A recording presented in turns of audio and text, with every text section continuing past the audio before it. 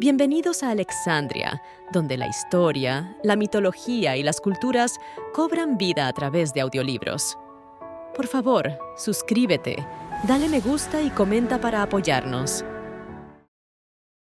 Bienvenidos a Alexandria, tu destino definitivo para audiolibros históricos. Hoy, estamos emocionados de traerte la épica saga de Julio César, una de las figuras más icónicas de la historia. Únete a nosotros mientras exploramos la vida de este líder extraordinario, desde sus primeras ambiciones y conquistas legendarias hasta su dramático ascenso y su prematura caída.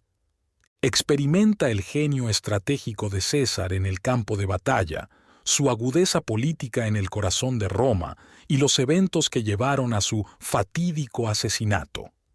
Esta narrativa completa ofrece no solo un relato detallado de la vida de César, sino también conocimientos sobre las dinámicas políticas y sociales de la antigua Roma.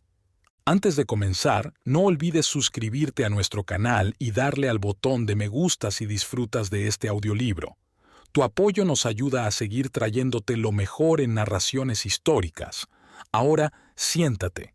Relájate y sumérgete en el extraordinario viaje de Julio César. Capítulo 1. Roma en turbulencia, estableciendo el escenario para la ascendencia de César.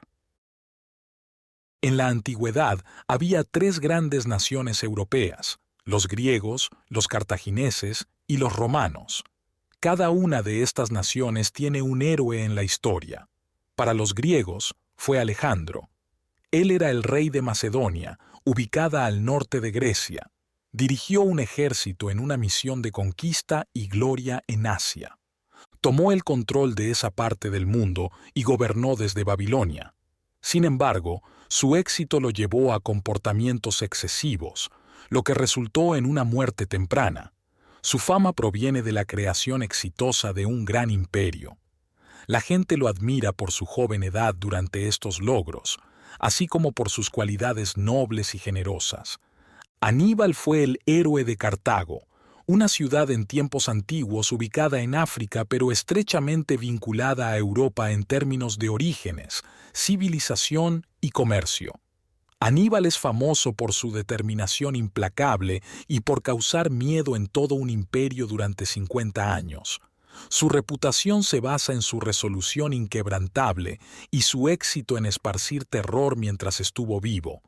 César, un héroe romano, nació 100 años antes de que comenzara el cristianismo. A diferencia de Alejandro y Aníbal, quienes eran famosos por sus conquistas y ataques a enemigos extranjeros, César es conocido por sus largas y feroces luchas y sus victorias finales sobre sus rivales en Roma. Para cuando César llegó al poder, el Imperio Romano ya gobernaba la mayor parte del mundo conocido. Quedaba poco por conquistar. Aunque César expandió un poco el imperio, la cuestión principal durante su tiempo era quién controlaría el poder que los conquistadores anteriores habían ganado. El Imperio Romano en ese entonces no era un gobierno unificado. En cambio, era una gran colección de diferentes naciones con sus idiomas, costumbres y leyes. Aún así, estaban algo dependientes y vinculados al poder principal en Roma. Algunos países eran provincias, gobernadas por oficiales elegidos y enviados por las autoridades romanas. Los gobernadores tenían la tarea de recaudar impuestos y supervisar la justicia en sus provincias. Esto les daba muchas oportunidades para ganar dinero para sí mismos. Podían recaudar impuestos adicionales o aceptar sobornos para favorecer a los ricos en los tribunales. Por lo tanto, las provincias más ricas eran muy populares entre aquellos que querían trabajos oficiales en Roma. Los hombres más importantes obtenían estos trabajos, se quedaban el tiempo suficiente para ganar mucho dinero y luego regresaban a Roma y usaban el dinero para intentar obtener puestos aún más altos. Siempre que había una guerra con un país o grupo lejano, todos los oficiales militares querían liderar. Cada uno creía que ganaría, y la guerra podría hacerlos más ricos más rápido que los sobornos en una provincia pacífica. Además, Un general victorioso que regresara a Roma encontraría su reputación enormemente aumentada. Sería recibido con celebraciones y triunfos, y la gente se reuniría para vitorearlo. Colocaba sus trofeos de victoria en los templos y entretenía a la gente con juegos, espectáculos y luchas entre gladiadores o animales salvajes que traía con su ejército. Mientras era celebrado, sus rivales políticos permanecían sin ser notados. A menos claro que alguno de ellos estuviera ganando honores similares en otro lugar, planeando regresar y demandar su parte del poder y la fama. A veces Roma se veía destrozada por las peleas de rivales militares cuyo poder era demasiado grande para que la República lo controlara. Antes de la época de César, dos rivales, Mario y Sila, siempre estaban en desacuerdo. Sus nombres se han convertido en símbolos de rivalidad y odio. Representaban los dos principales grupos políticos romanos, muy parecidos a las divisiones en cualquier sociedad donde la gente tiene voz en el gobierno. Estos grupos a menudo se dividen en clases altas y bajas, o en esos tiempos, los patricios y los plebeyos. Sila era un patricio, y las personas más ricas y aristocráticas lo apoyaban. Mario era amado por la gente común. Sin embargo, cuando competían entre sí, no solo se basaban en votos. Dependían más del número de soldados que podían reclutar y la influencia que podían ejercer a través de ellos en las reuniones romanas. Había una guerra inminente con Mitrídates, un rey fuerte de Asia. Esta guerra presentaba oportunidades para ganar reconocimiento y botín. Sila fue elegido para liderar. Pero mientras estaba fuera, Mario logró tomar el mando. Dos mensajeros vinieron a decirle esto a Sila. Molesto, Sila mató a estos mensajeros y comenzó a marchar hacia Roma. En represalia contra Sila, los partidarios de Mario en la ciudad mataron a algunos de los amigos cercanos de Sila, lo que causó pánico generalizado entre la gente. El Senado, como una cámara de los lores, tenía principalmente el poder del partido patricio. Apoyaban a Sila, y cuando estaba cerca de la ciudad, le pidieron que no avanzara más. Sila fingió estar de acuerdo y estableció un campamento, pero no detuvo su marcha. A la mañana siguiente, había tomado la ciudad. Los partidarios de Mario intentaron luchar arrojando piedras a sus tropas desde los tejados. En respuesta, Sila prendió fuego a cualquier casa que mostrara resistencia. Así, toda la ciudad estaba en peligro y miedo debido a la pelea entre dos grupos de soldados, ambos afirmando ser sus aliados. Mario perdió la batalla y tuvo que huir. Muchos de sus amigos que quedaron fueron asesinados. El Senado se reunió y bajo la instrucción de Sila aprobó una regla. Esta regla convirtió a Mario en enemigo del pueblo y ofreció una recompensa por su cabeza. Mario, solo y sin amigos, se dirigió hacia el sur. Muchos lo buscaban debido a la recompensa por su captura. Después de muchas aventuras emocionantes y cercanos escapes, logró cruzar el mar Mediterráneo. Finalmente, encontró refugio en una choza entre las ruinas de Cartago. Ahora tenía más de 70 años. Naturalmente, Sila creyó que su principal rival estaba eliminado, así que comenzó a prepararse para su campaña en Asia. Reunió a su ejército, construyó una flota y luego partió. En su ausencia, los aliados de Mario en la ciudad comenzaron a recuperar su poder. Mario también regresó de África y rápidamente reunió un gran ejército. Pretendiendo ser amigo de las clases bajas, reunió grandes grupos de esclavos rebeldes, forajidos y otras personas indisciplinadas, marchando hacia Roma. Incluso adoptó la apariencia y el comportamiento rudo de sus seguidores. Su rostro lucía demacrado y sombrío, en parte debido a las dificultades físicas que experimentó en su vejez y en parte debido a la constante conspiración y planificación de venganza. Recibía a los grupos que el Senado romano le enviaba ocasionalmente mientras se acercaba a la ciudad, pero no negociaba. Continuó avanzando con la calma exterior apropiada para su edad, aunque por dentro se sentía tan feroz como un tigre. Al tomar el control de la ciudad, comenzó sus acciones destructivas.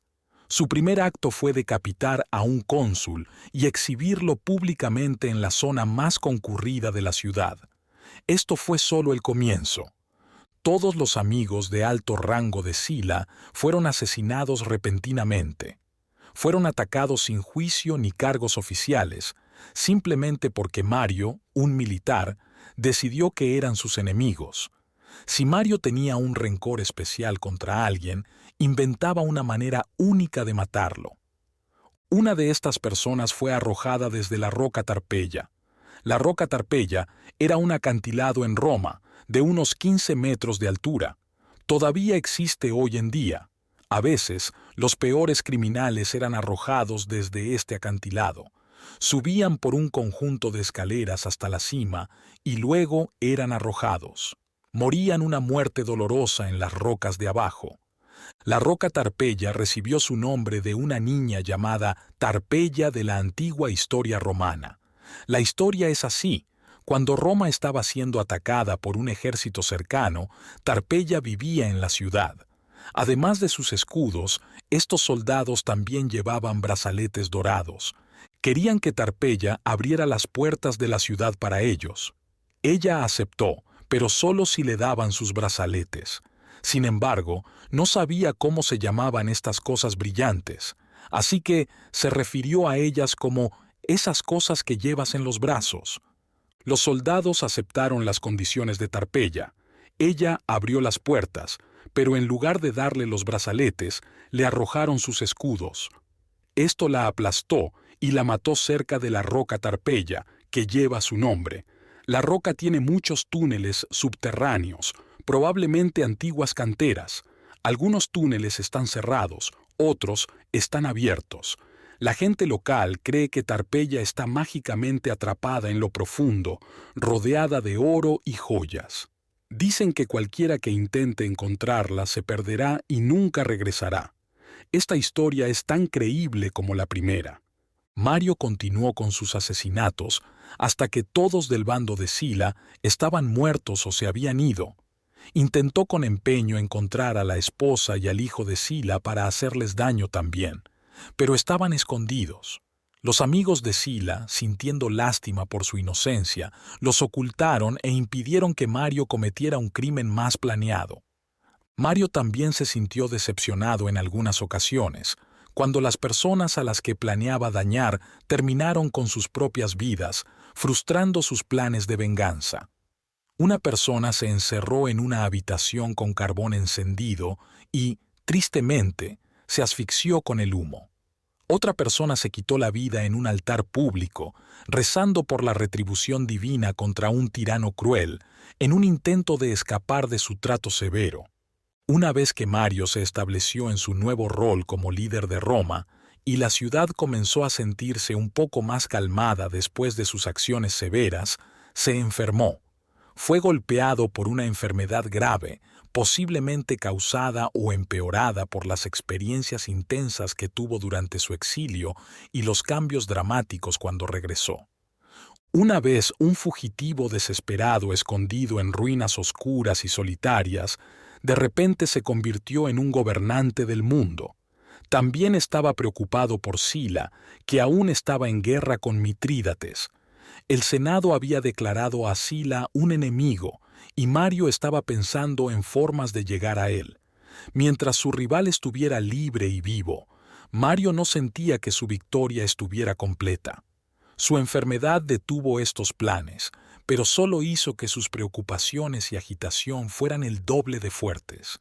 El gobernante enfermo estaba inquieto en su cama. Era evidente que su charla confusa estaba impulsada por el mismo deseo implacable de poder y la intensa ira que había seguido cuando estaba sano. Imaginaba que había tomado el lugar de Sila y estaba liderando sus ejércitos en Asia. Emocionado por esta idea, miraba a su alrededor con locura, gritando el nombre de Mitrídates y dando órdenes a soldados imaginarios. Intentaba liberarse de las personas a su lado para luchar contra los enemigos fantasmales de sus sueños. Esto continuó por algunos días. Finalmente, después de 70 años de egoísmo, crueldad y odio, su fuerza se agotó. No volvió a despertar. Mario tuvo un hijo, también llamado Mario, que trató de mantener el poder de su padre. Sin embargo, Sila estaba regresando de su guerra con Mitrídates en Asia, y era evidente que se avecinaba una gran pelea. Sila avanzaba por el país, ganando victorias, mientras el joven Mario y sus seguidores reunían sus fuerzas en la ciudad y se preparaban para defenderla. La gente de la ciudad estaba dividida. La clase alta apoyaba a Sila, mientras que la gente común se alineaba con Mario. Los grupos políticos a menudo suben y bajan, como la marea. El grupo de Mario había estado en el poder, pero era hora de un cambio. A medida que Sila avanzaba, encontraba apoyo. Derrotó a los ejércitos opositores. Atrapó al joven Mario en una ciudad cercana donde había buscado seguridad, luego se trasladó y tomó la ciudad. Repitió las terribles escenas de matanza y asesinato que Mario había hecho antes, pero fue aún más lejos. Enumeró los nombres de los hombres que quería matar. Estas desafortunadas víctimas eran cazadas en sus hogares o lugares públicos por soldados imprudentes y asesinadas en el acto. Es difícil imaginar las escenas que estas acciones crearon en una ciudad tan grande, a menos que hayas visto los horrores de la guerra civil. Sila actuaba con calma mientras realizaba esta tarea como si fuera una parte regular de su trabajo. Un día, convocó al Senado para una reunión.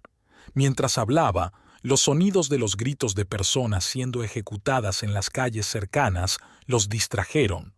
Los senadores estaban aterrorizados por el sonido.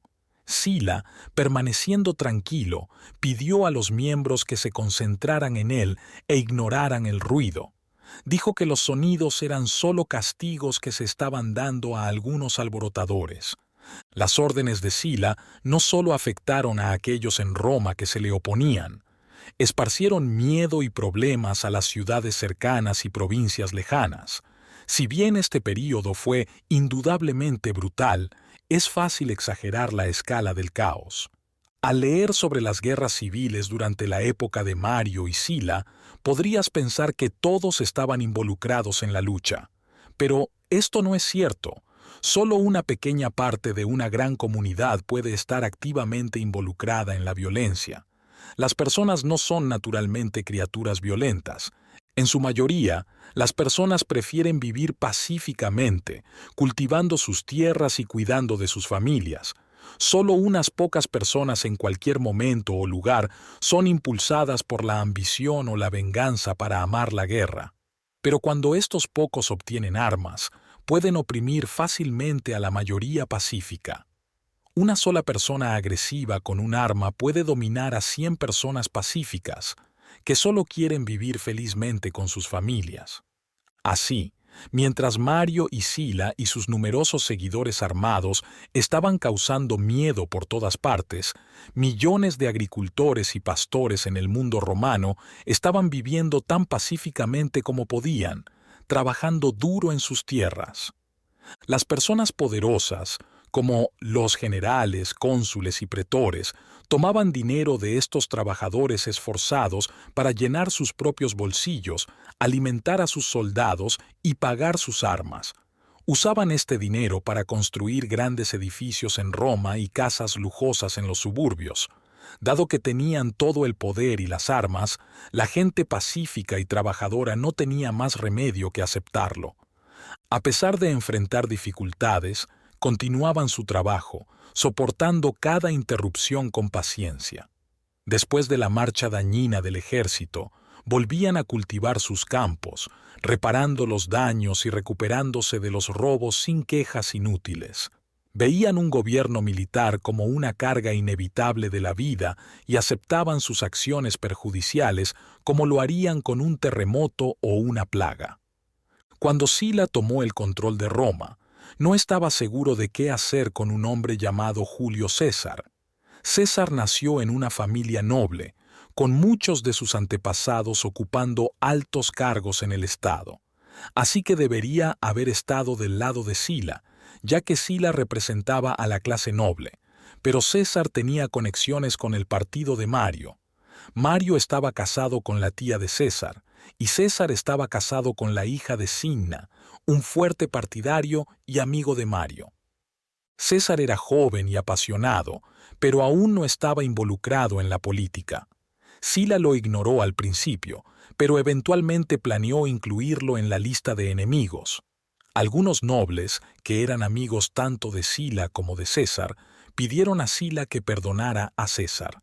Sila no decidió, pero le dijo a César que dejara a su esposa, Cornelia, quien era la hija de Cinna. César se negó firmemente a dejar a su esposa.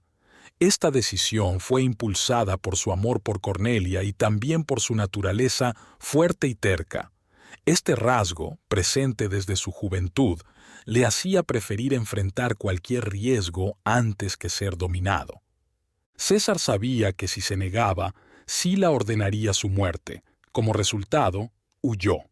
Sila lo despojó de sus títulos y trabajos, tomó el dinero de él y su esposa y lo etiquetó como enemigo público. Esto convirtió a César en un fugitivo y un marginado. El próximo capítulo hablará sobre lo que le sucedió durante este tiempo. Sila tenía el control total, gobernaba Roma y todos sus territorios.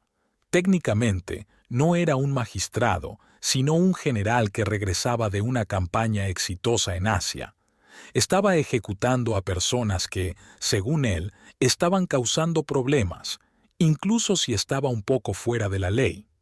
Después de ocuparse de sus enemigos, parecía renunciar a su gobierno militar y decidió seguir la ley. Supuestamente, se puso al servicio de la ciudad. Fue elegido dictador, lo que le dio poder total. Ocupó este poderoso puesto brevemente, luego renunció para pasar sus días disfrutando de actividades literarias. A pesar de sus acciones crueles hacia sus enemigos políticos, tenía una mente culta y fomentaba apasionadamente la literatura y las artes. El desacuerdo entre Mario y Sila fue significativo.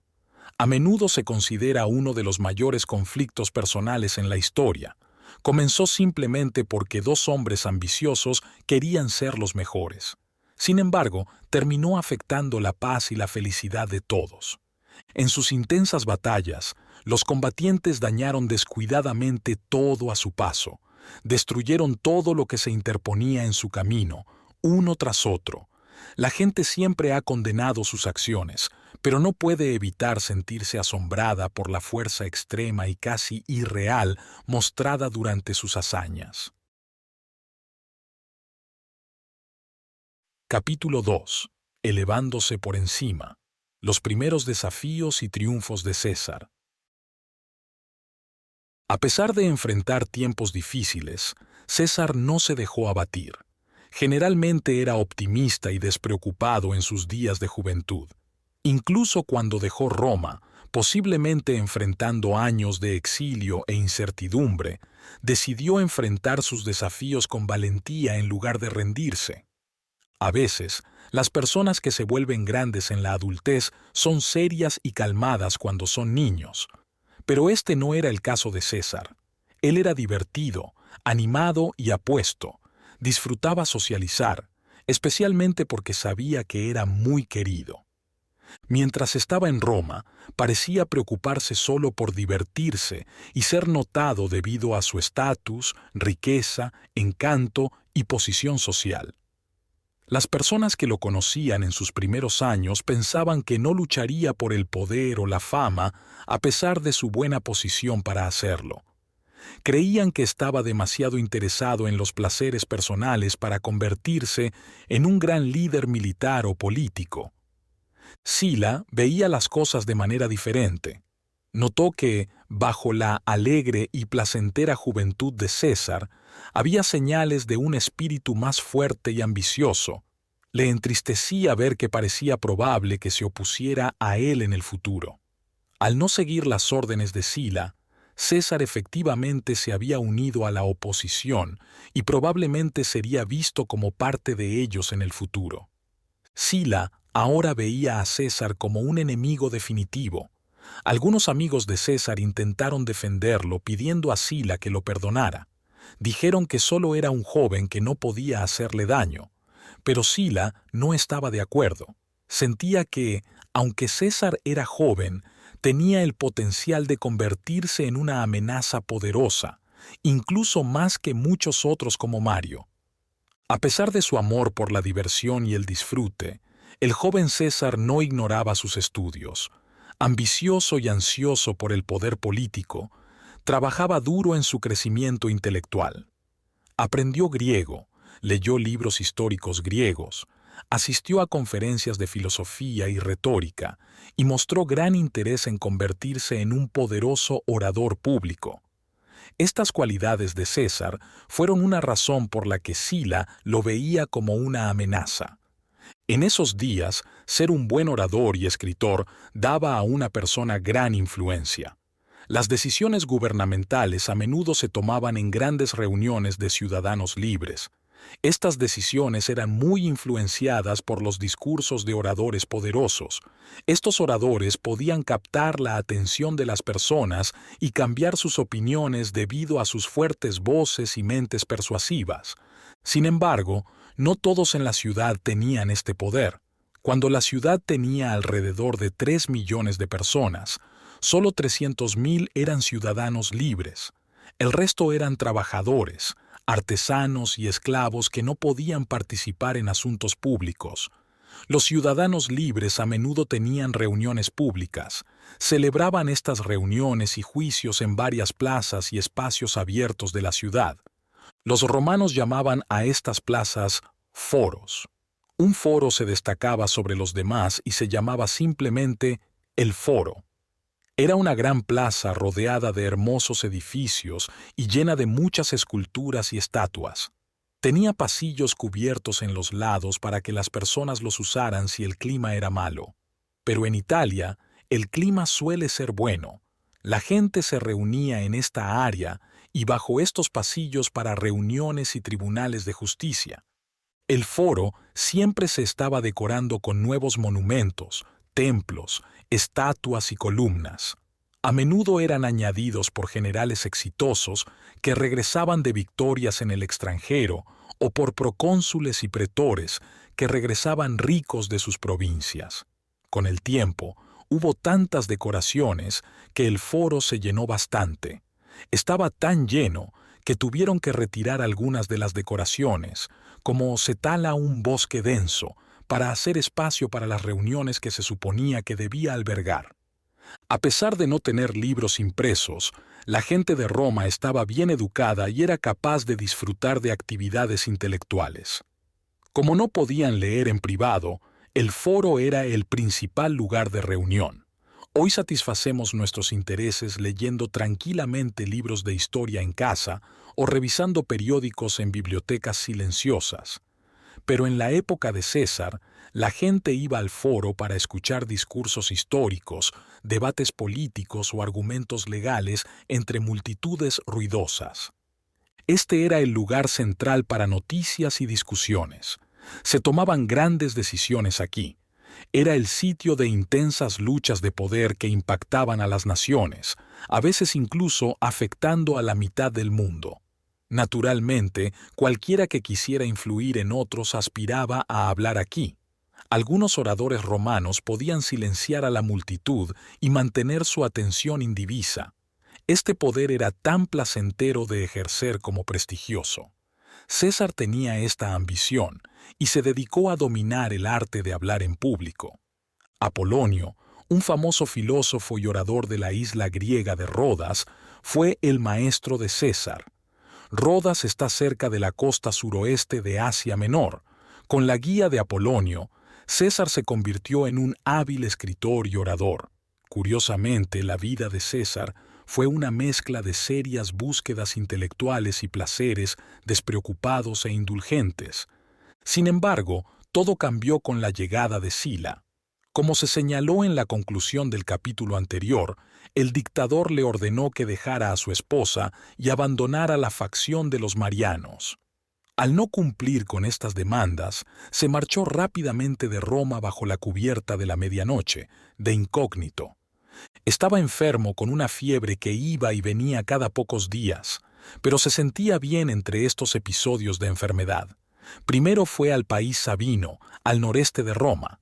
Allí deambuló, siempre en peligro porque la gente sabía que había molestado al poderoso Sila. Aquellos que pudieran llevar la cabeza de Sila recibirían una recompensa. Tenía que moverse y esconderse todos los días, pero finalmente fue encontrado por un centurión, un líder de 100 hombres, algo así como un capitán en el ejército de hoy.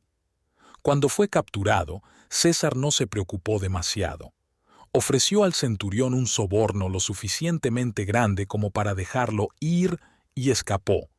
Los dos historiadores antiguos que registraron casi todo lo que sabemos sobre la vida temprana de César comparten diferentes historias sobre sus aventuras posteriores. Mencionan eventos similares pero en diferentes órdenes, lo que dificulta saber exactamente cuándo sucedieron las cosas. César, al darse cuenta de que no estaba seguro cerca de Roma, se movió lentamente hacia el este con un pequeño grupo. Finalmente, llegó al mar y se embarcó para dejar su país de origen. Después de muchas aventuras, terminó en Asia Menor y finalmente llegó al reino de Bitinia en la costa norte. El rey de Bitinia se llamaba Nicomedes. César se unió a la corte de Nicomedes y comenzó a trabajar para él. Mientras tanto, Sila dejó de perseguirlo y finalmente lo perdonó. Pero no está claro si esto sucedió antes o después de que César se uniera a la corte. De cualquier manera, César comenzó a gustarle la vida en la corte y no hizo planes para regresar a Roma. En el otro lado de Asia Menor, en la costa sur, había un lugar montañoso y accidentado llamado Cilicia. La gran cadena montañosa de Tauro se acerca al mar aquí. Las formas escarpadas de la tierra, creando altas montañas y valles en el interior, forman cabos y puntos similares a acantilados a lo largo de la costa, con bahías profundas y puertos entre ellos. El pueblo cilicio era tanto marinero como montañés. Construían barcos rápidos y a menudo navegaban por el mar Mediterráneo capturando barcos e incluso a veces flotas enteras. Eran lo suficientemente poderosos como para tomar una ciudad y su puerto, manteniendo el control durante un período prolongado a pesar de los intentos de desalojarlos. Si sus enemigos se volvían demasiado poderosos, retrocedían a sus puertos seguros. Estos lugares estaban fuertemente vigilados y los valientes defensores hacían muy arriesgado que alguien intentara entrar. Incluso, si una ciudad o puerto era capturado, los locales intrépidos escapaban a las montañas donde era imposible rastrearlos. A pesar de sus habilidades en batallas navales y su dureza como escaladores de montañas, a los cilicios les faltaba algo importante para la gloria militar: sus narradores. Así que su historia fue contada por sus enemigos. Si hubieran tenido sus propios narradores, podrían haber sido vistos como una pequeña y valiente potencia marítima exitosa. Pero los romanos, sus enemigos, los describieron como ladrones y piratas, así que siempre serán vistos de esa manera. En realidad, probablemente los líderes cilicios no expandieron su territorio ni infringieron los derechos y propiedades de otros tan sistemáticamente como lo hicieron algunos otros conquistadores. Puede que hayan sido algo menos respetuosos al tomar propiedad privada. Sin embargo, incluso en tiempos modernos, todas las naciones en guerra se sienten con derecho a apoderarse de la propiedad privada si está en el mar. Sin embargo, curiosamente, la respetan en tierra. Los piratas cilicios creían que estaban en guerra con todos. Tomaban cualquier mercancía que encontraban siendo transportada a lo largo de la costa mediterránea. Detenían los envíos de grano de Sicilia a Roma y se quedaban con el grano para ellos mismos. Tomaban artículos valiosos de los barcos de Alejandría, que a veces llevaban oro, joyas y telas costosas del este. También a menudo secuestraban a personas ricas e importantes que viajaban entre Italia y Grecia y pedían dinero a cambio de su liberación. Estaban muy contentos cuando podían capturar a generales romanos y oficiales del Estado. Estas eran personas que estaban a punto de liderar ejércitos o regresaban de provincias con la riqueza que habían reunido. Los romanos enviaron muchas expediciones y comandantes navales para luchar contra lo que llamaban los enemigos comunes de la humanidad, los piratas. Una vez, mientras un famoso general llamado Antonio los perseguía con su flota, algunos piratas atacaron la costa italiana al sur de Roma. Atacaron la casa de la familia de Antonio en Misenum, secuestraron a varios miembros de la familia y lo obligaron a pagar un gran rescate para recuperarlos. Los piratas se volvieron más confiados a medida que tenían más éxito. Casi detuvieron todo el comercio entre Italia y Grecia, ya que ni los comerciantes ni los viajeros se atrevían a arriesgar sus bienes o vidas. Se acercaron cada vez más a Roma, incluso entrando en el río Tíber, donde capturaron una flota romana. En algún momento durante sus viajes, el propio César fue capturado por estos piratas. Los piratas tomaron el barco en el que estaba cerca de Farmaconisi, una pequeña isla en el noreste del mar Egeo. No era pobre como cuando dejó Roma, sino que viajaba con ayudantes adecuados a su estatus. Su estilo dejó claro a los piratas que era importante, así que decidieron retenerlo por dinero. Hasta que pudiera arreglar los fondos, lo mantuvieron cautivo en el barco que lo había llevado. A pesar de estar cautivo, César logró tomar el control de la situación. Su presencia dominante inicialmente sorprendió, luego impresionó y finalmente dominó a sus captores. Les preguntó su precio de rescate. Dijeron 20 talentos, una suma alta ya que un talento es una cantidad significativa de dinero. César no estuvo de acuerdo con la demanda, diciendo que no entendían quién era él. Les ofreció 50 talentos en su lugar. Pidió a su equipo que fuera a ciudades donde la gente lo conocía para conseguir el dinero y se quedó en el barco con solo un médico y 2 ayudantes. Mientras esperaba, actuó como si estuviera a cargo. Si hacían demasiado ruido cuando quería dormir, les decía que se callaran. Participaba en sus juegos y actividades en la cubierta, superándolos y tomando el control como su líder. César compartía sus discursos y poemas con ellos. Si no parecían entender o disfrutar de su trabajo, les decía que no tenían ningún gusto, pero también decía que no era sorpresa porque eran incultos. Los piratas le preguntaron un día qué haría con ellos si alguna vez en el futuro los tomara prisioneros. César dijo que crucificaría a cada uno de ellos. Finalmente llegó el dinero del rescate. César pagó a los piratas y ellos cumplieron su palabra enviándolo a tierra en un bote. Desembarcó en la costa de Asia Menor. Inmediatamente fue al puerto más cercano, Mileto, reunió una pequeña flota y zarpó. Rápidamente navegó hasta donde los piratas estaban anclados y los encontró allí sintiéndose seguros. Los atacó, tomó sus barcos, recuperó su dinero de rescate y capturó a todos los piratas. Llevó a sus prisioneros a tierra. Allí hizo lo que había amenazado. Los mató y ordenó a sus hombres colgar sus cuerpos en cruces a lo largo de la costa. Mientras estaba fuera de Roma, César visitó Rodas, hogar de su antiguo maestro, y continuó sus estudios. Aún planeaba regresar al foro romano algún día. Sus amigos comenzaron a enviar mensajes diciendo que pensaban que sería seguro para él regresar.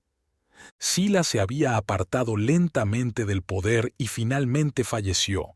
Los aristócratas todavía tenían poder, pero el partido de Mario estaba comenzando a recuperarse de la derrota total causada por el regreso de Sila y su cruel represalia militar.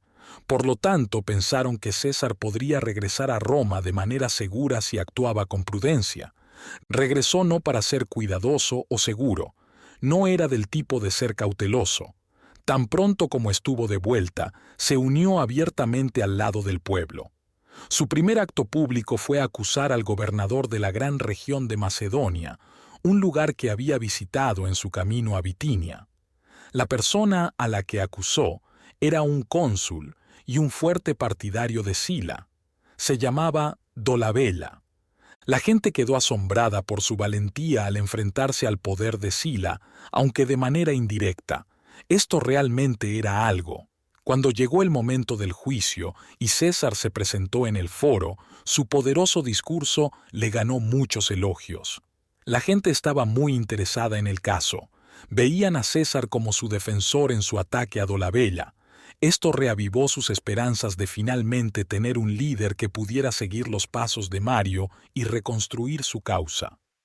Como era de esperar, Dolabella fue declarado no culpable, defendido por los oradores del otro lado dado que el partido de Sila tenía la mayoría del poder.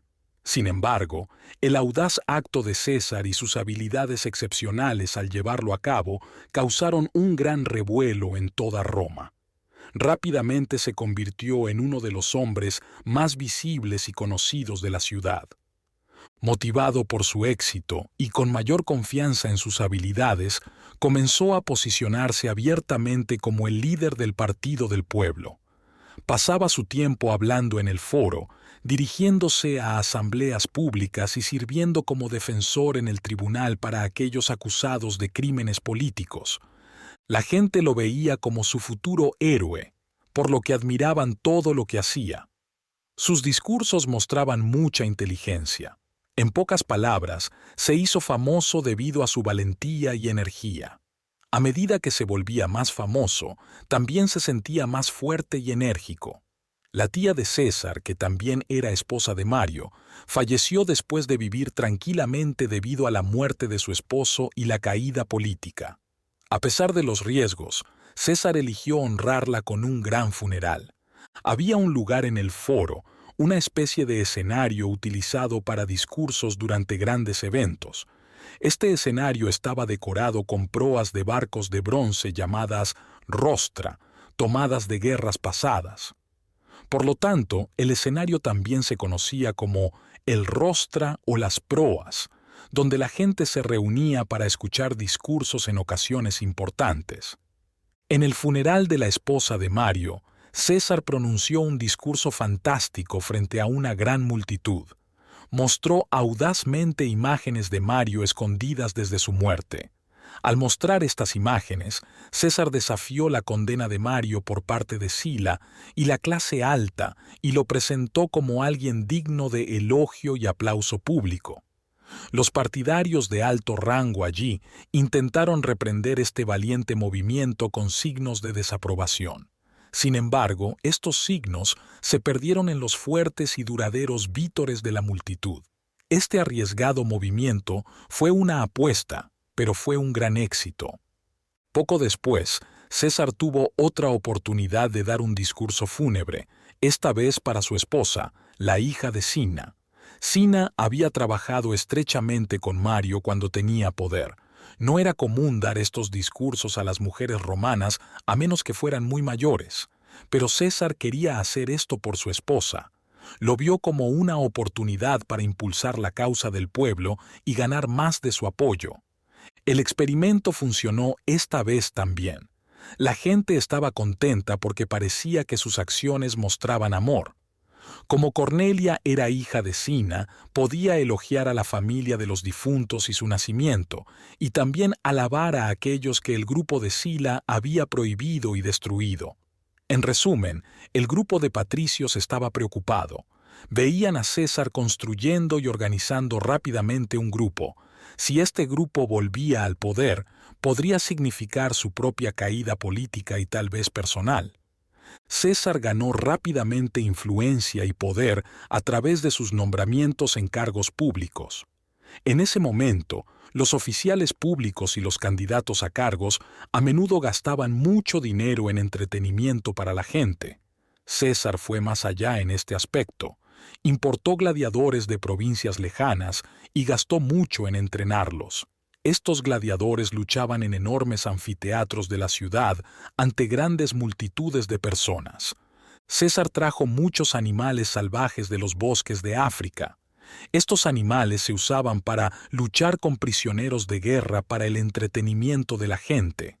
También celebraba fiestas lujosas donde se mezclaba con sus invitados y otros, ganándose la aprobación de todos con su comportamiento amigable y educado.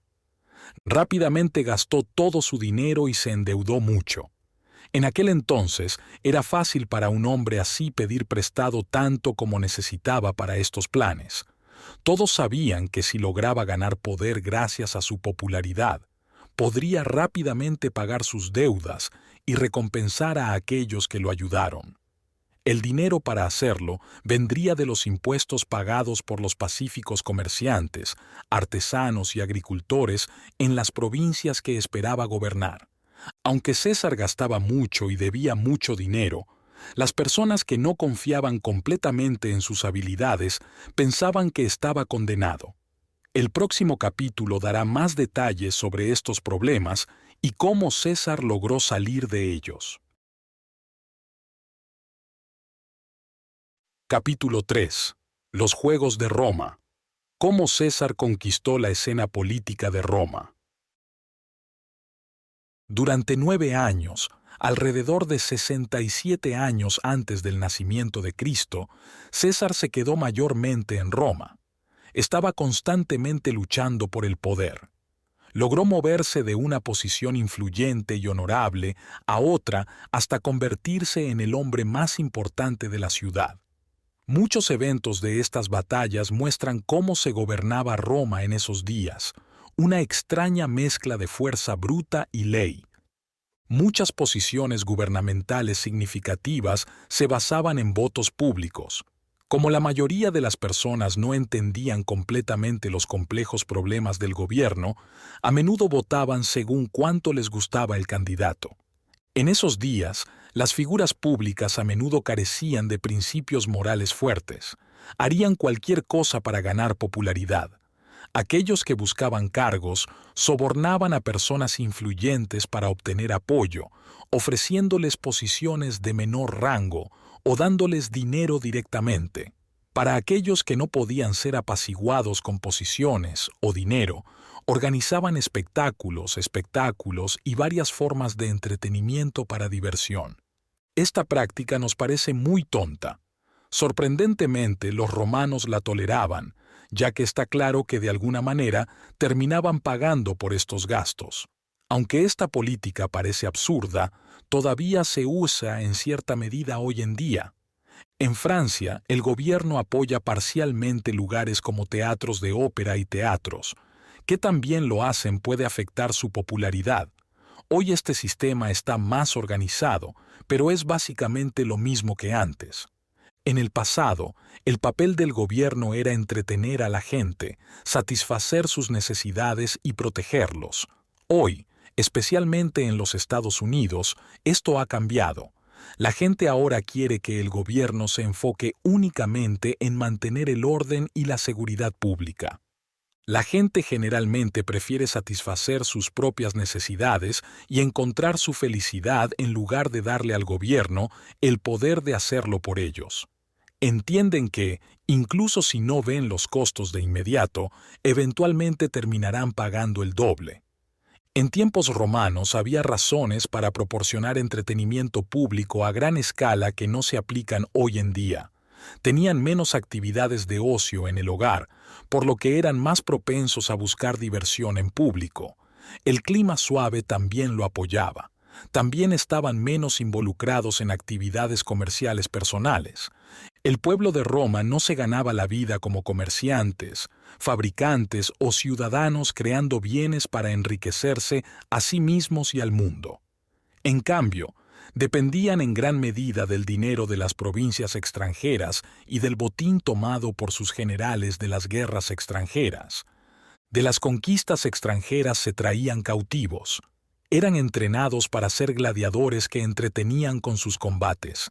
También se traían obras de arte como estatuas y pinturas para decorar los edificios públicos de la ciudad. Del mismo modo, gran parte del maíz cosechado en las provincias se distribuía regularmente en Roma.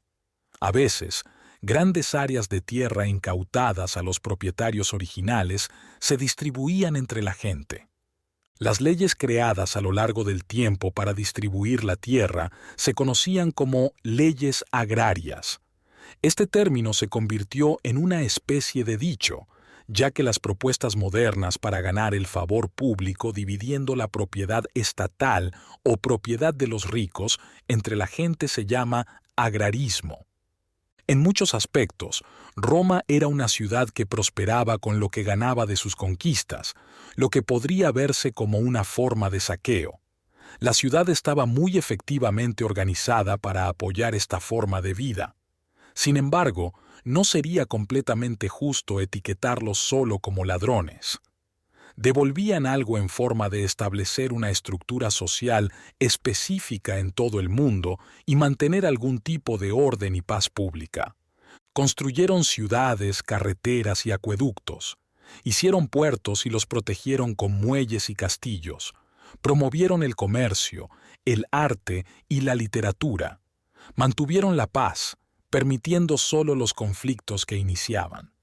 Como gobernantes del mundo, se sentían con derecho a disfrutar de las comodidades de la vida debido a su servicio. Naturalmente, se anticipaba que ocasionalmente discutirían entre ellos por el botín. Los hombres ambiciosos siempre buscaban nuevas conquistas y oportunidades. Aquellos que traían de vuelta las mayores riquezas y agregaban a la riqueza y disfrute de la ciudad eran populares entre los votantes. Por lo tanto, explotar las provincias y gastar extravagantemente en la ciudad se convirtió en la estrategia para ganar poder. César creía firmemente en esta política, basando sus esperanzas de éxito en el apoyo del pueblo. Naturalmente, tenía muchos competidores y enemigos entre las clases altas y en el Senado. A menudo retrasaban y obstaculizaban sus planes por un tiempo, pero siempre terminaba ganando. Primero, ocupó un rol importante conocido como cuestor, lo que lo llevó fuera de Roma a España, donde era el segundo al mando. El oficial principal en la provincia era un pretor. Mientras estaba en España, César logró mejorar su situación financiera. Sin embargo, no estaba contento con su rango inferior. Su descontento creció cuando inesperadamente encontró una estatua de Alejandro en una ciudad entonces llamada Hades, ahora Cádiz. Alejandro había conquistado el mundo cuando tenía alrededor de 30 años. César, que ahora tenía alrededor de 35, se sintió muy infeliz cuando pensó en lo poco que había logrado en comparación. Aunque era el segundo al mando en su provincia, tenía un deseo ardiente de ser la persona más importante en Roma. Esto lo hizo tan inquieto que dejó su posición temprano y regresó a Roma, donde comenzó a planear formas audaces de ganar poder. Sus rivales y enemigos lo acusaron de varios planes, que iban desde violentos hasta traicioneros. Sin embargo, actualmente no es posible determinar la validez de estas acusaciones. Dijeron que planeaba unirse con colonias cercanas que querían unirse a la ciudad, levantar un ejército y tomar el control de Roma. Para detener esto, se retuvo un ejército destinado a luchar contra los piratas cilicios. Al ver que el gobierno estaba cauteloso, César supuestamente abandonó el plan. También fue acusado de planear matar a senadores en la ciudad y tomar el control con sus co-conspiradores. Craso, un hombre rico y amigo de César, estaba involucrado en este plan. Si tenía éxito, Craso se habría convertido en dictador. A pesar del intento de César de atraer a Craso con una recompensa prometedora, Craso perdió el valor cuando llegó el momento de actuar. El valor y la iniciativa suelen encontrarse en los pobres, no en los ricos. Aunque el Senado estaba cauteloso con César y lo acusaba frecuentemente de planes criminales, el pueblo lo apoyaba. Cuanto más lo desaprobaban las personas poderosas, más lo gustaba la gente común. Lo eligieron como edil. El edil era responsable de los edificios públicos de la ciudad y de organizar los juegos y espectáculos que se llevaban a cabo en ellos. César asumió su nuevo rol con entusiasmo. Planeó grandes eventos para el público y mejoró los edificios de la ciudad, agregando pasillos y espacios abiertos donde podía exhibir combates de gladiadores y batallas de bestias salvajes. Tenía tantos gladiadores y estaban tan bien entrenados que algunos de los nobles de la ciudad pensaron que podría usarlos para tomar el control de la ciudad. Entonces, crearon leyes para limitar la cantidad de gladiadores utilizados. César presentó sus espectáculos en esta escala más pequeña según lo exigían las nuevas leyes. Se aseguró de que la gente supiera a quién culpar por la reducción de su entretenimiento. Naturalmente, se quejaron contra el Senado y César se volvió aún más popular. Se estaba endeudando mucho.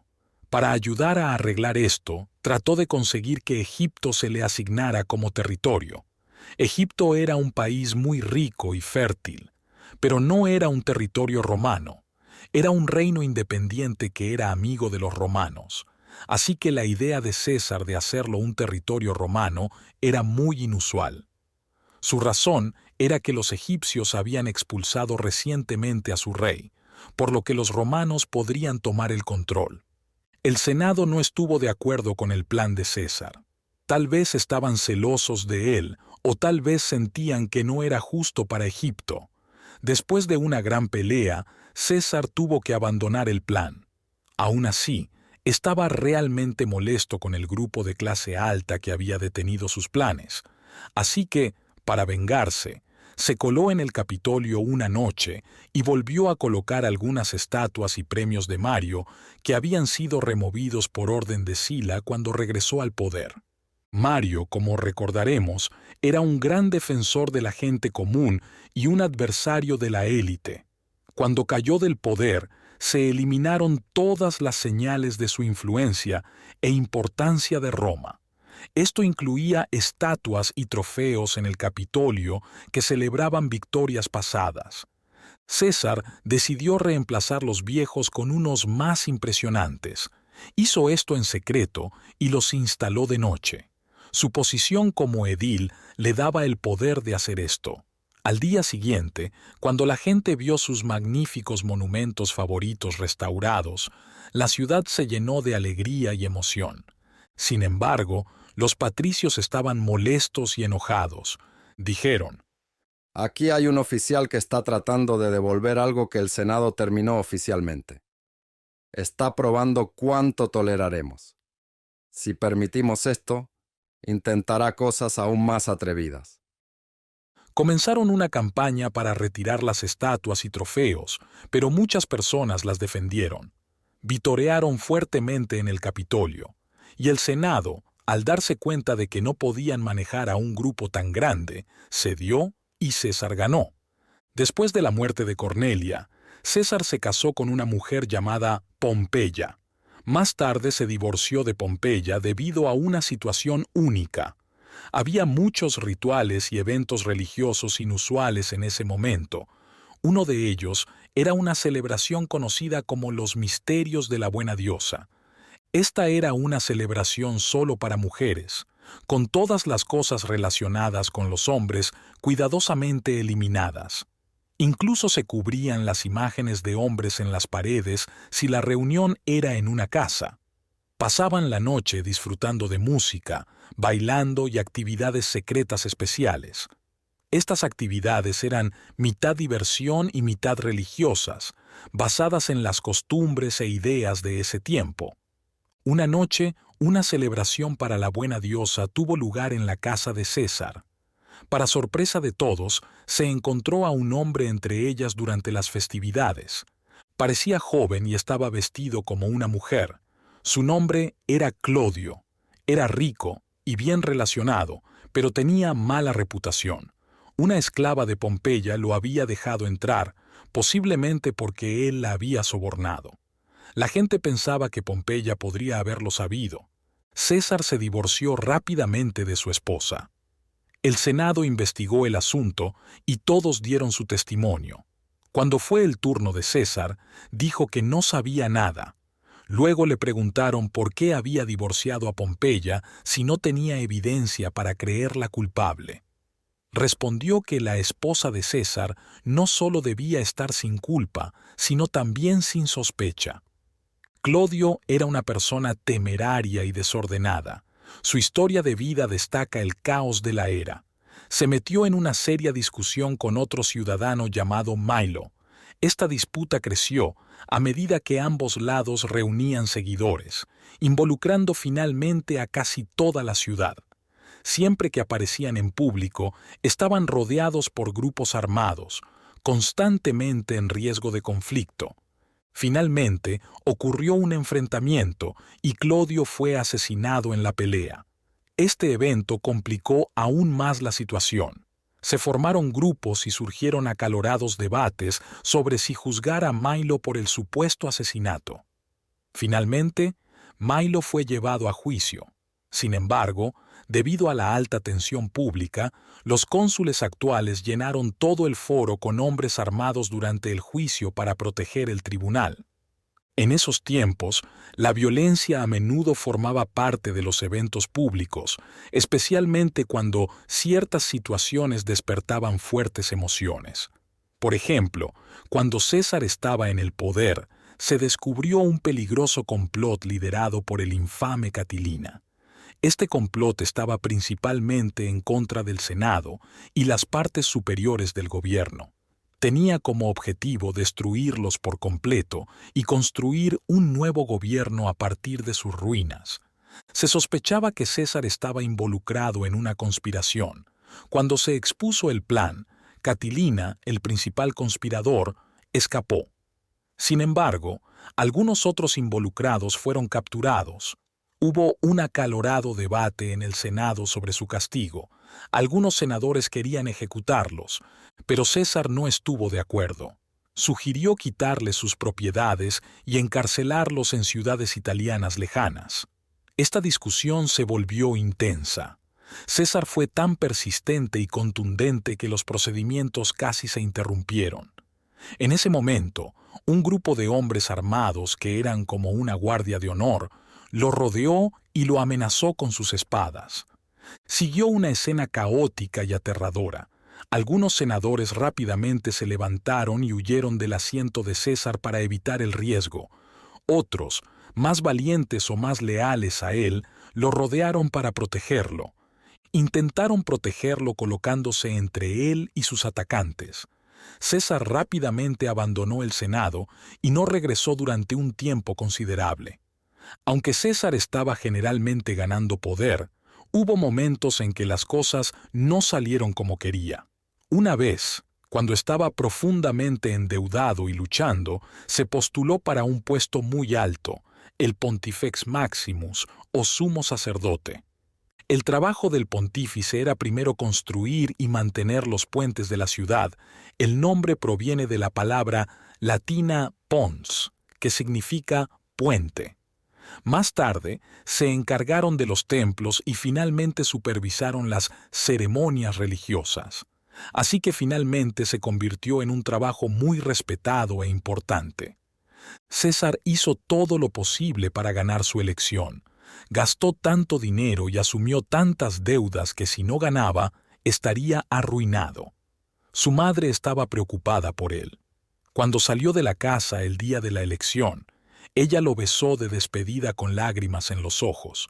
Él le dijo que regresaría esa noche como pontífice o no regresaría en absoluto. Terminó ganando la elección. Una vez, César fue removido de un trabajo importante por el Senado. Decidió ignorar esto y continuar con su trabajo como de costumbre.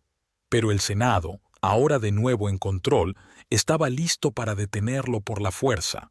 César, al darse cuenta de que no tenía respaldo, dejó de luchar, se quitó la ropa oficial y se fue a casa.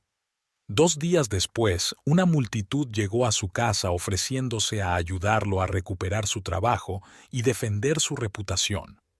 A pesar de lo que todos pensaban, César trabajó para calmar a la multitud y luego los envió, continuando con su trabajo privado. El Senado estaba asustado cuando comenzó el caos y rápidamente se reunieron para decidir qué hacer en esta crisis. Sin embargo, cuando vieron que César había intervenido y personalmente salvado a la ciudad del peligro, se conmovieron tanto por su amabilidad y generosidad que lo invitaron al Senado. Después de agradecerle oficialmente, revocaron su decisión anterior y le devolvieron su trabajo. Pero este cambio en la acción del Senado no necesariamente significa que los sentimientos de todos cambiaron tanto como podrías pensar al principio. Inicialmente, un grupo significativo de personas no quería que fuera removido del poder, pero fueron superados en votos. Algunas personas no estaban seguras, pero luego la amabilidad de César al rechazar la ayuda del público ganó a suficientes personas para inclinar la balanza. Esto hizo que el grupo cambiara su decisión. Así es como a veces las decisiones en las reuniones pueden cambiar repentina y completamente de una manera que de otro modo podría ser difícil de creer. Luego, César se vio envuelto en más problemas porque había evidencia clara de que estaba conectado con la famosa conspiración de Catilina. Un senador dijo que el propio Catilina le había dicho que César estaba involucrado en el complot. Otra persona llamada Vetio informó de César a un oficial romano. Afirmó tener pruebas escritas de César involucrado en la conspiración. Esto hizo que César se enojara mucho, y su forma de defenderse contra estas graves acusaciones fue única, como muchas de sus acciones. Vetio fue arrestado y multado severamente, luego enviado a la cárcel. También fue expuesto a una multitud enojada en el foro que apoyaba a César. Golpearon a Vetio tan gravemente que casi muere. Al final, César había gastado tanto dinero que cayó en serias deudas. Para llenar sus arcas vacías, necesitaba tomar medidas. Gracias a su creciente influencia y poder, logró que se le asignara España como su provincia. Comenzó a prepararse para ir allí. Sin embargo, sus acreedores intervinieron. No querían que se fuera sin darles alguna garantía de pago. En esta situación, César llegó a un acuerdo con Craso, un hombre conocido por su enorme riqueza y fuerte ambición, pero no por sus habilidades intelectuales. Craso acordó proporcionar la seguridad necesaria con la condición de que César usara su influencia política para apoyarlo. Tan pronto como se hizo este acuerdo, César se fue rápidamente y en secreto, como si temiera que surgieran nuevos problemas. Viajó a España por tierra, pasando por Suiza. Él y su grupo pasaron una noche en un pequeño pueblo de chozas de pastores en las montañas. Sus amigos notaron lo pobre y simple que era el pueblo y se preguntaron si la gente allí también experimentaba celos, rivalidad o ambición como en otros lugares. Al escuchar esto, César dijo que preferiría ser la persona más importante en un pueblo, así que ser el segundo en Roma. Esta historia se ha contado una y otra vez durante casi 2000 años, mostrando la ambición única de personas como César. César hizo un gran trabajo dirigiendo su provincia. En otras palabras, rápidamente ganó fama militar y hizo suficiente dinero para pagar todas sus deudas, proporcionándole los recursos para nuevas campañas electorales. Ahora se sentía listo para aspirar al cargo de cónsul, la posición más alta en la sociedad romana. Después de que se derrocaron los reyes, los romanos designaron 2 cónsules por año a través de una elección general con reglas muy específicas. Si bien muchas personas favorecían a César, enfrentaba una fuerte competencia y oposición de figuras influyentes que también se desagradaban entre sí. En ese momento, Pompeyo y Craso estaban en una gran discusión, ambos tratando de ganar poder. Pompeyo era influyente por sus increíbles habilidades y fama militar. Craso era poderoso por su dinero. César, que estaba en buenos términos con ambos, ideó un plan audaz. Quería hacer las paces entre ellos y luego usar su apoyo combinado para sus propios objetivos. Hizo un gran trabajo manejando la situación. Señaló que al pelear entre ellos, solo se debilitaban a sí mismos y ayudaban a sus enemigos. Sugirió que unieran fuerzas entre ellos y con él para trabajar juntos por su beneficio y progreso compartido. Aceptaron este plan y formaron una alianza de 3 vías. Cada uno prometió ayudar a los otros a ascender políticamente y no tomar ninguna acción pública sin el acuerdo de los 3. César se mantuvo fiel a este pacto mientras le sirvió a sus propósitos. Luego lo abandonó. Después de finalizar este plan, estaba listo para promover fuertemente su deseo de ser elegido cónsul. Se asoció con Lucello, un hombre muy rico que acordó cubrir los costos de la elección a cambio del prestigio de ser cónsul junto a César. Los oponentes de César sabían que probablemente no podían detener su elección, por lo que se centraron en evitar que eligiera a su colega deseado. Eligieron a Bíbulo, un rival político de larga data de César. Pensaron que al hacer que Bíbulo compartiera el puesto más alto con César, podrían controlar el orgullo y la ambición de César. Así que reunieron su dinero, permitiendo que Bíbulo gastara tanto en sobornos como Lucello, y la campaña continuó. César y Bíbulo fueron elegidos y comenzaron sus trabajos, pero César, ignorando a Bíbulo, tomó el control y comenzó a proponer y aprobar leyes inusuales para hacer felices a las personas. Al principio, Bíbulo y algunos miembros importantes del Senado, como Catón, un patriota muy decidido, se opusieron fuertemente a él, pero Catón no podía ser asustado ni sobornado para cambiar de opinión. César se estaba volviendo lo suficientemente fuerte como para suprimir la oposición sin mucha preocupación por los medios utilizados. Incluso hizo arrestar y encarcelar a Catón durante una reunión del Senado. Cuando otro senador importante intentó irse con Catón, César le preguntó a dónde iba. El senador respondió que preferiría estar en la cárcel con Catón que en el Senado con César. César ignoró a Bíbulo hasta tal punto, tomando todo el poder consular y dejando de lado a su colega, que Bíbulo renunció a su autoridad oficial. Se retiró a su casa y se mantuvo fuera de la vista, dejando a César hacer lo que quisiera. Los historiadores romanos usualmente nombraban los años según los cónsules que sirvieron durante ellos en lugar de usar fechas como hacemos nosotros. Así que cuando César era cónsul, la gente generalmente decía, en el año de los cónsules César y Bíbulo. Pero para bromear sobre la importancia de César y la insignificancia de Bíbulo, la gente de la ciudad decía, en el año de los cónsules Julio y César, ignorando el nombre de Bíbulo y usando los dos nombres de César para cumplir con el par requerido.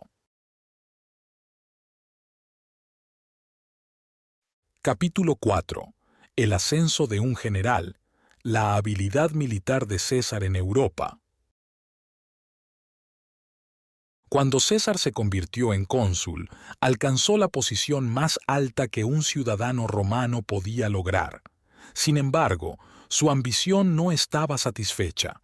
Para ganar más poder, necesitaba conquistar tierras extranjeras. Así que César decidió convertirse en soldado. Obtuvo el mando de un ejército y comenzó campañas militares en Europa que duraron 8 años. Estos 8 años fueron muy importantes en su vida. Tuvo mucho éxito en su carrera militar y ganó mucha fama y poder gracias a sus campañas. También escribió sobre sus aventuras durante este tiempo de una manera muy clara y elocuente. Sus escritos todavía son leídos por eruditos hoy en día y han ayudado a mantener viva su fama. Las principales escenas de las primeras campañas militares importantes de César fueron en el norte de Italia, Suiza, Francia, Alemania e Inglaterra. Conquistó casi toda esta gran área. Gran parte de este territorio se llamaba Galia en ese entonces. La parte en el lado italiano de los Alpes se llamaba Galia Cisalpina y la parte más allá de los Alpes se llamaba Galia Transalpina. Galia Transalpina era mayormente lo que ahora llamamos Francia. Parte de Galia Transalpina ya había sido conquistada y convertida en una provincia romana. Se llamaba la Provincia en ese entonces y hoy se conoce como Provenza. Los países que César invadió tenían muchas naciones y tribus diferentes. Algunas estaban bien organizadas y eran guerreras, y otras eran bastante civilizadas y ricas. Tenían grandes áreas de tierras de cultivo. Las colinas y montañas tenían pastos verdes con cabras, ovejas y ganado, Las tierras planas tenían viñedos y campos de grano, tenían ciudades, fuertes, barcos y ejércitos. Sus costumbres podrían parecer rudas para nosotros hoy en día, y algunas de sus prácticas de guerra eran en parte bárbaras. César se encontró con una nación con una unidad de caballería inusual. Cada caballo tenía 2 hombres, un jinete y un soldado de infantería. En batalla, si necesitaban retirarse, el soldado de infantería se aferraba a la crin del caballo y corría junto al jinete para escapar de manera segura. Los romanos pensaban que estas naciones estaban solo medio civilizadas. Sin embargo, César creía que habría una gran gloria en conquistarlas. También pensaba que podrían obtener muchos tesoros tomando propiedades del gobierno y cobrando impuestos a la gente que conquistaban. César lideró un ejército de 3 legiones romanas que logró reunir mediante maniobras políticas. Su favorita era la 10ª legión, conocida por su valentía. Con estas legiones, César se dirigió a la Galia. Tenía casi 40 años en ese momento. César fácilmente encontró excusas para hacer la guerra a cualquier nación que quisiera conquistar. Estas naciones a menudo estaban en guerra entre sí y siempre tenían disputas en curso. César solo necesitaba acercarse al conflicto y elegir un lado. No importaba qué lado eligiera porque generalmente terminaba controlando a ambos. Para explicar cómo funcionaba esto, veamos el ejemplo de Ariovisto. Ariovisto era un rey alemán que se suponía era un aliado de los romanos. Había expandido su dominio a través del río Rin hacia la Galia, donde controlaba algunas tribus locales. Una de estas tribus era la de los eduos, y usaremos su nombre para representar a todas las tribus involucradas. Cuando César llegó a la región de los eduos, comenzó a hablar con ellos. Supuestamente pidieron su ayuda para deshacerse de su enemigo alemán. Probablemente propusieron esto porque César tenía maneras de hacer que lo hicieran si quería. Recibir tal solicitud le dio una razón clara para intervenir. César envió un mensajero a Ariovisto al otro lado del Rin. Le pidió que se reuniera con él para discutir asuntos importantes. César solicitó a Ariovisto que eligiera un momento y lugar conveniente en la Galia para la reunión. Ariovisto respondió que si tenía algún asunto con César, habría ido a verlo. Del mismo modo, si César quería verlo, César debía venir a su territorio. Ariovisto dijo que no era seguro para él venir a la Galia sin un ejército y no era un buen momento para reunir y equipar un ejército. César envió otro mensaje a Ariovisto. Dijo que como Ariovisto se negaba a reunirse con él, explicaría lo que quería. Los eduos eran ahora sus aliados y estaban bajo su protección. Ariovisto debía devolver los rehenes que les había tomado y prometer no enviar más tropas al otro lado del Rin ni dañar a los eduos. Si Ariovisto estaba de acuerdo, todo estaría bien. Si no, César apoyaría las quejas de sus aliados. Ariovisto no temía a César. En ese momento, César aún no había ganado su famosa reputación militar, así que Ariovisto no tenía razón para temerle. Le dijo a César que no veía por qué César debería involucrarse entre él y su tierra conquistada. Ariovisto dijo: «Los eduos me combatieron y perdieron, así que tienen que aceptar el resultado. Los romanos gobiernan sus provincias como les parece, y yo haré lo mismo. Mientras los eduos me obedezcan y paguen su tributo, no los molestaré. Si amenazas con apoyar sus quejas, recuerda que cualquiera que me haya combatido ha enfrentado la destrucción. Si quieres intentarlo, puedes hacerlo en cualquier momento». Ambos lados se prepararon para la guerra de inmediato. Ariovisto no esperó a ser atacado. Reunió su ejército, cruzó el río Rin y se movió hacia las tierras de las que César quería mantenerlo fuera.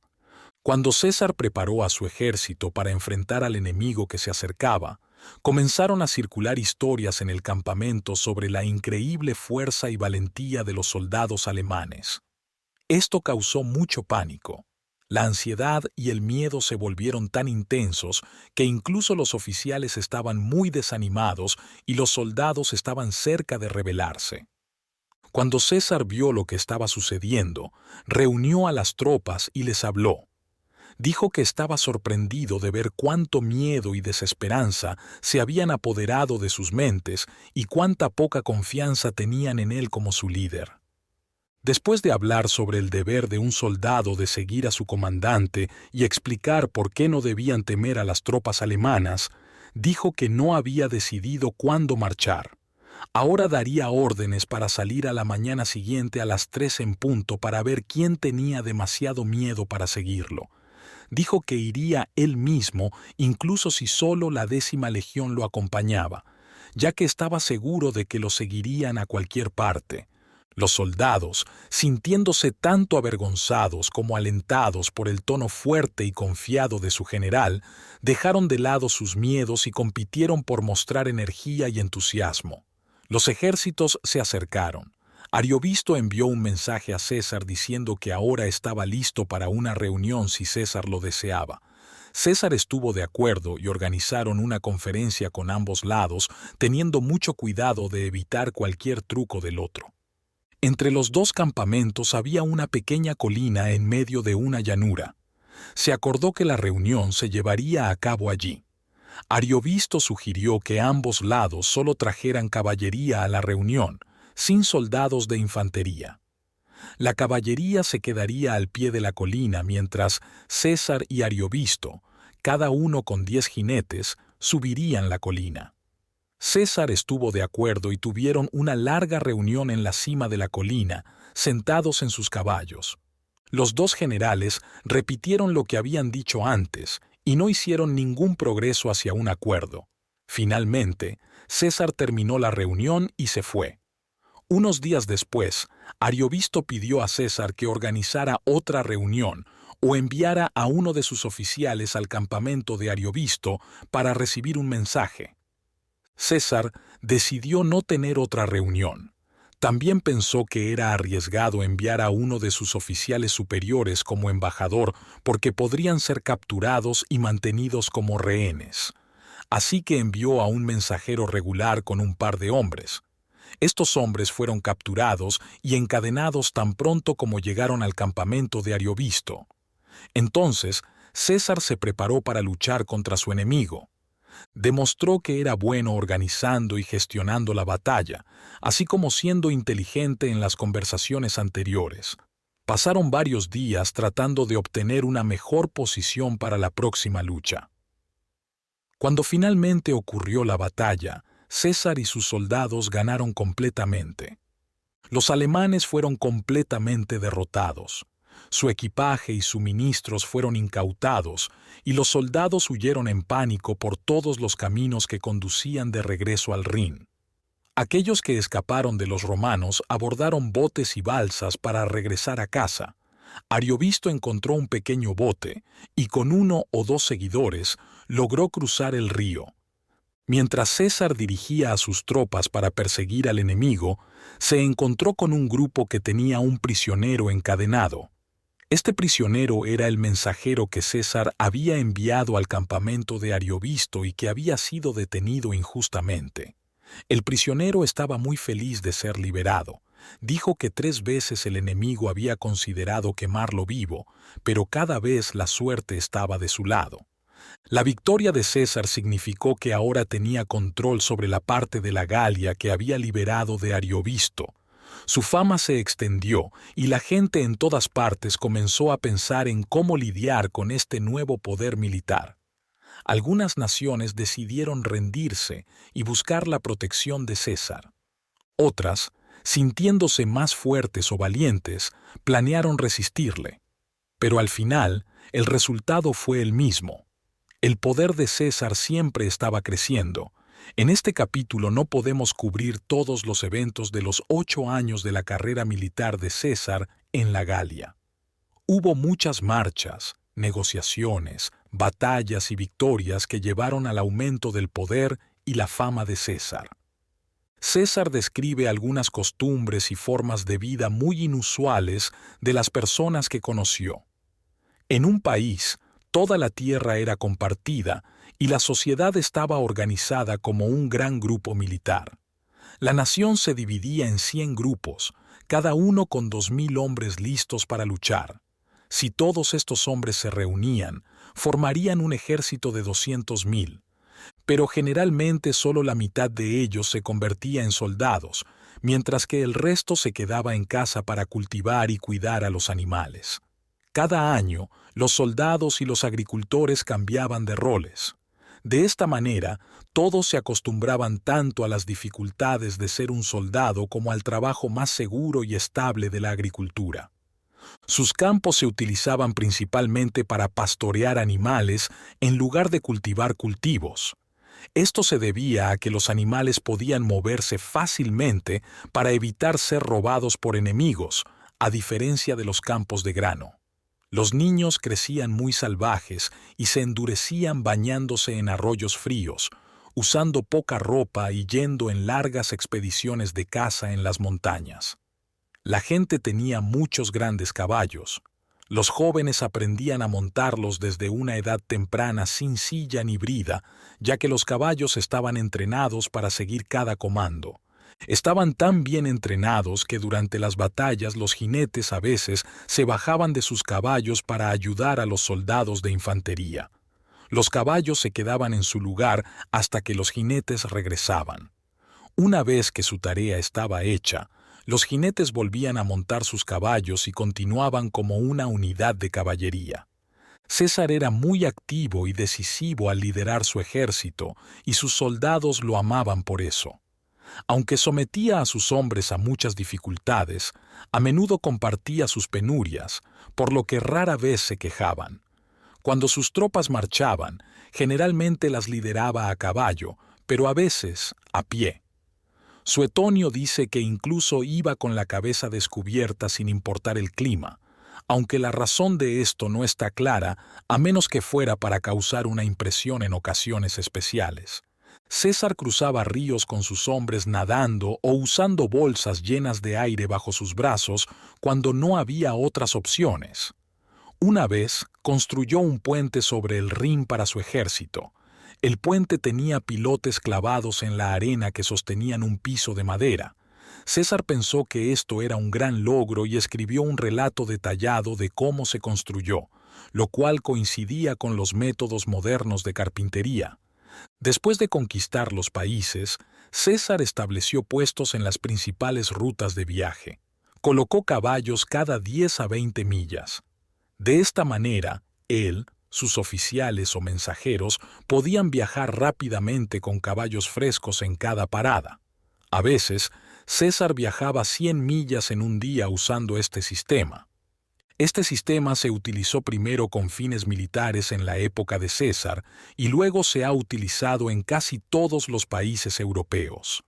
Se aplica a viajar en carruajes y a caballo. Una familia compra un carruaje, lo llena con todo lo que necesita para el viaje y se pone en marcha. Usan caballos frescos de posta de cada pueblo para llevarlos al siguiente.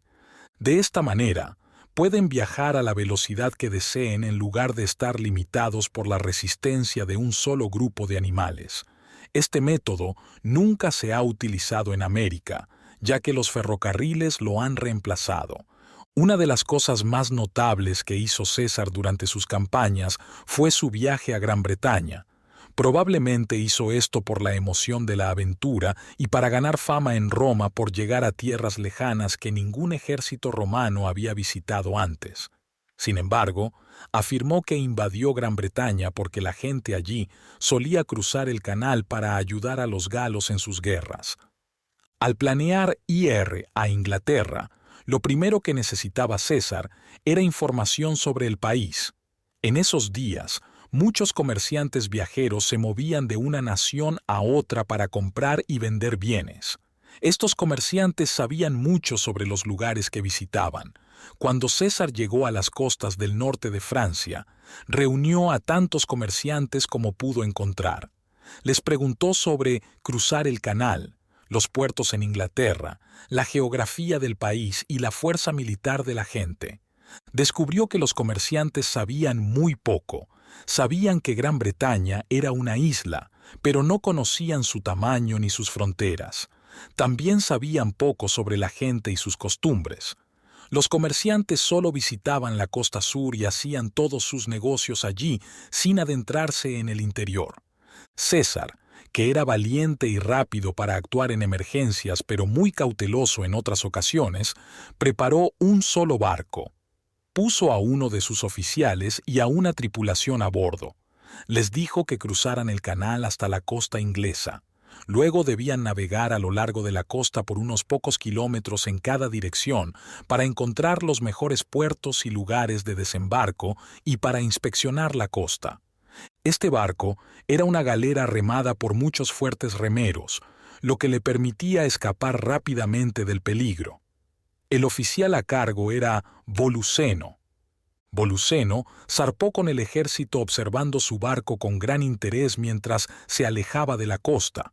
Estuvo ausente durante 5 días y luego regresó para dar a César un informe de sus descubrimientos.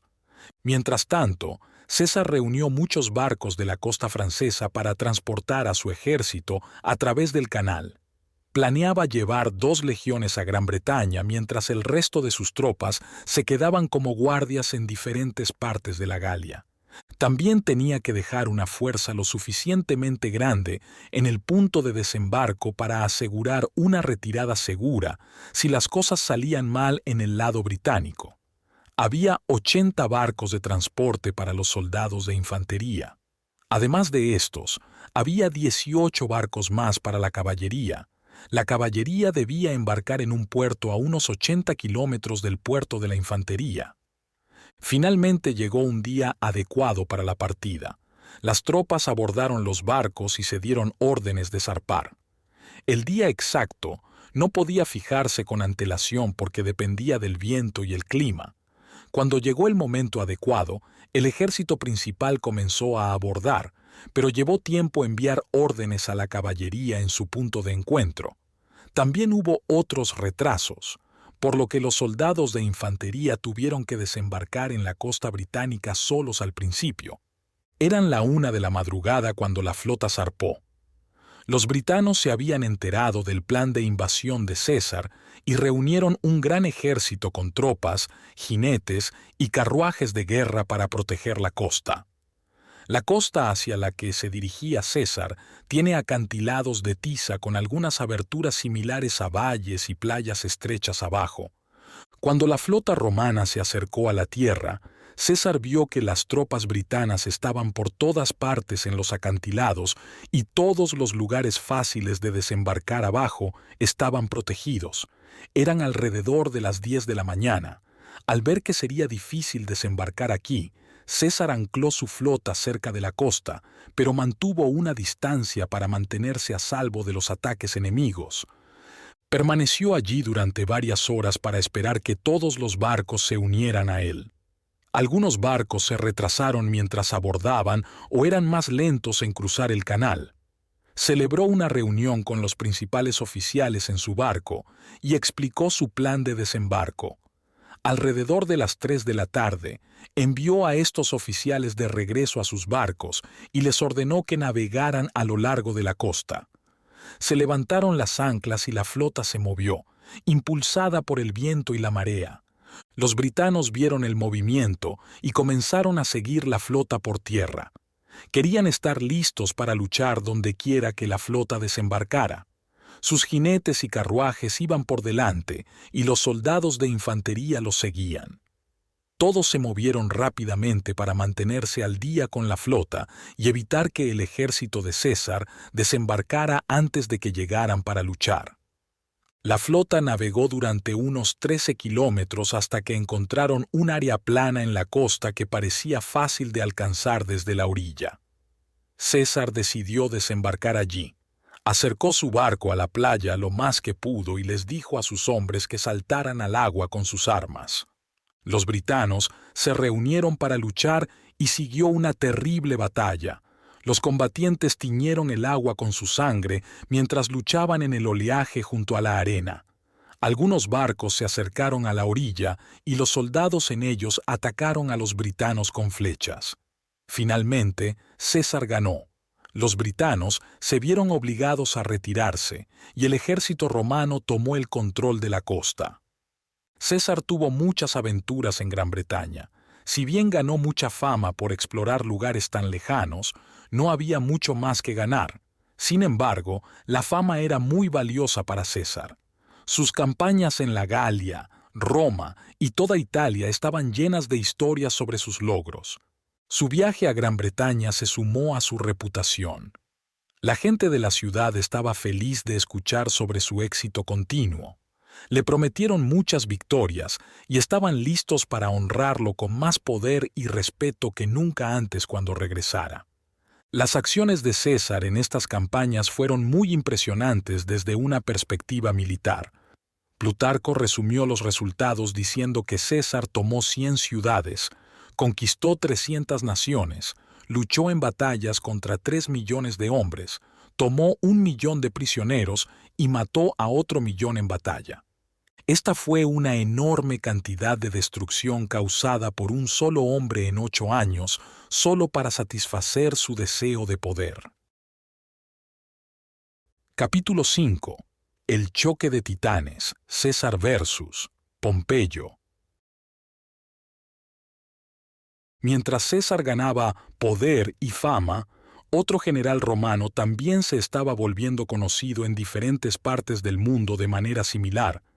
Este general era Pompeyo. Se convirtió en el mayor rival de César. Para entender el gran conflicto entre ellos, necesitamos observar la historia de Pompeyo hasta que César terminó sus conquistas en la Galia. Pompeyo nació en el año 106 a.C., unos años antes que César. Su padre era un general romano, por lo que Pompeyo creció en campamentos militares.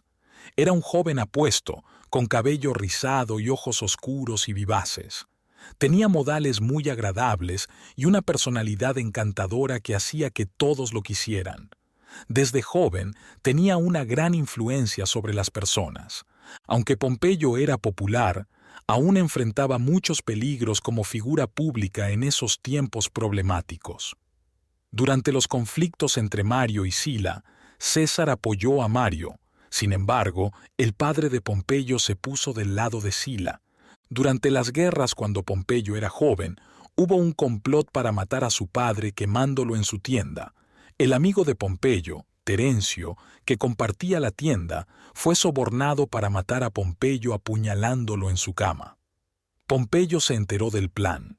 En lugar de alterarse, puso guardias alrededor de la tienda de su padre y luego fue a cenar con Terencio, hablando con él de manera más libre y amigable de lo habitual. Esa noche, hizo que su cama pareciera que él estaba en ella y luego se escabulló. Cuando llegó el momento, Terencio entró en la tienda. Se dirigió a la cama pensando que Pompeyo estaba dormido y la apuñaló muchas veces, cortando las mantas pero sin herir a Pompeyo en absoluto.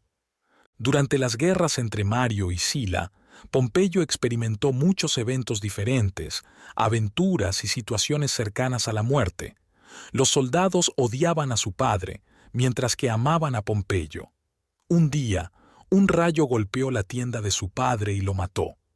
Los soldados odiaban tanto a su padre, probablemente debido a la crueldad que sufrían de él, que no le dieron un funeral adecuado. Sacaron su cuerpo del féretro y lo arrastraron con deshonra. Después de la muerte de su padre, Pompeyo fue acusado de quedarse con dinero público. Fue al foro romano para defender el nombre de su padre. Hizo un gran trabajo. La gente quedó impresionada por su juventud y buen aspecto y, mientras hablaba, su fuerte y elocuente argumento convenció a todos. Un alto funcionario de la ciudad quedó muy impresionado con él y vio un gran potencial en su futuro. Le ofreció a su hija en matrimonio. Pompeyo aceptó y se casó con ella. Su nombre era Antistia. Pompeyo rápidamente ganó más y más fama. Obtuvo el control de un ejército que él mismo en su mayoría formó y dirigió. Luchó exitosamente contra los enemigos de Sila. Eventualmente, quedó atrapado en la costa este de Italia por 3 ejércitos que se acercaban confiados en derrotarlo. Sila escuchó que Pompeyo estaba en peligro y rápidamente trató de ayudar. Pero antes de que Sila llegara, Pompeyo ya había derrotado a cada ejército enemigo. Cuando Sila llegó, Pompeyo salió a recibirlo con su ejército luciendo impresionante. Había trompetas, banderas y muchos enemigos capturados en la retaguardia. Sila quedó sorprendido e impresionado. Cuando Pompeyo lo saludó con el título de imperator, el título más alto en el sistema romano, Sila le devolvió el mismo honor a Pompeyo. Pompeyo fue a Roma y se volvió muy popular debido a sus logros, su personalidad encantadora y el apoyo de Sila. A pesar de ser joven y exitoso, era modesto y humilde. Se comportaba de manera que ganaba la aprobación y admiración de todos los que lo conocían. Había un viejo general en la Galia llamado Metelo. Esto fue mucho antes de las campañas de César en la Galia y antes de la exitosa carrera de César en Roma. Metelo era muy ineficaz en su rol, posiblemente debido a su edad.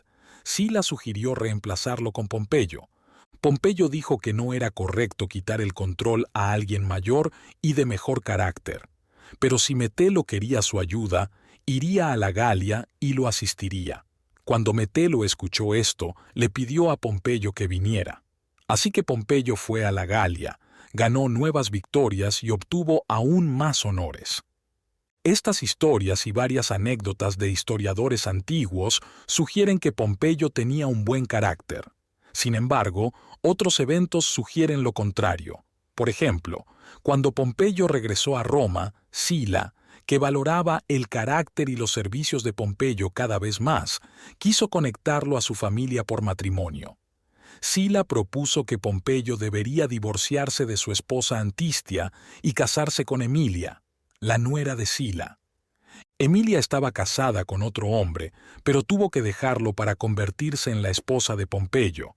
Esto no parecía ser un gran problema para las personas involucradas. Pompeyo se divorció de su esposa y tomó a Emilia en su lugar. Este acto fue una seria violación tanto de las leyes escritas como de las normas morales básicas. Como era de esperar, terminó muy mal. Antistia estaba muy afectada.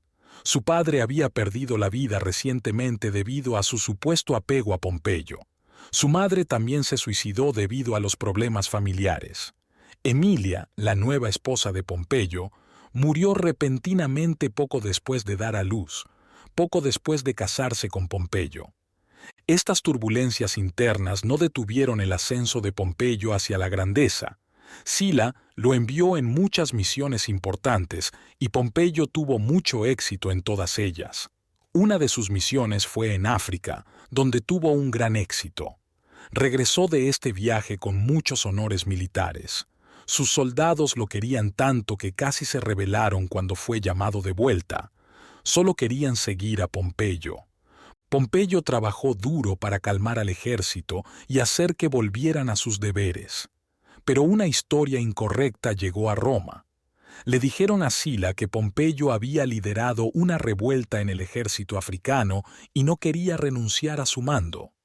Sila se enojó mucho inicialmente porque su autoridad estaba siendo desafiada por un muchacho, porque Pompeyo aún era muy joven. Sin embargo, cuando supo la verdad, admiró aún más al joven general. Salió a recibir a Pompeyo cuando se acercaba a la ciudad y lo llamó Pompeyo el Grande. Pompeyo ha mantenido este título desde entonces. Pompeyo comenzó a sentir los efectos habituales de la fama y el elogio. Quería un triunfo. Un triunfo era una gran ceremonia para los generales victoriosos que eran viejos y tenían un alto rango civil o militar. Se les daba este honor al regresar de una campaña muy exitosa. Había un gran desfile con símbolos, trofeos de victoria y prisioneros capturados.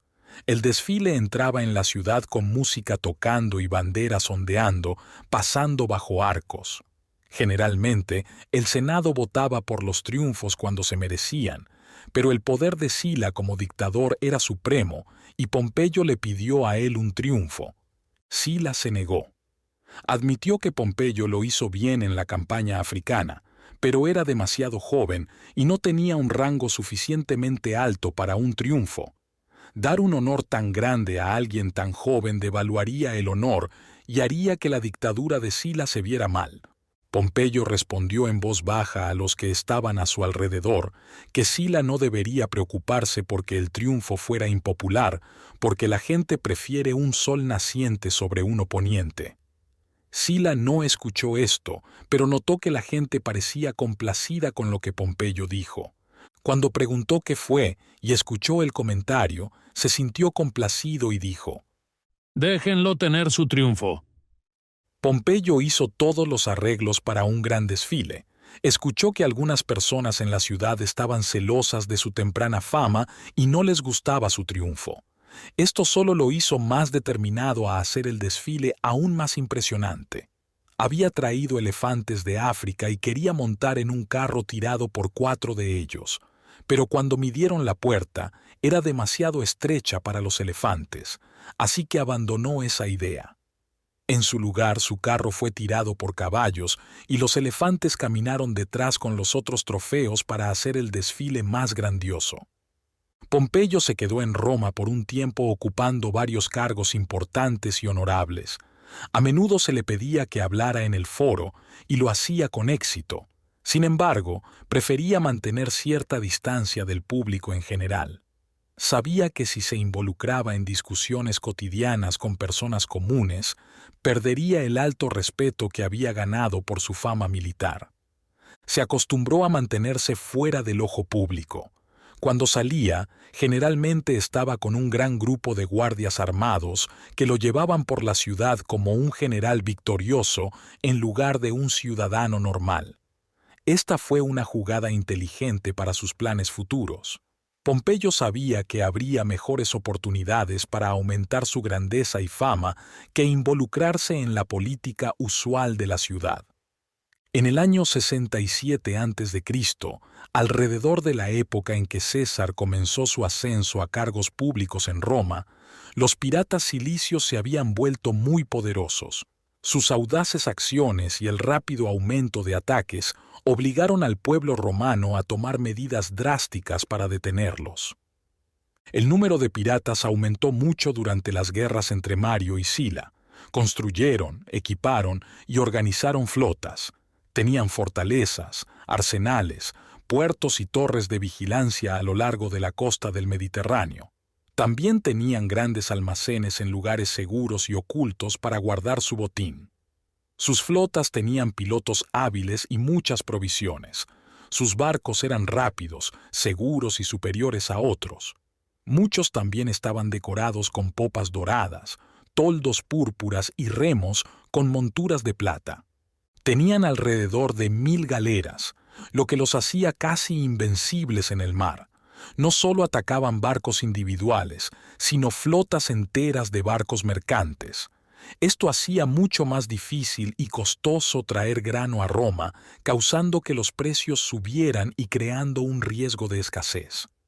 Tomaron el control de muchas islas y pueblos costeros, eventualmente poseyendo 400 puertos y ciudades. Se estaban convirtiendo en una verdadera potencia naval con un gobierno organizado y legal. Jóvenes respetables de otros países comenzaron a unirse a ellos, viéndolo como una forma de ganar riqueza y fama. En esta situación, estaba claro que algo tenía que hacerse. Un amigo de Pompeyo sugirió un plan para enviar a alguien que todos sabían que significaba Pompeyo para lidiar con los piratas. Esta persona recibiría poderes especiales para detener completamente a los piratas. Se le dio control total sobre el mar y la tierra hasta 50 millas de la costa. También podía reunir tantos barcos y hombres como necesitara y tomar dinero del tesoro para cubrir los costos de este gran proyecto. Si se aprueba la ley para crear este cargo y nombrar a alguien para él, esta persona tendría mucho poder. Sin embargo, también tendría una gran responsabilidad. El pueblo romano esperaría que completara el trabajo perfectamente, ya que le habrían dado todo el poder necesario para hacerlo. Hubo mucho esfuerzo, planificación y debate para aprobar esta ley y también para detenerla. César, que aún no era tan famoso como Pompeyo, pero estaba ganando poder rápidamente, apoyó la ley porque vio que a la gente le gustaba. Finalmente, fue aprobada. Pompeyo fue elegido para el nuevo cargo creado por la ley, aceptó y comenzó a prepararse para la gran tarea. Los precios del grano en Roma bajaron inmediatamente cuando la gente escuchó sobre el nombramiento de Pompeyo. Los comerciantes con grandes existencias de grano querían vender rápidamente, incluso a precios más bajos, porque creían que Pompeyo traería más suministros. La gente, asombrada por la repentina caída en los precios de los alimentos, dijo que solo escuchar el nombre de Pompeyo había terminado con la crisis. Predijeron correctamente el éxito de Pompeyo. En solo 3 meses, limpió el Mediterráneo de piratas con un plan simple y organizado. Esta operación es un gran ejemplo de lo que se puede lograr con un esfuerzo unido y bien organizado dirigido por un solo líder fuerte. Aquí está cómo lo hizo. Pompeyo construyó muchos barcos y los dividió en flotas, cada una liderada por un teniente. Dividió el mar Mediterráneo en 13 áreas y asignó una flota y un teniente para vigilar cada área. Después de enviar estas flotas a sus lugares, dejó la ciudad para liderar las operaciones él mismo.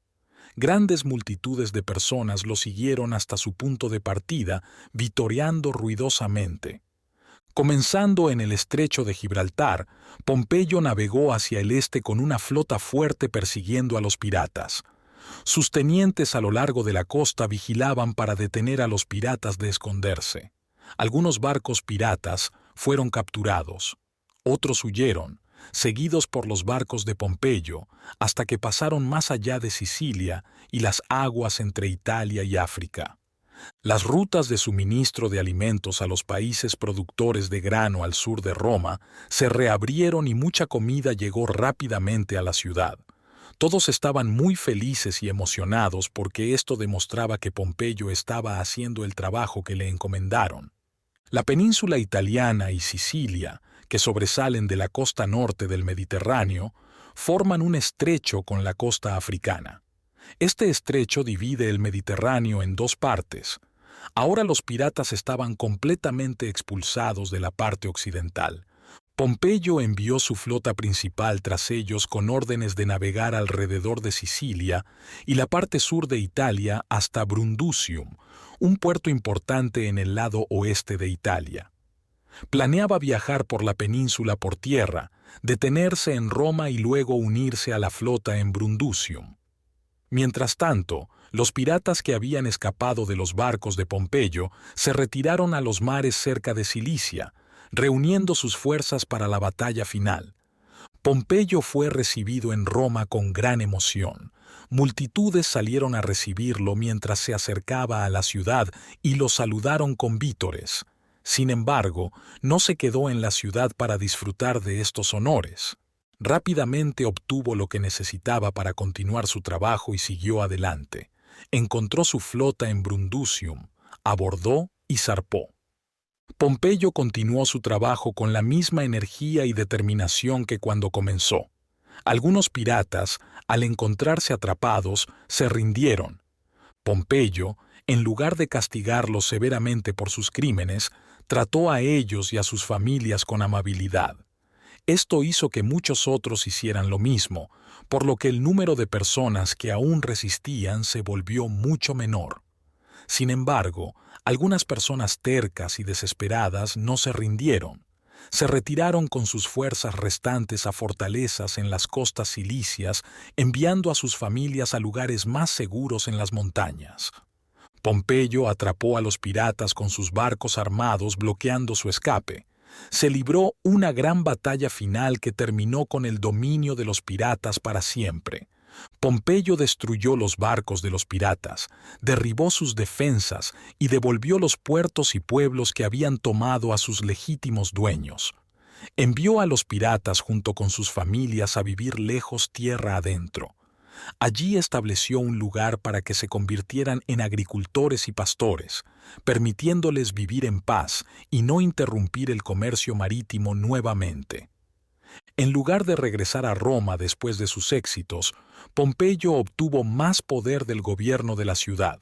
Fue a Asia Menor y se quedó allí durante varios años conquistando tierras como César hizo en la Galia. Finalmente, regresó a Roma donde celebró un gran triunfo.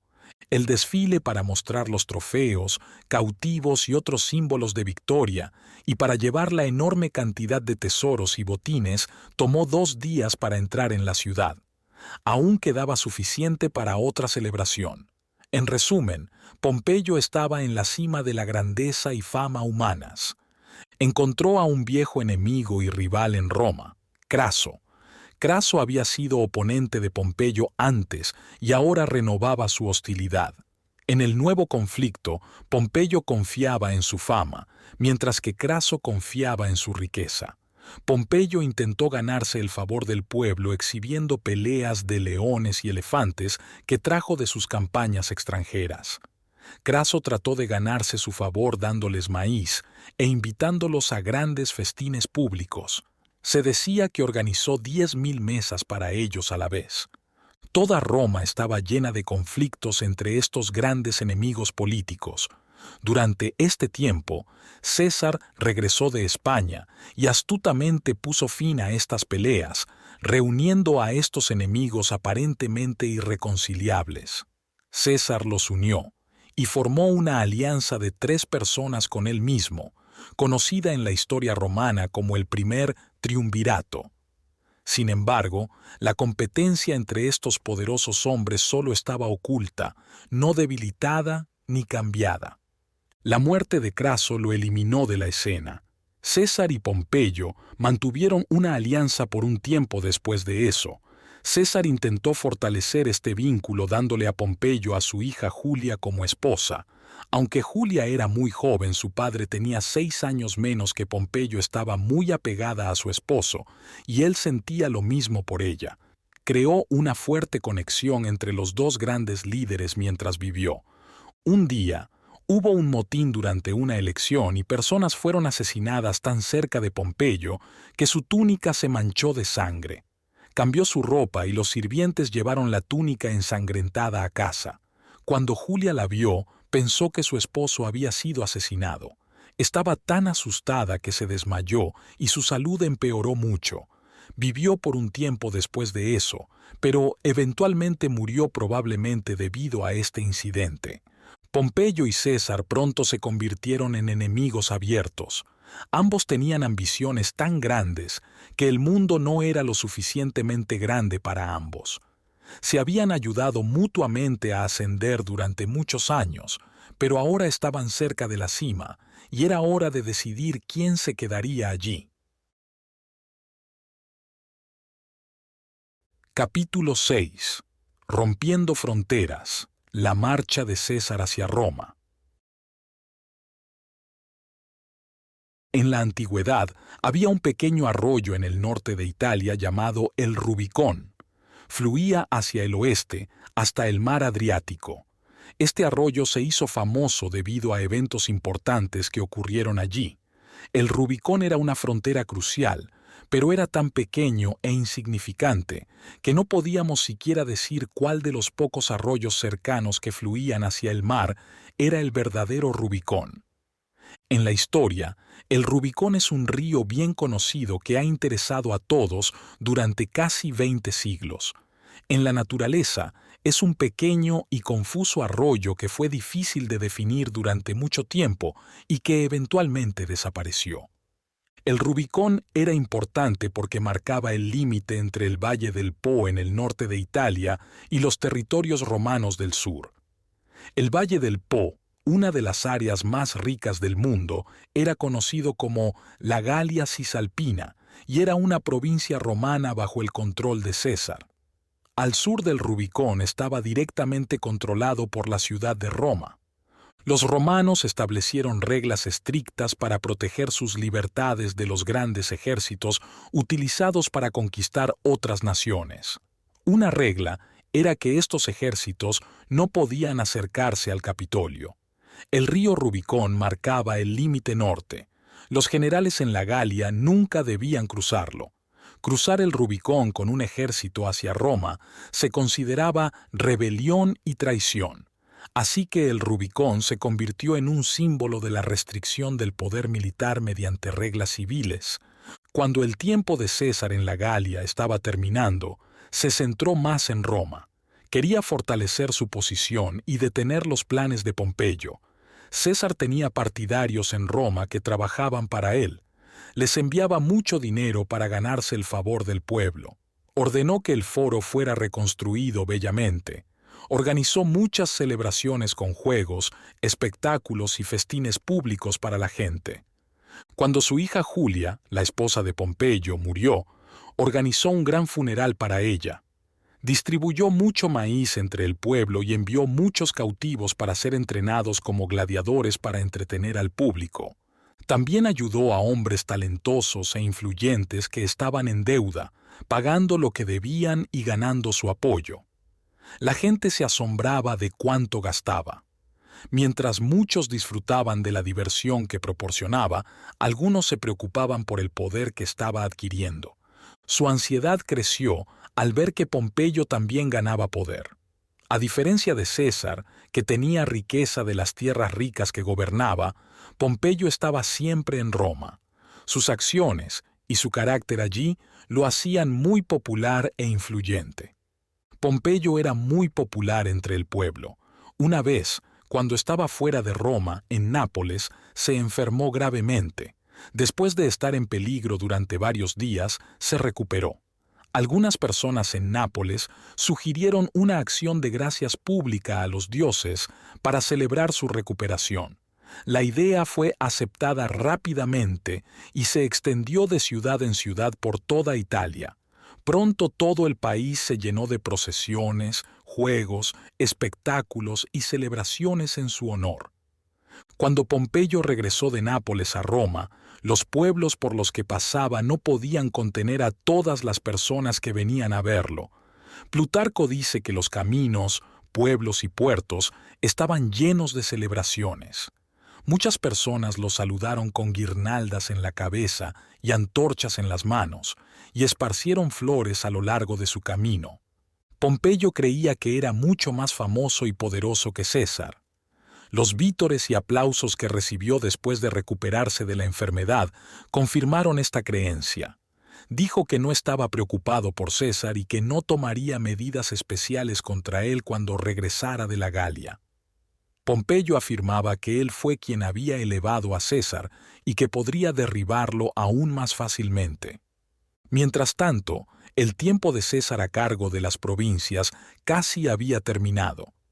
Sabiendo que pronto se enfrentaría a Pompeyo, condujo a sus legiones a través de los Alpes.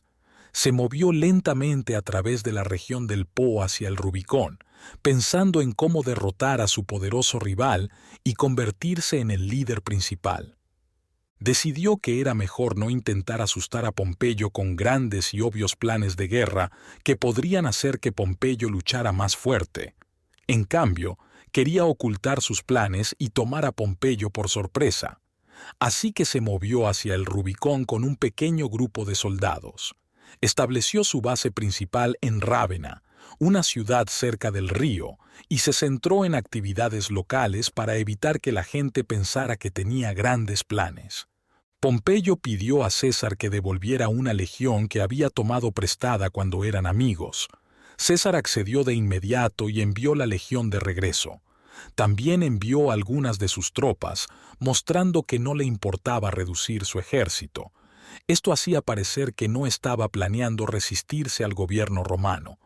Mientras tanto, el conflicto en Roma entre los partidarios de César y los partidarios de Pompeyo se volvió más intenso y aterrador. César, a través de sus amigos en la ciudad, quería ser elegido cónsul.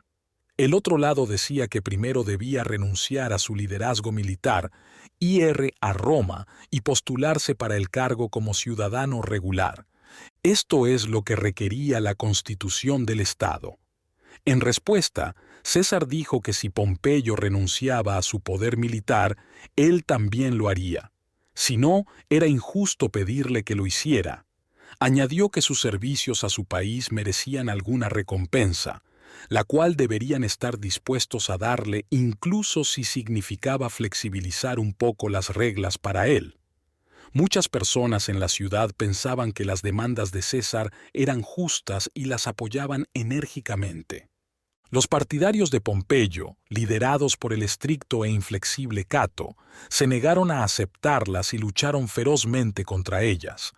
Toda la ciudad estaba en ebullición con este conflicto. Las personas más activas e inquietas de la capital estaban apasionadamente involucradas, mientras que los ciudadanos más reflexivos, recordando los días de Mario y Sila, estaban muy preocupados por el peligro que se avecinaba. Pompeyo no tenía miedo. Dijo al Senado que lucharan contra todas las demandas de César. Dijo que si César intentaba marchar hacia Roma, podría reunir suficientes tropas solo con un golpe de pie para detenerlo. Se necesitaría un libro entero para describir completamente los argumentos, conflictos, estrategias, discusiones, votos y decisiones que ocurrieron durante esta disputa. Pompeyo permaneció fuera de la ciudad todo el tiempo. Estaba liderando un ejército allí, y los generales al mando no podían entrar por las puertas de la ciudad. Finalmente, un acalorado debate en el Senado terminó cuando uno de los cónsules se levantó para irse diciendo que no escucharía la discusión por más tiempo. Era hora de actuar. Pompeyo necesitaba enviar un líder con soldados para proteger al país de la invasión de César. Dos de los principales partidarios de César, que eran tribunos, se disfrazaron de esclavos y escaparon para unirse a él en el norte. El país estaba en un estado de caos y miedo. Estaba claro que la gente tenía más miedo de César que confianza en Pompeyo. El país estaba lleno de rumores sobre el poder de César y su actitud amenazante. Aquellos que querían resistirse a él no parecían tener los medios suficientes para hacerlo. Se hicieron muchos planes y se apoyaron enérgicamente por diferentes personas para evitar el peligro. Esto solo añadió a la confusión, y pronto toda la ciudad se llenó de miedo. En este momento, César estaba asentado en Rávena, a unos 30 o 40 millas de la frontera. Estaba construyendo una escuela de esgrima y estaba muy centrado en los planes y modelos hechos por los arquitectos. Por supuesto, en su camino a Roma dependía más de la ayuda que esperaba obtener allí que de la fuerza que llevaba consigo. Así que planeaba moverse de manera silenciosa y privada, sin mostrar mucha violencia. Quería evitar cualquier cosa que pudiera revelar su plan a cualquier espía o a alguien que pudiera informarlo en Roma. Justo antes de partir, se centró en su escuela de esgrima y actuó relajado alrededor de sus oficiales y soldados para que nadie adivinara su plan. Durante el día, envió tranquilamente algunas tropas hacia el sur, diciéndoles que establecieran un campamento junto al río Rubicón. Por la noche, cenó como de costumbre, habló con sus amigos y luego fue con ellos a un evento público. Una vez que oscureció y las calles estaban tranquilas, salió de la ciudad en secreto con solo unos pocos asistentes. En lugar de usar sus vehículos habituales, que habrían llamado la atención, utilizó mulas de una panadería cercana para tirar de su carruaje. Los portadores de antorchas iluminaron el camino. Viajaron durante la noche, pero encontraron que sus preparativos apresurados no fueron suficientes. Las antorchas se apagaron, los guías se perdieron y el futuro conquistador del mundo estaba confundido y perdido. Después del amanecer, encontraron a un campesino que se ofreció a guiarlos. Los llevó de regreso al camino principal y llegaron al río sin más problemas. Allí encontraron a la parte del ejército que había ido adelante esperándolos. César se paró junto al río pensando en lo importante de su decisión. Sus oficiales estaban con él. César dijo: Podemos volver ahora, pero una vez que crucemos este río, debemos seguir adelante. Pausó, consciente de lo grande que era la decisión y su impacto en él. Dar el siguiente paso haría realidad sus mayores sueños o lo llevaría al fracaso total. También había importantes intereses públicos en juego, aunque probablemente no pensaba mucho en ellos. Al final, El futuro del mundo romano durante muchos siglos dependía de cómo decidiera César. Había un pequeño puente sobre el Rubicón donde César lo estaba mirando. Mientras estaba allí, un campesino o pastor vino de un campo cercano con una flauta de pastor, un instrumento de caña simple usado por los músicos de esa época. Soldados y oficiales se reunieron para escucharlo tocar. Algunos de los trompeteros de César, sosteniendo sus trompetas, también se unieron a la multitud. El pastor tomó un arma de alguien, dejó la suya y comenzó a tocar una carga, una señal para moverse rápidamente, mientras también caminaba sobre el puente. César dijo: Una señal, un milagro. Vamos a donde nos lleve este signo divino. La decisión está tomada. Avanzó sobre el puente mientras los oficiales empacaban el campamento y preparaban a las tropas para seguirlo. A lo largo de la vida de César, demostró muchas veces que no creía en los presagios. Sin embargo, a menudo usaba la creencia de los soldados en ellos para aumentar su valor o calmar sus miedos. Si la historia del pastor trompetero realmente sucedió por casualidad, fue organizada por César para causar efecto, o fue simplemente inventada por los narradores para agregar drama a la cruzada del Rubicón, depende de cada lector decidir. Después de cruzar el puente, César reunió a sus tropas y dio un apasionado discurso. Explicó la seriedad de su situación y cuánto dependía de ellos. Les pidió que se mantuvieran leales y prometió grandes recompensas si lo ayudaban a tener éxito. Los soldados prometieron mantenerse leales. La primera ciudad en el lado romano del Rubicón fue Ariminum. César se dirigió a esta ciudad. Las autoridades abrieron sus puertas de buen grado, dándole la bienvenida como su líder. La fuerza de César aún era pequeña, con solo una legión cruzando el río con él. Sin embargo, había ordenado que otras legiones en la Galia se unieran a él rápidamente. No necesitaba más tropas ya que no enfrentaba oposición. César dijo a sus soldados que no dañaran ninguna propiedad ni actuaran de manera hostil hacia los locales. La gente lo recibió con los brazos abiertos donde quiera que iba y todas las ciudades y pueblos se rendían rápidamente siguiendo el ejemplo de Ariminum. Antes de que César cruzara el Rubicón, hubo debates y votaciones en el Senado romano. Decidieron removerlo del mando del ejército y eligieron a Domicio como su reemplazo. Domicio fue el único que intentó detener a César mientras avanzaba hacia Roma. Domicio condujo un ejército sobre los Apeninos para reemplazar a César y llegó a Corfinium, aproximadamente un tercio del camino de Roma al Rubicón. César entonces llegó y lo atrapó allí. Después de un breve sitio, la ciudad fue capturada y Domicio y su ejército fueron tomados prisioneros. Todos pensaban que César los castigaría severamente. En cambio, tomó a las tropas bajo su servicio y dejó ir libre a Domicio. Mientras tanto, llegó la noticia de que César había cruzado el Rubicón y estaba teniendo gran éxito al comenzar su marcha hacia Roma. Esta noticia llegó al Capitolio y causó mucho miedo. Los informes sobre el tamaño de su ejército y la velocidad de su progreso fueron muy exagerados. El partido de Pompeyo y el Senado habían intentado muy arduamente hacer que la gente temiera a César para detenerlo. Ahora César había roto sus defensas y se dirigía hacia la ciudad sin ningún obstáculo, y ellos estaban muy asustados. Pompeyo comenzó a temer el peligro que se avecinaba. El Senado celebró reuniones fuera de la ciudad como consejos de guerra, esperando la ayuda de Pompeyo contra el peligro que había creado. Había afirmado que podría reunir rápidamente un ejército para luchar contra César solo con golpear su pie. Le dijeron que era hora de golpear ahora. Pompeyo descubrió que todos estaban en su contra. Algunos sugirieron enviar comisionados a César para proponer la paz. Sin embargo, los líderes sabían que hacer las paces con César los arruinaría, así que se opusieron a ello. Cato rápidamente dejó la ciudad y se fue a Sicilia, su provincia asignada. Otros huyeron a otros lugares.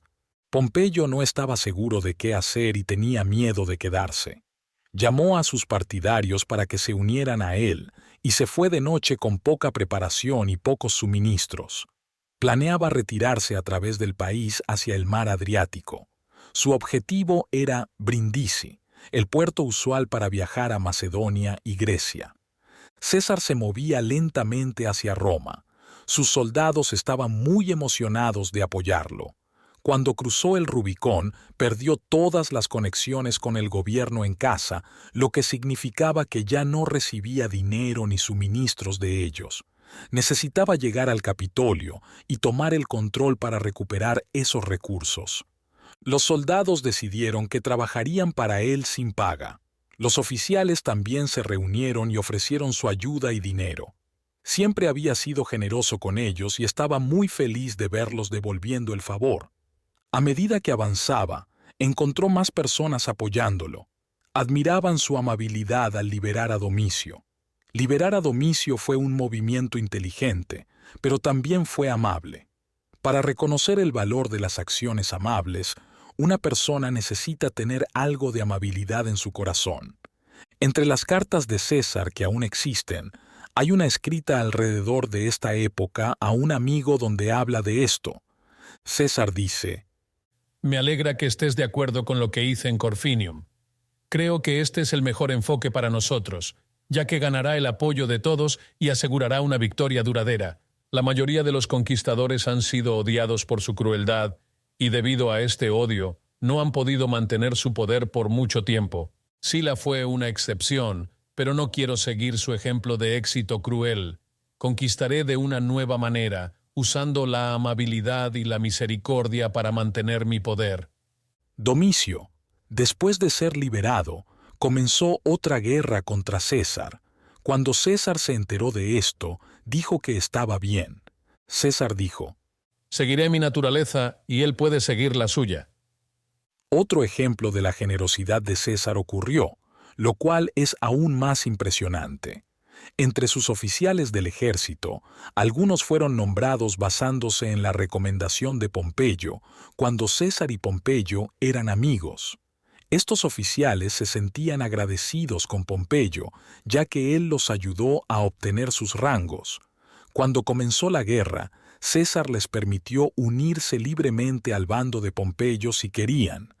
César fue muy generoso en todos los aspectos. Fue mucho más generoso y misericordioso que Pompeyo cuando comenzaron su gran conflicto. Pompeyo hizo que cada ciudadano se uniera a su lado y dijo que trataría a cualquiera que se mantuviera neutral como enemigo. César permitió que todos optaran por no unirse a la contienda, diciendo que consideraría a aquellos que no actuaran en su contra como amigos.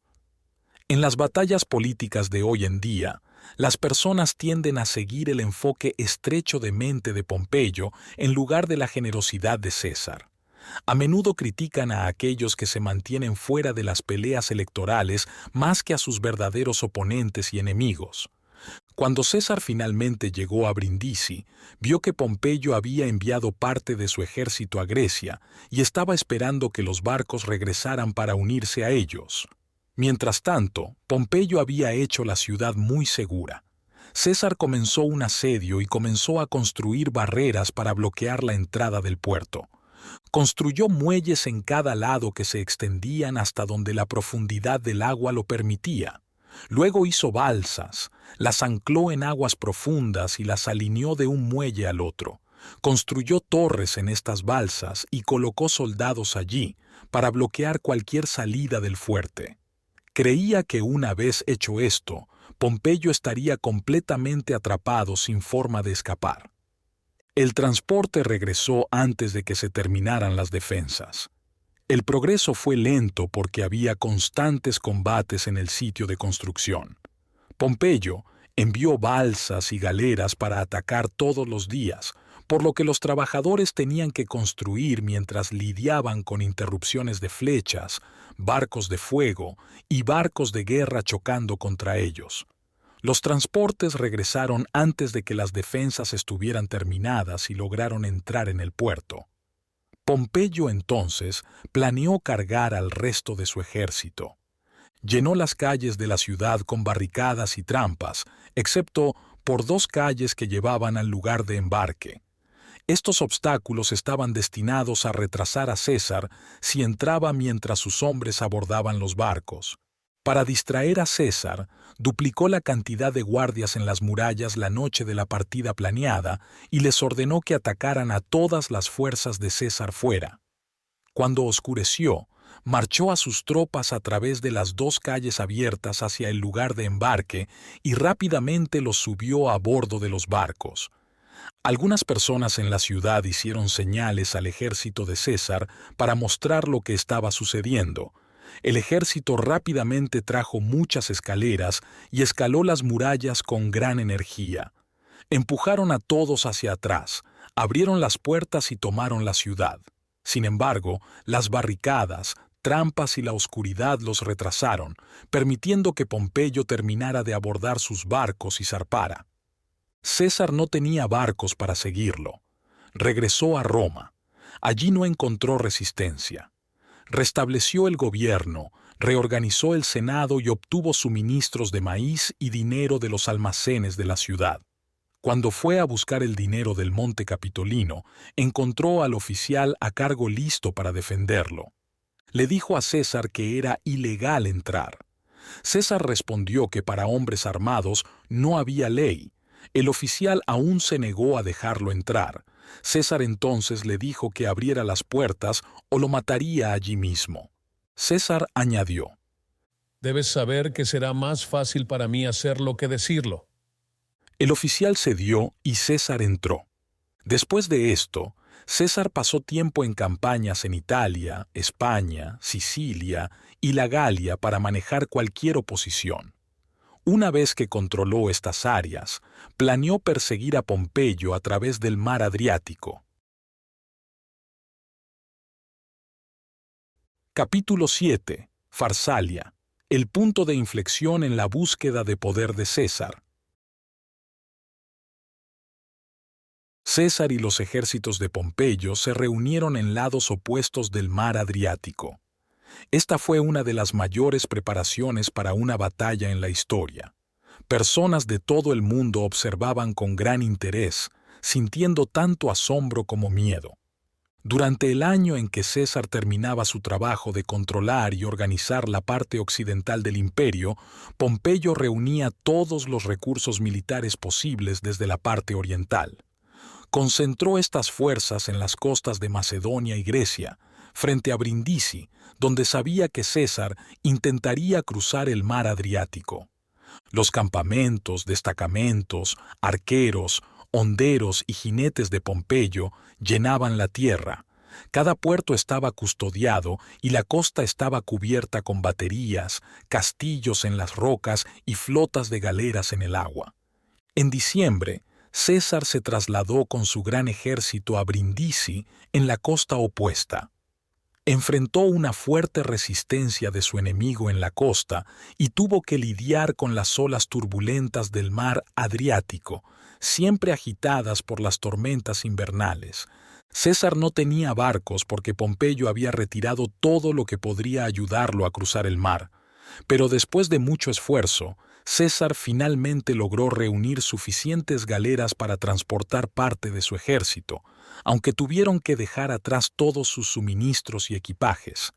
Luego reunió a su ejército y les dijo que estaban cerca del final de todos sus peligros y trabajos arduos. Estaban a punto de enfrentarse a su enemigo principal en una batalla final. No necesitaban traer a sus sirvientes, equipajes o suministros porque confiaban en ganar. La victoria les proporcionaría todo lo que necesitaban de sus enemigos derrotados.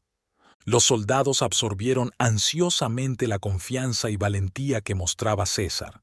Un gran grupo zarpó y, después de una noche tormentosa en el frío y agitado mar, llegaron a la costa un poco al norte de donde las flotas de Pompeyo estaban esperando.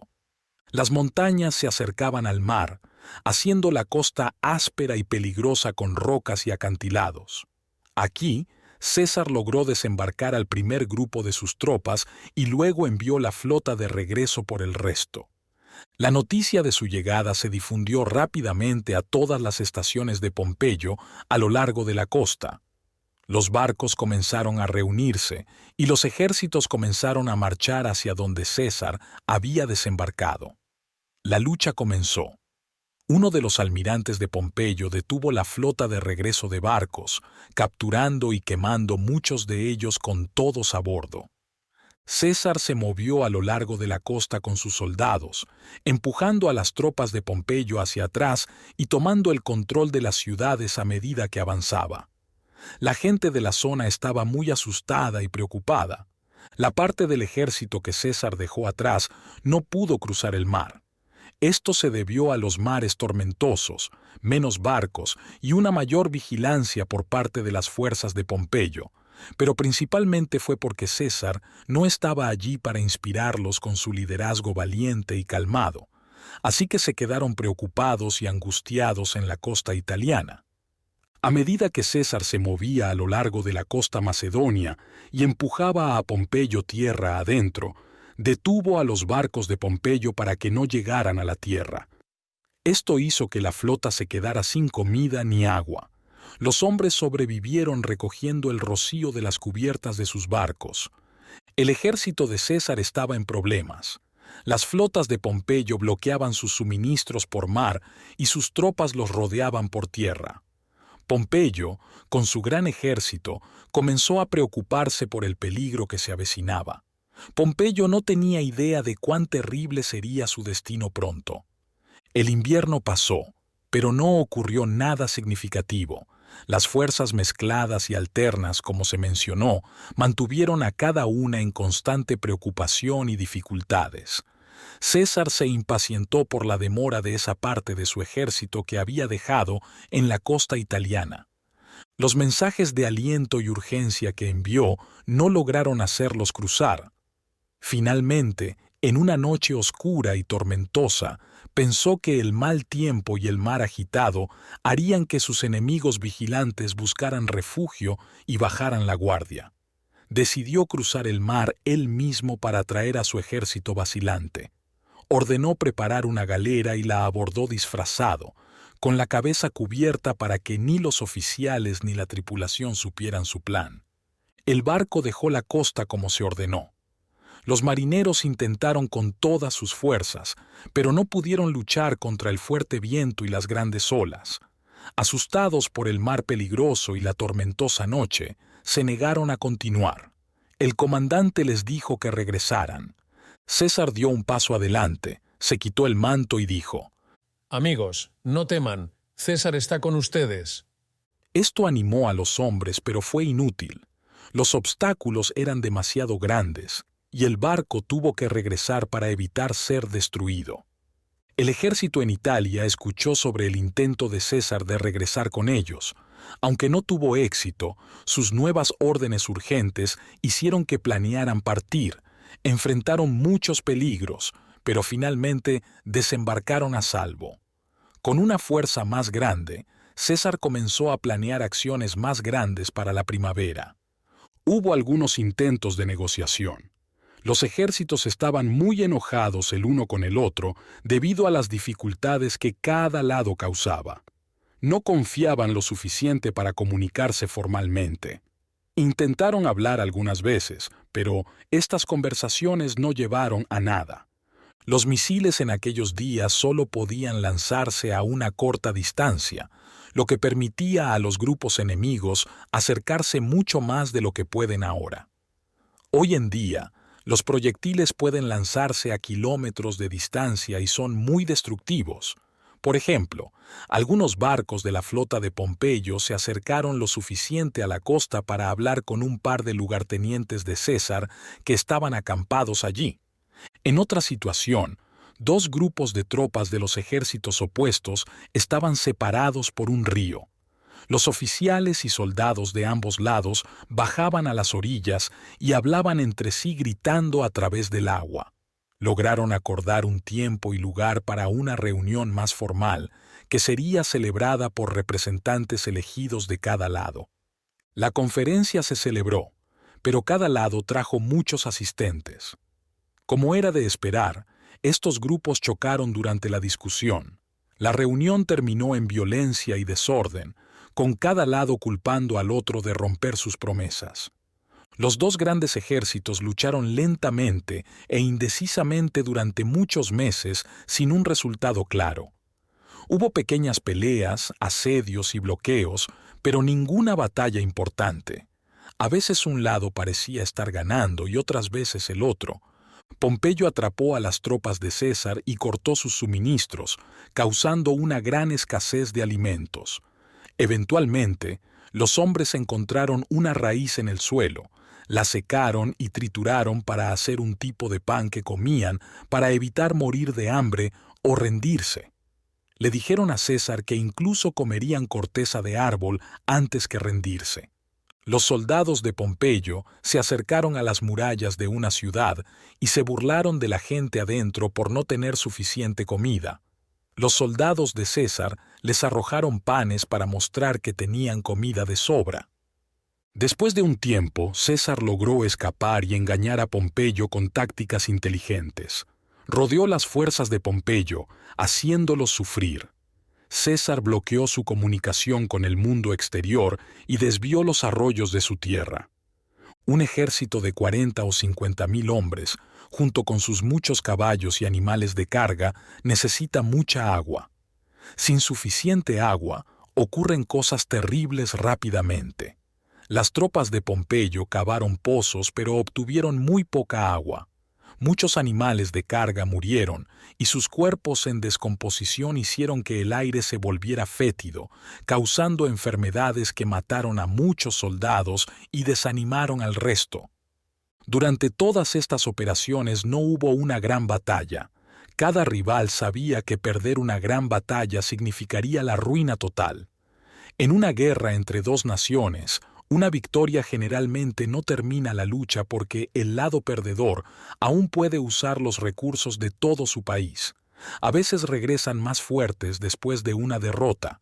Incluso si pierden al final, no siempre significa la ruina total del comandante. El comandante puede negociar una paz justa y regresar a casa a salvo. Si su pueblo ve sus problemas como no su culpa, sino debido a la mala suerte más allá de su control, puede vivir el resto de su vida con comodidad y respeto. El concurso entre César y Pompeyo era diferente. Uno de ellos era un traidor y un enemigo de su país. El resultado de una batalla decidiría quién tendría el poder. La victoria le daría a uno de ellos el control total, mientras que la derrota destruiría al otro, dejándolo sin amigos, hogar o país. Era una situación de alto riesgo, por lo que no es sorprendente que ambos lados demoraran en actuar. Pompeyo, desesperado por la difícil situación en la que César lo había puesto, lanzó una serie de ataques fuertes y exitosos en las líneas de César. Logró liberarse y los dos ejércitos se movieron lentamente hacia el interior del país, manteniéndose cerca el uno del otro como aves de presa. Siguieron atacándose entre sí mientras intentaban obtener una mejor posición o engañar al otro. Viajaron por llanuras, cruzaron ríos y pasaron por pasos de montaña hasta que llegaron al centro de Tesalia. Aquí, los ejércitos se detuvieron y lucharon la batalla final. El lugar era conocido como la llanura de Farsalia, y la gran batalla que tuvo lugar allí hizo que su nombre fuera famoso. El ejército de Pompeyo era mucho más grande que el de César y había estado ganando todas las pequeñas peleas durante un tiempo, por lo que estaba seguro de que ganaría. Alineó a sus hombres con un lado junto a un río, lo que los mantenía a salvo de ataques por ese lado. Desde aquí, la larga línea de legiones se extendía por la llanura, terminando con fuertes grupos de jinetes, honderos y arqueros. Este arreglo les daba una amplia gama de armas y movilidad para evitar que César los flanqueara. Sin embargo, esto era poco probable, ya que César tenía alrededor de la mitad de las tropas en comparación con Pompeyo. El otro ejército tenía alrededor de 50,000 hombres, mientras que el suyo propio tenía entre 20 y 30,000. Los generales a menudo exageran el tamaño de las fuerzas a las que se enfrentan y minimizan sus números para hacer que sus logros parezcan más impresionantes. Así que debemos ser cautelosos con las afirmaciones hechas por César y sus partidarios. En cuanto al relato de Pompeyo, la derrota completa y total que él y sus seguidores sufrieron justo después de la batalla significó que nunca se registró. En la parte trasera de la llanura, donde las líneas de Pompeyo estaban establecidas, estaba el campamento. Los soldados habían dejado el campamento para prepararse para la batalla. Las hogueras de la noche anterior se estaban apagando porque era una cálida mañana de verano.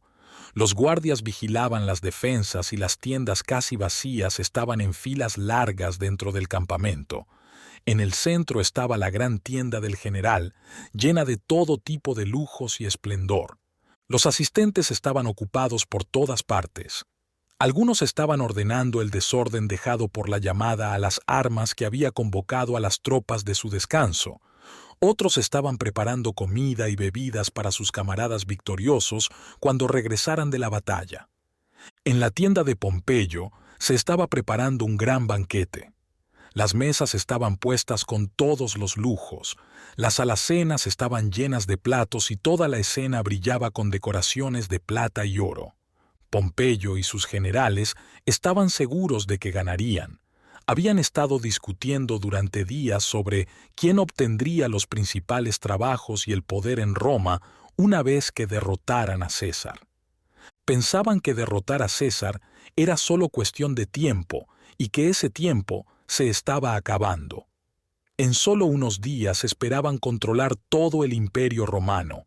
Ávidos y codiciosos, discutían sobre cómo dividir las recompensas.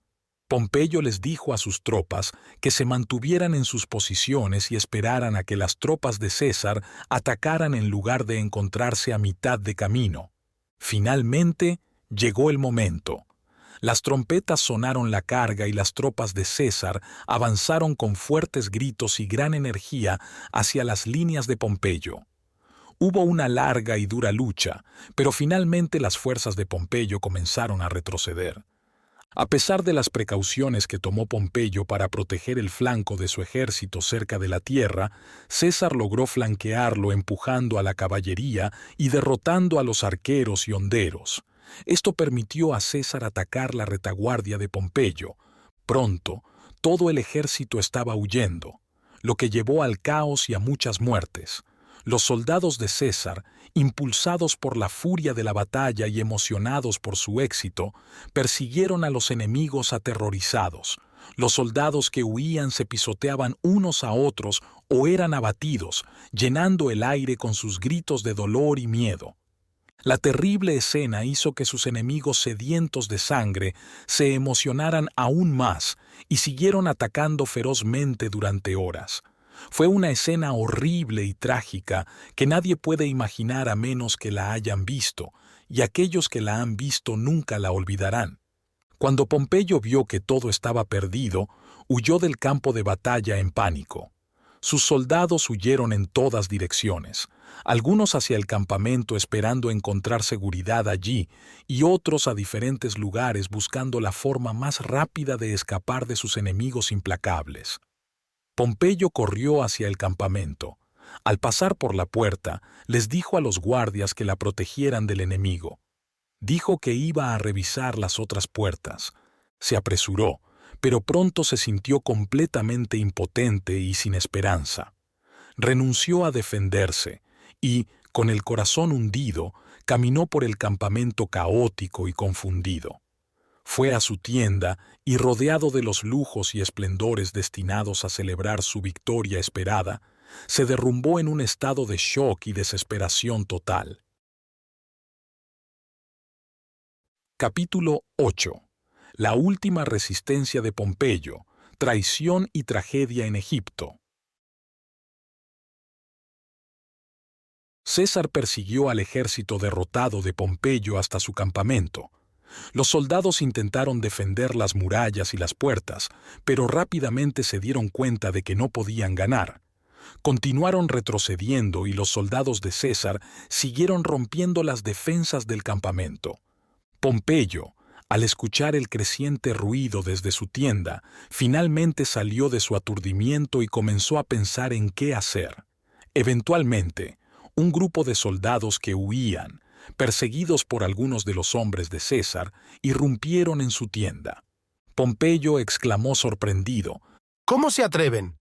¿Quién pensó que era aceptable entrar en mi tienda sin permiso? Durante más de 30 años, había sido un general victorioso acostumbrado a todo el respeto y poder que la gran riqueza y el alto rango militar podían otorgar. En los campamentos que montaba y las ciudades que conquistaba, él era el amo absoluto. Su tienda, siempre decorada de la manera más magnífica, estaba prohibida para todos. Incluso los líderes poderosos sentían respeto y asombro cuando entraban. Ahora, soldados groseros irrumpían salvajemente. El ruido afuera se hacía más fuerte y más cercano, advirtiendo al héroe caído que ya no había protección contra el peligro que se acercaba.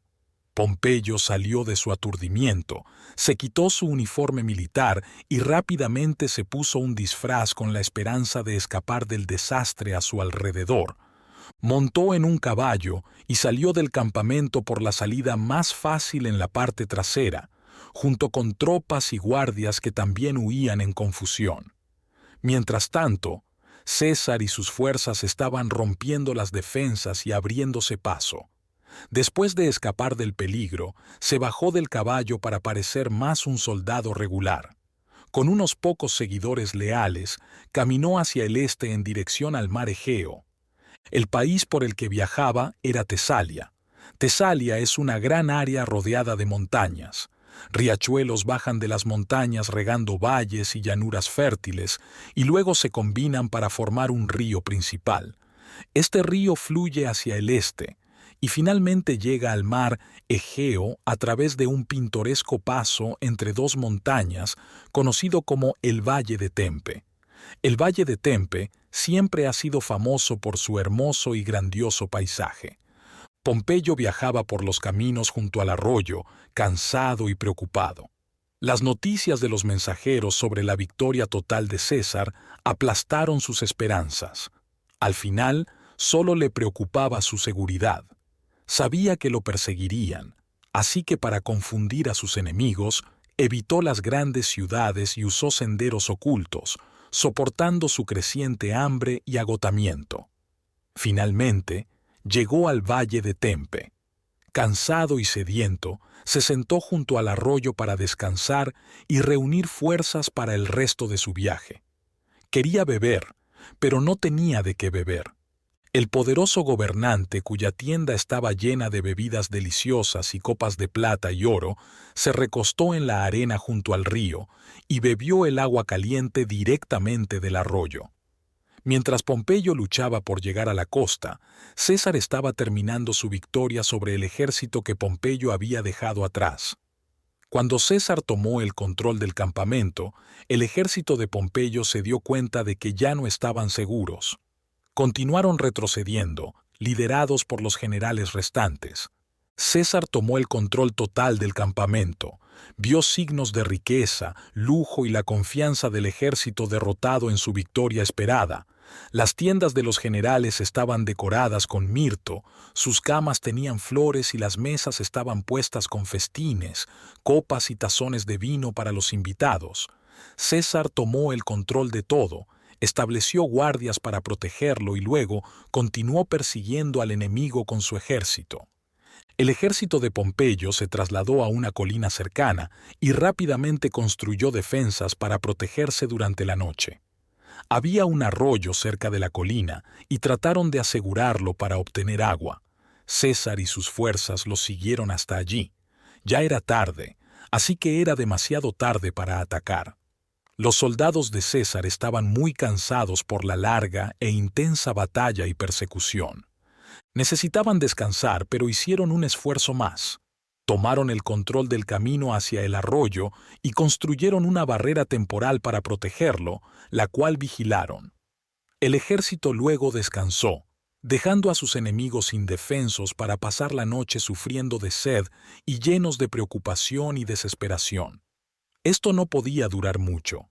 Se rindieron por la mañana y César terminó con más de 20.000 prisioneros. Mientras tanto, Pompeyo se movía a través del valle de Tempe hacia el mar. Ignoraba la belleza a su alrededor, pensando solo en su mala suerte e imaginando cómo podría ocurrir su caída. Finalmente, llegó a la costa y pasó la noche en la cabaña de un pescador. Unas pocas personas se quedaron con él, incluyendo algunos esclavos. Envió a los esclavos diciéndoles que fueran a César y se rindieran, ya que César era amable y no serían dañados. Mantuvo a los demás con él y arregló un bote para llevarlo a lo largo de la costa al día siguiente. El bote estaba destinado a ríos, no al mar, pero era el único disponible. Se levantó temprano la mañana siguiente y se subió a un pequeño bote con unos pocos asistentes. Los remeros comenzaron a moverse a lo largo de la costa. Pronto vieron un barco mercante a punto de zarpar. El capitán del barco había visto a Pompeyo antes y lo reconoció.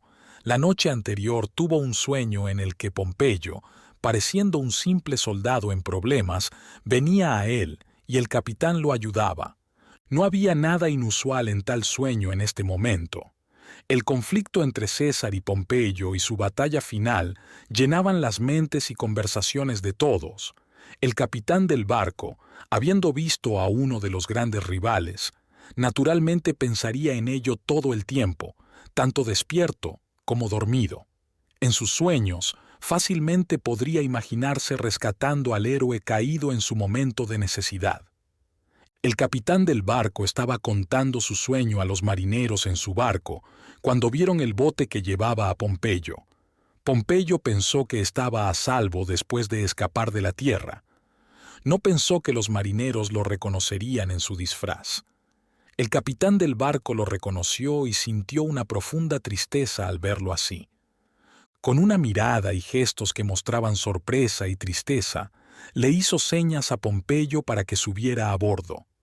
Ordenó que su bote fuera bajado de inmediato para llevar a Pompeyo a bordo. Pompeyo subió a bordo. El barco le fue entregado y todo se hizo para satisfacer sus necesidades, hacerlo sentir cómodo y honrarlo. El barco lo llevó a Anfípolis, una ciudad en Macedonia cerca del mar, al norte y este de donde comenzó. Cuando Pompeyo llegó al puerto, envió mensajes a la gente pidiéndoles que se unieran a su causa. Sin embargo, no desembarcó ni tomó más acciones. Se quedó en el río cerca de Anfípolis solo el tiempo suficiente para obtener dinero y suministros de amigos en tierra y luego volvió a zarpar. No está claro si se enteró de que César venía con una fuerza demasiado fuerte para luchar, descubrió que la gente no lo apoyaba o si todo el movimiento fue un truco para distraer a César y permitirle escapar de manera segura más allá del mar. La esposa de Pompeyo, Cornelia, estaba en la isla de Lesbos en Mitilén, cerca de la costa occidental de Asia Menor. Era muy hermosa, inteligente y moralmente fuerte.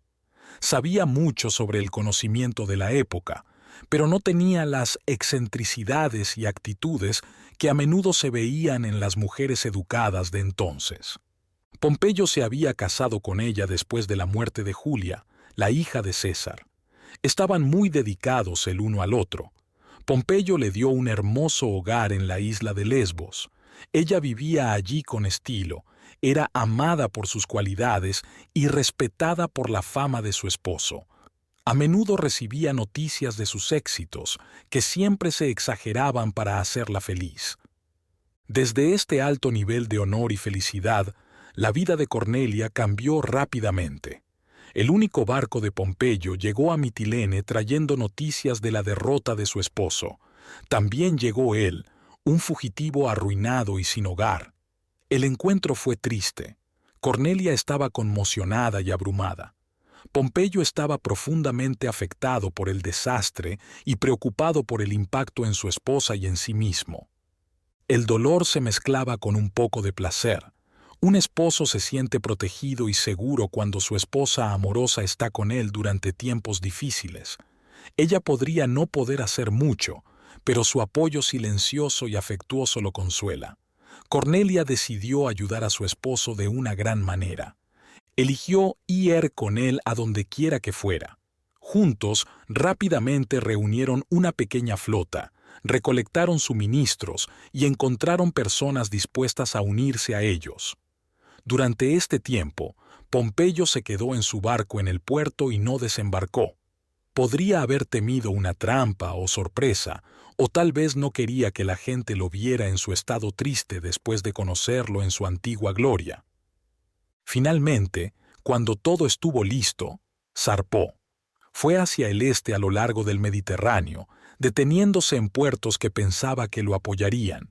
Los rumores de que César lo perseguía se difundieron por todas partes, causando miedo. La gente en diferentes regiones estaba eligiendo bandos, algunos a su favor y otros en su contra. La emoción era tan alta que tuvo que ser muy cuidadoso en todas sus acciones. A veces no le permitían desembarcar. Otras veces no tenía suficientes amigos para protegerlo. Incluso cuando las autoridades decían ser amigables, no confiaba en ellos. Aún así, obtuvo algo de dinero y más barcos y hombres hasta que tuvo una pequeña flota. Varios hombres importantes que habían trabajado para él cuando era exitoso permanecieron leales a él ahora. Crearon una especie de consejo en su barco donde a menudo hablaban con su antiguo gran líder sobre el mejor plan a seguir. Decidieron que lo mejor era buscar refugio en Egipto. No parecía haber otra opción. El resto del mundo claramente estaba del lado de César. Años antes, Pompeyo había ayudado a un rey de Egipto a recuperar su trono y muchos de sus soldados se quedaron en el país. El rey había muerto desde entonces, dejando una hija llamada Cleopatra y un hijo joven llamado Ptolomeo. Ptolomeo y Cleopatra fueron nombrados herederos conjuntos del trono por su padre. Pero los ministros de Ptolomeo habían expulsado a Cleopatra para poder gobernar solos. Cleopatra levantó un ejército en Siria y se dirigía a Egipto para reclamar sus derechos.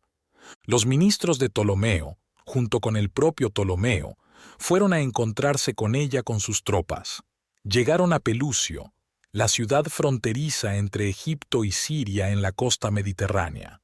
Aquí, sus ejércitos se reunieron en grandes campamentos en tierra y sus barcos y transportes estaban anclados a lo largo de la costa. Pompeyo y sus consejeros creían que el gobierno de Ptolomeo lo recibiría como amigo porque había ayudado al padre del joven príncipe. Olvidaron que la gratitud no es una virtud política. El pequeño grupo de Pompeyo se movió lentamente a través del mar Mediterráneo hacia Pelucio y el campamento de Ptolomeo. A medida que se acercaban a la costa, tanto Pompeyo como Cornelia se sentían muy nerviosos. Enviaron un mensajero para informar al joven rey de la llegada de Pompeyo y pedir su protección. El gobierno de Ptolomeo celebró una reunión para discutir el asunto. Se compartieron muchas ideas y se sugirieron muchos planes. La decisión final fue esta: aceptar a Pompeyo haría de César su enemigo. Rechazar a Pompeyo haría de Pompeyo su enemigo y, aunque estaba débil ahora, podría buscar venganza más tarde. Entonces, la opción más sabia era eliminarlo. Planearon invitarlo a la orilla y matarlo cuando llegara. Esto haría feliz a César, y Pompeyo muerto no podría vengarse. Los perros muertos, como dijo el orador que hizo esta terrible sugerencia, no muerden. Un egipcio llamado Aquilas fue elegido para llevar a cabo el plan de asesinato. Pompeyo fue invitado a desembarcar con una promesa de seguridad. Cuando su flota se acercó a la costa, Aquilas tomó a unos pocos hombres armados en un pequeño bote para encontrarse con el barco de Pompeyo. Los oficiales y asistentes de Pompeyo observaron todo desde la cubierta de su barco. Prestaron mucha atención para ver si las señales mostraban verdadera amistad o traición. Las señales no parecían buenas. Los amigos de Pompeyo notaron que no se estaban haciendo preparativos en la costa para recibirlo con los honores que creían que merecía. La forma en que los egipcios parecían esperar que desembarcara parecía un mal presagio. Solo había un pequeño bote para alguien que recientemente controlaba la mitad del mundo.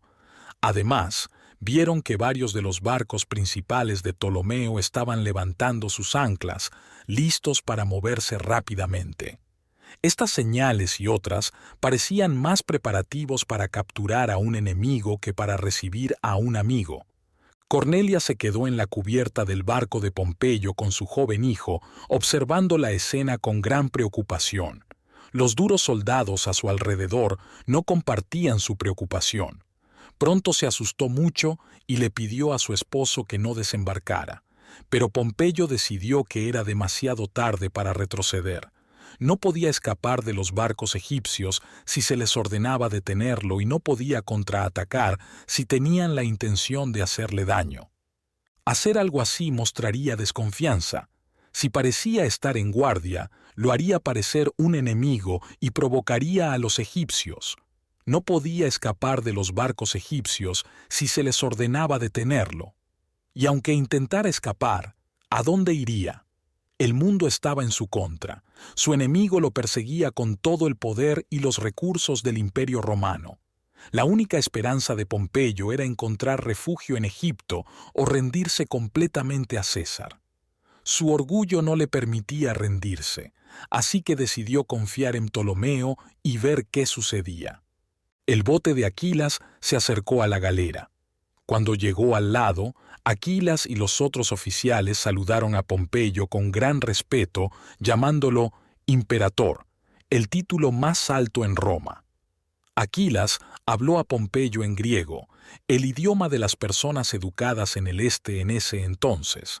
Dijo que el agua era demasiado poco profunda para que el barco de Pompeyo se acercara más a la costa. Invitó a Pompeyo a subirse a su bote y lo llevaría a la playa donde el rey estaba esperando. Pompeyo, sintiéndose muy preocupado, se preparó para aceptar la invitación. Se despidió de su esposa, quien temía que tal vez nunca se volvieran a ver. 2 centuriones y 2 sirvientes fueron con Pompeyo y subieron al bote. Pompeyo los siguió y los remeros movieron el bote hacia la orilla. La gente en todos los barcos de la escuadra de Pompeyo y la flota egipcia observaban desde las cubiertas. Los soldados y grupos de hombres en la orilla también observaban el desembarco de cerca. Entre los hombres que Aquilas había enviado para ayudar con el asesinato, había un oficial romano que solía servir bajo las órdenes de Pompeyo. Cuando Pompeyo se sentó en el bote, reconoció a este hombre y dijo: Creo que te recuerdo como mi compañero soldado de antes. El hombre solo asintió. Sintiéndose culpable por la traición que estaba a punto de cometer, no quería recordar los días en que era amigo de Pompeyo. Toda la compañía en el bote estaba llena de asombro y miedo por el terrible acto que estaban a punto de cometer. No estaban de humor para conversar. Pompeyo sacó un manuscrito griego de un discurso que había preparado para el joven rey y lo leyó en silencio. Avanzaron en silencio, solo escuchando los remos en el agua y las suaves olas a lo largo de la orilla. El bote finalmente llegó a la orilla. Cornelia se quedó en la cubierta observando todo con preocupación. Uno de los 2 sirvientes de Pompeyo, llamado Felipe, que era su favorito, se levantó para ayudar a Pompeyo a desembarcar. Felipe le dio la mano a Pompeyo para ayudarlo a levantarse. En ese momento, el oficial romano que Pompeyo había reconocido como su compañero soldado se acercó por detrás y lo apuñaló en la espalda. En ese momento, Aquilas y los otros desenfundaron sus espadas. Pompeyo sabía que todo había terminado.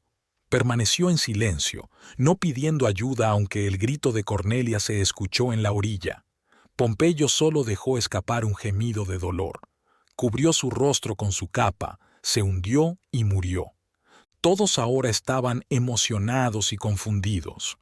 Después del acto, los perpetradores abandonaron la escena llevándose la cabeza de su víctima para mostrársela a César como prueba. Los oficiales que aún estaban en la flota que llevó a Pompeyo a la costa zarparon rápidamente llevándose a Cornelia, que estaba abrumada por el dolor y la desesperación. Felipe y sus compañeros sirvientes se quedaron en la playa aturdidos y conmocionados por el cuerpo decapitado de su amo. Multitudes de personas vinieron una tras otra para ver la horrible escena. Miraron por un momento en silencio y luego se alejaron, conmocionados y molestos. Finalmente, cuando la emoción inicial se calmó un poco, Felipe y sus amigos lograron recuperar la compostura. Comenzaron a pensar en el único consuelo que les quedaba: realizar los solemnes deberes del entierro. Encontraron los restos de un barco de pesca en la orilla y usaron la madera para construir una simple pira funeraria. Quemaron lo que quedaba del cuerpo mutilado, recogieron las cenizas, las pusieron en una urna y las enviaron a Cornelia, quien luego las enterró en Alba con muchas lágrimas amargas. Capítulo 9. César y Cleopatra. Amor y guerra en Alejandría. Después de ganar en Farsalia, César observó el campo de batalla. En lugar de sentirse orgulloso como un general victorioso podría, sintió lástima por los soldados muertos que yacían en el suelo. César miró la escena en silencio y tristemente por un rato, y luego dijo: Aunque los romanos se destruyeron entre sí, Roma aún salió victoriosa. Lamentablemente, fueron mis supuestos amigos quienes eligieron esto y sufrieron las consecuencias. Me dejaron con una carga que tendré que llevar por el resto de mi vida. Y dejó de pensar en su papel en esta matanza. Trató a un gran número de prisioneros con amabilidad, en parte porque era naturalmente generoso y en parte para ganar su apoyo para su futuro gobierno. Envió a muchos de sus tropas de regreso a Italia y llevó un grupo de caballería para moverse rápidamente a través de Tesalia y Macedonia, persiguiendo a su enemigo en fuga. César no tenía una marina, así que se quedó en tierra. Quería moverse por el país con un ejército para detener cualquier apoyo a Pompeyo. Cruzó el Helesponto y se desplazó por la costa de Asia Menor. En Éfeso había un famoso y rico templo dedicado a Diana que era muy impresionante. Las autoridades a cargo no sabían que César venía. Decidieron dar los tesoros del templo a Pompeyo, esperando que él los devolviera cuando recuperara el poder. Se organizó una asamblea para entregar oficialmente los tesoros y registrar su valor. Durante esta ceremonia se enteraron de que César había cruzado el Helesponto y se estaba acercando. Detuvieron la ceremonia y guardaron los tesoros. César viajó rápidamente por Asia Menor. A medida que avanzaba, escuchaba y verificaba los rumores sobre los movimientos de Pompeyo. Descubrió que Pompeyo había ido a Chipre y pensó que Pompeyo podría dirigirse a Egipto. Así que César decidió conseguir una flota y seguir a Pompeyo por mar. Con el tiempo, las noticias de la derrota de Pompeyo y la persecución de César se difundieron. Los gobernantes de la región abandonaron a Pompeyo y apoyaron a César en su lugar. Le ofrecieron ayuda y recursos. César no se detuvo para organizar una gran flota o ejército. Al igual que Napoleón, confiaba en la acción rápida, no en la preparación grandiosa. En Rodas, reunió una pequeña pero poderosa flota de 10 barcos y zarpó hacia Egipto con sus mejores tropas. Pompeyo desembarcó en Pelucio en la frontera oriental porque escuchó que el joven rey y su corte estaban allí para detener la invasión de Cleopatra. Pero César, siendo audaz y enérgico, fue directamente a Alejandría, la capital. Egipto en aquellos días era amigo de los romanos. El país mantenía su gobierno y realeza, pero estaba estrechamente vinculado a Roma, lo que lo convertía en parte del Imperio Romano. Así que cuando César llegó con su ejército, se esperaba que fuera bienvenido como amigo. Encontró solo a los soldados dejados por el gobierno de Ptolomeo en la ciudad. Al principio, los oficiales en la guarnición lo recibieron cálidamente. Sin embargo, pronto se molestaron porque él actuaba como si estuviera a cargo, lo que ellos sentían que amenazaba la autoridad de su propio rey. A veces, los fuertes sentimientos de exclusión y enojo se manifiestan en discusiones sobre cosas sin importancia. Esto fue cierto en este caso. Los cónsules romanos usaban una insignia de autoridad llamada fasces. Era un haz de varas atadas alrededor del mango de un hacha. Cuando un cónsul salía en público, lo seguían 2 oficiales llamados lictores. Cada oficial llevaba un haz de varas llamado fasces que mostraba la autoridad del cónsul. Los oficiales egipcios y la gente de la ciudad discutían con César porque él se movía con un guardaespaldas y lictores mostrando su poder.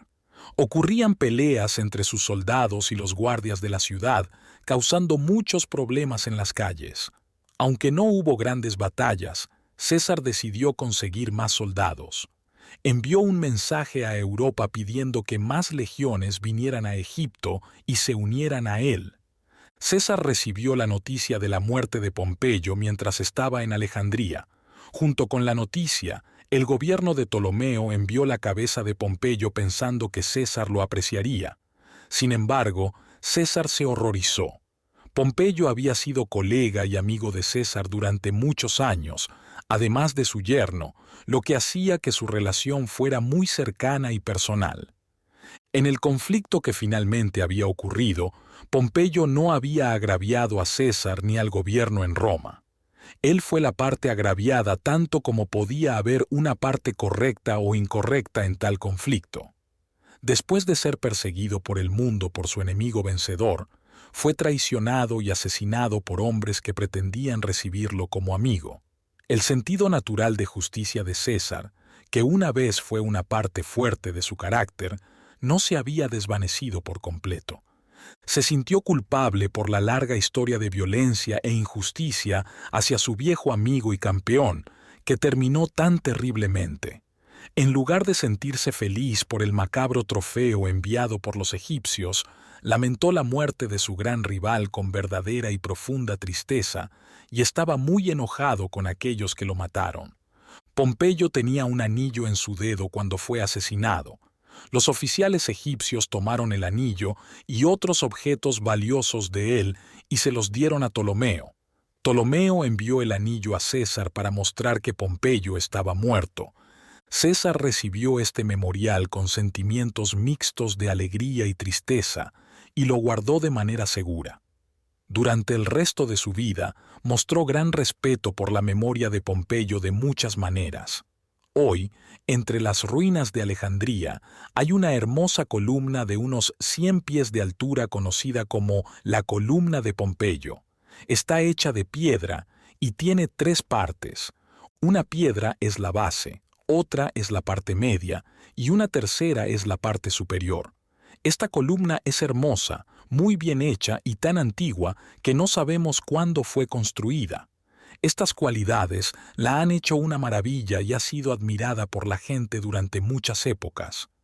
No conocemos la historia exacta de su origen, pero hay una tradición que dice que César la construyó mientras estaba en Egipto para honrar el nombre de Pompeyo. No está claro si fue por la victoria de César sobre Pompeyo o para celebrar el carácter y la fama militar de Pompeyo.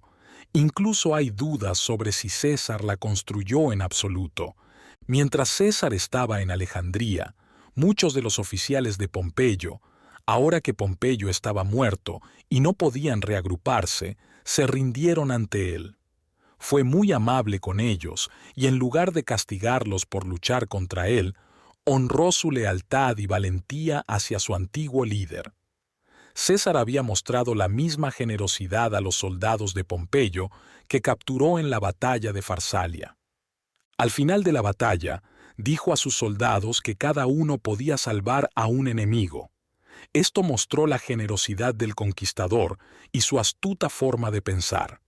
Los soldados, que habían estado llenos de odio y venganza durante la batalla, cambiaron rápidamente a sentir compasión y buena voluntad debido a esta orden. Los soldados feroces cambiaron rápidamente de cazar a sus enemigos derrotados a protegerlos y defenderlos. Este cambio allanó el camino para que los enemigos se unieran a su ejército como amigos y hermanos. César rápidamente ganó una posición fuerte en Alejandría. decidió usar su poder como cónsul romano para resolver la disputa sobre quién debería ser el próximo gobernante egipcio. Fue fácil para él encontrar razones para involucrarse en los asuntos de Egipto. Primero argumentó que había mucho caos y desorden en Alejandría. La gente se estaba dividiendo ferozmente en diferentes bandos en la discusión, lo que hacía imposible restaurar un buen gobierno y orden público hasta que se resolviera el problema. También dijo que el gobierno egipcio le debía dinero, que Pothinus, el ministro de Ptolomeo en Alejandría, era muy lento en pagar.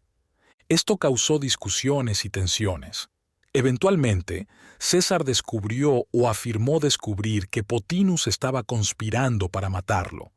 César decidió actuar. Ordenó que tanto Ptolomeo como Cleopatra despidieran a sus ejércitos, vinieran a Alejandría y presentaran sus reclamos ante él para tomar una decisión. Cleopatra accedió al llamado y regresó a Egipto para que César decidiera su caso. Ptolomeo eligió luchar.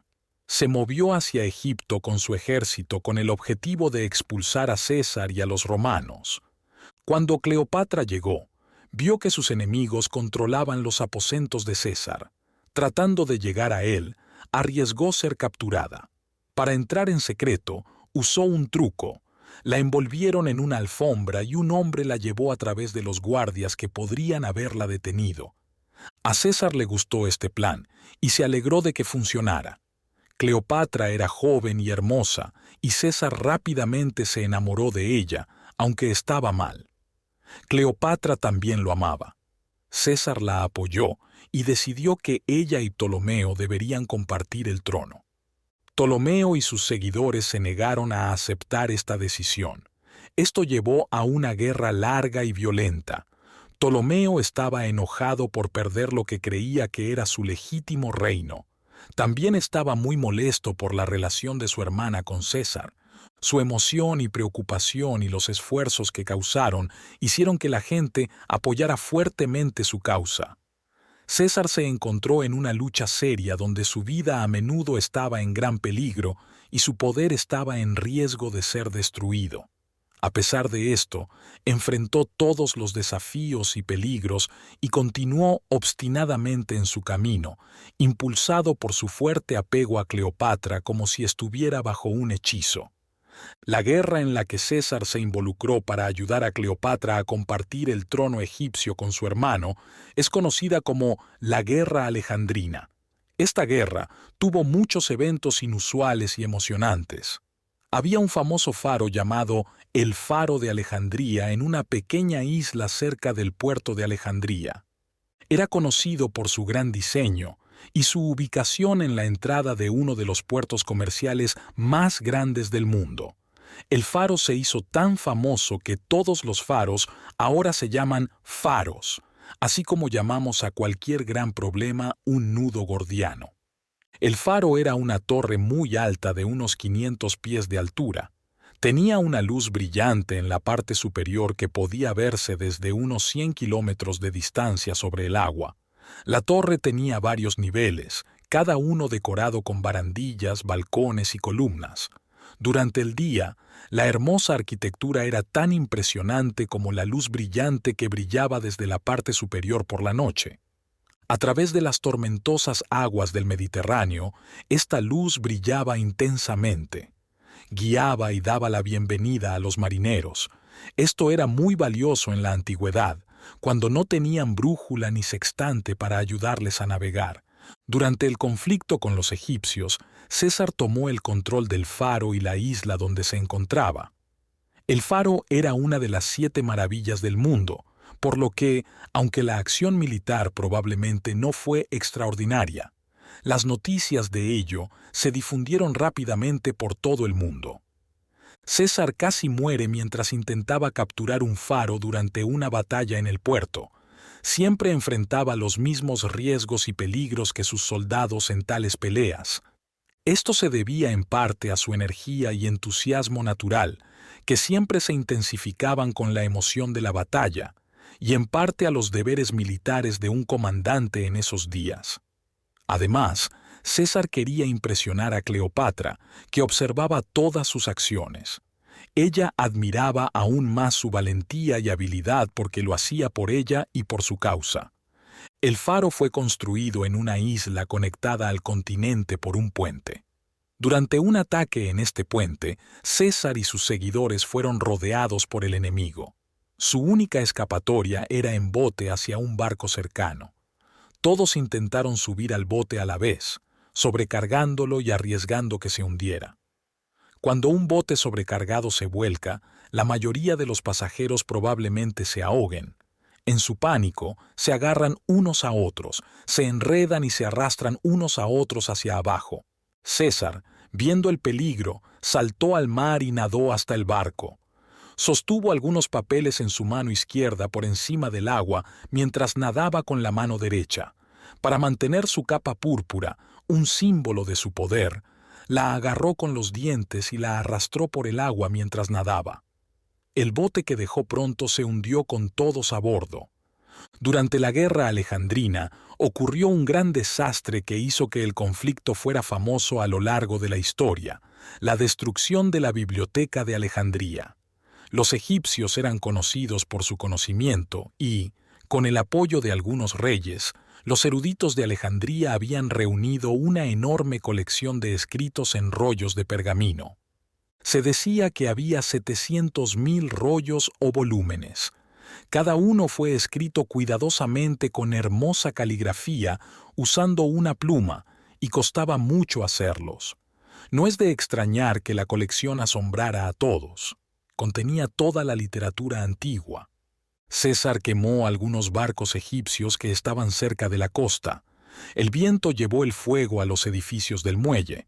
El fuego se extendió a los palacios y otros grandes edificios en esa parte de la ciudad.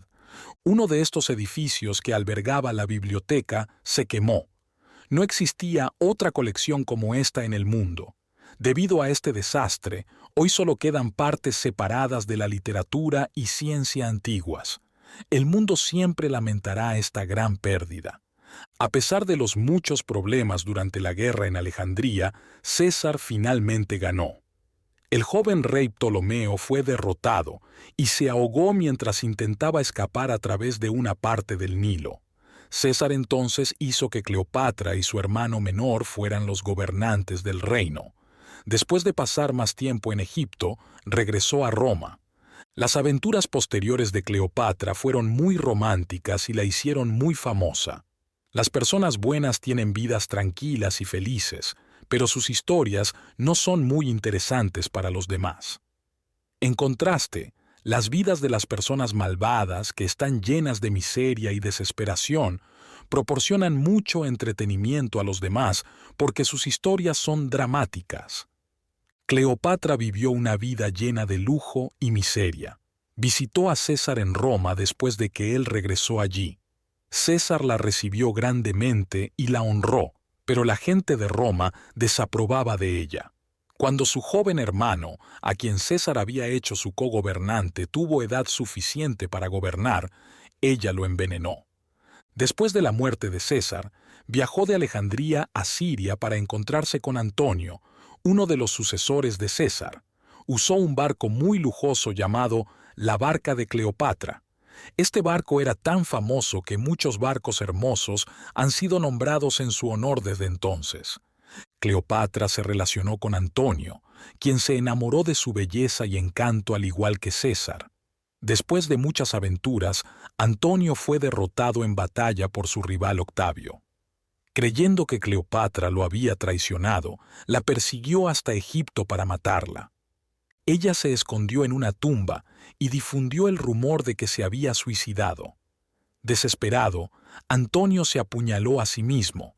Antes de morir, descubrió que Cleopatra estaba viva y fue llevado a sus brazos, muriendo en ellos. Cleopatra fue capturada por Octavio, quien planeaba llevarla a Roma para mostrarla en su desfile de victoria. Cansada de su vida problemática y para evitar esta vergüenza, decidió morir. En un gran banquete, un sirviente trajo un áspide escondido en un jarrón de flores. Ella colocó la serpiente en su brazo desnudo y ésta la mordió, causándole la muerte de inmediato. Capítulo 10. Veni, Vidi, Vici. El ascenso del emperador de Roma. Aunque Pompeyo estaba muerto y su ejército destruido, César se dio cuenta de que el imperio no estaba completamente bajo su control. A medida que las noticias de sus victorias se difundieron por los vastos territorios romanos, el impacto de su poder se debilitó. La gente tiende a temer menos a las amenazas distantes. Mientras César estaba en Egipto, se formaron 3 grupos poderosos contra él en Asia Menor, África y España. Para derrotar a estos fuertes oponentes, César mostró al mundo su increíble velocidad y habilidad en la acción militar, lo que lo hizo famoso como general. Primero fue a Asia Menor y libró una gran y significativa batalla allí. Su ataque fue tan rápido y sorprendente que sus enemigos fueron derrotados antes de que supieran que él estaba cerca.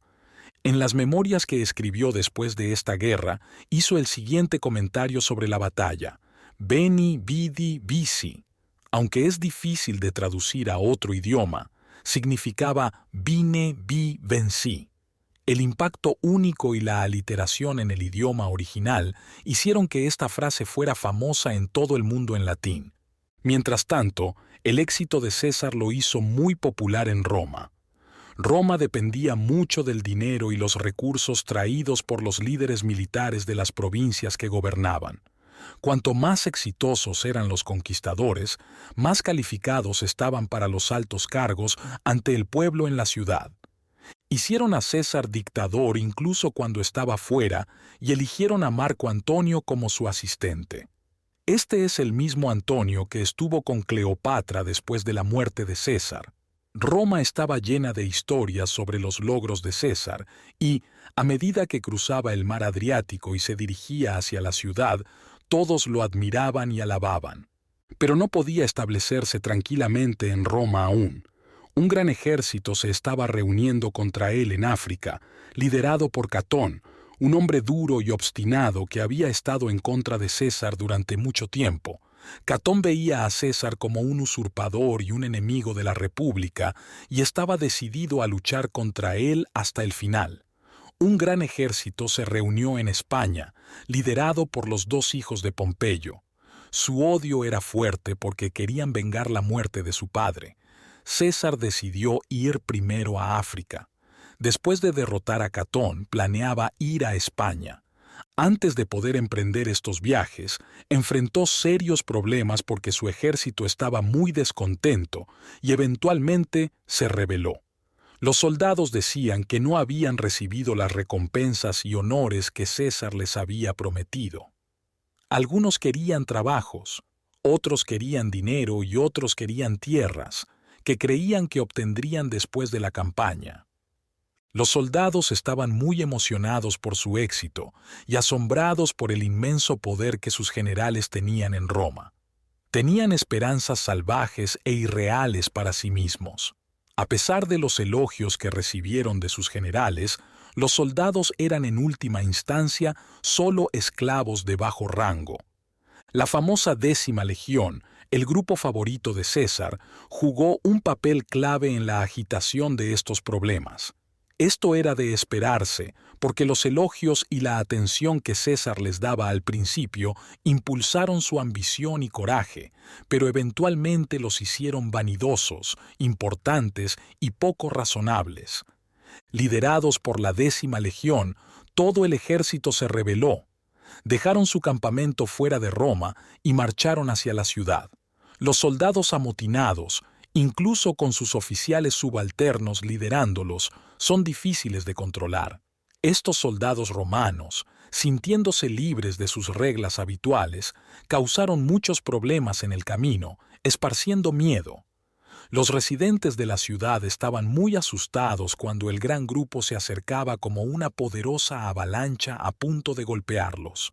El ejército esperaba alguna resistencia en las puertas. Si enfrentaban alguna, estaban listos para manejarla. Después de entrar a la ciudad, planeaban encontrar a César y pedirle dejar su servicio. Sabían que tenía que ir a África de inmediato y pensaban que no podía hacerlo sin ellos. Así que si pedían irse, él les suplicaría que se quedaran y aceptaría todas sus demandas. Ese era su plan.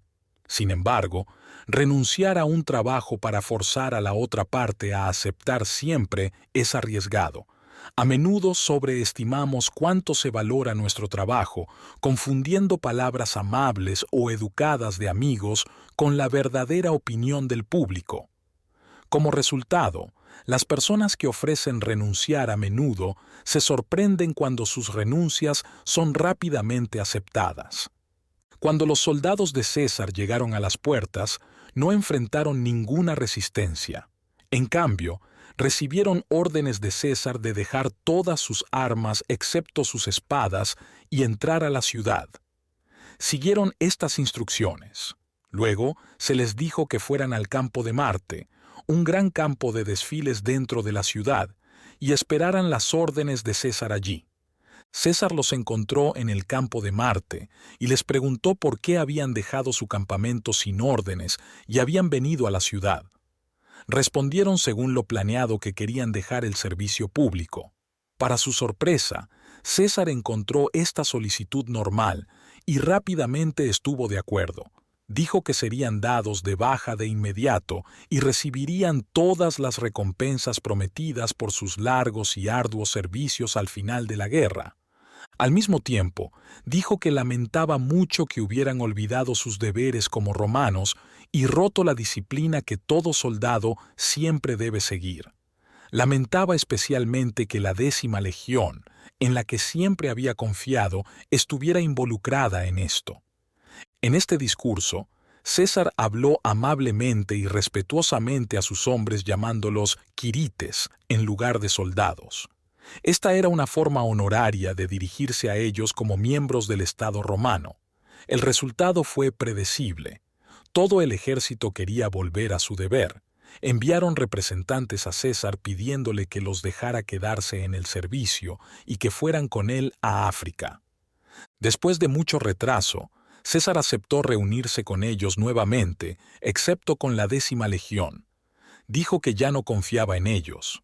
Curiosamente, la 10ª Legión no quería dejar a César, mostrando cuán leales eran sus soldados. Siguieron a César voluntariamente a África, suplicándole repetidamente que los aceptara. Eventualmente lo hizo, agregándolos a su ejército o enviándolos en misiones distantes. Sin embargo, nunca los reorganizó como la 10ª Legión. Era principios de invierno, una época tormentosa para cruzar el mar Mediterráneo. César dejó Roma de inmediato, fue al sur de Sicilia y acampó en la costa hasta que la flota estuvo lista para llevar sus fuerzas a África. Como de costumbre, la suerte estuvo de su lado en las campañas africanas.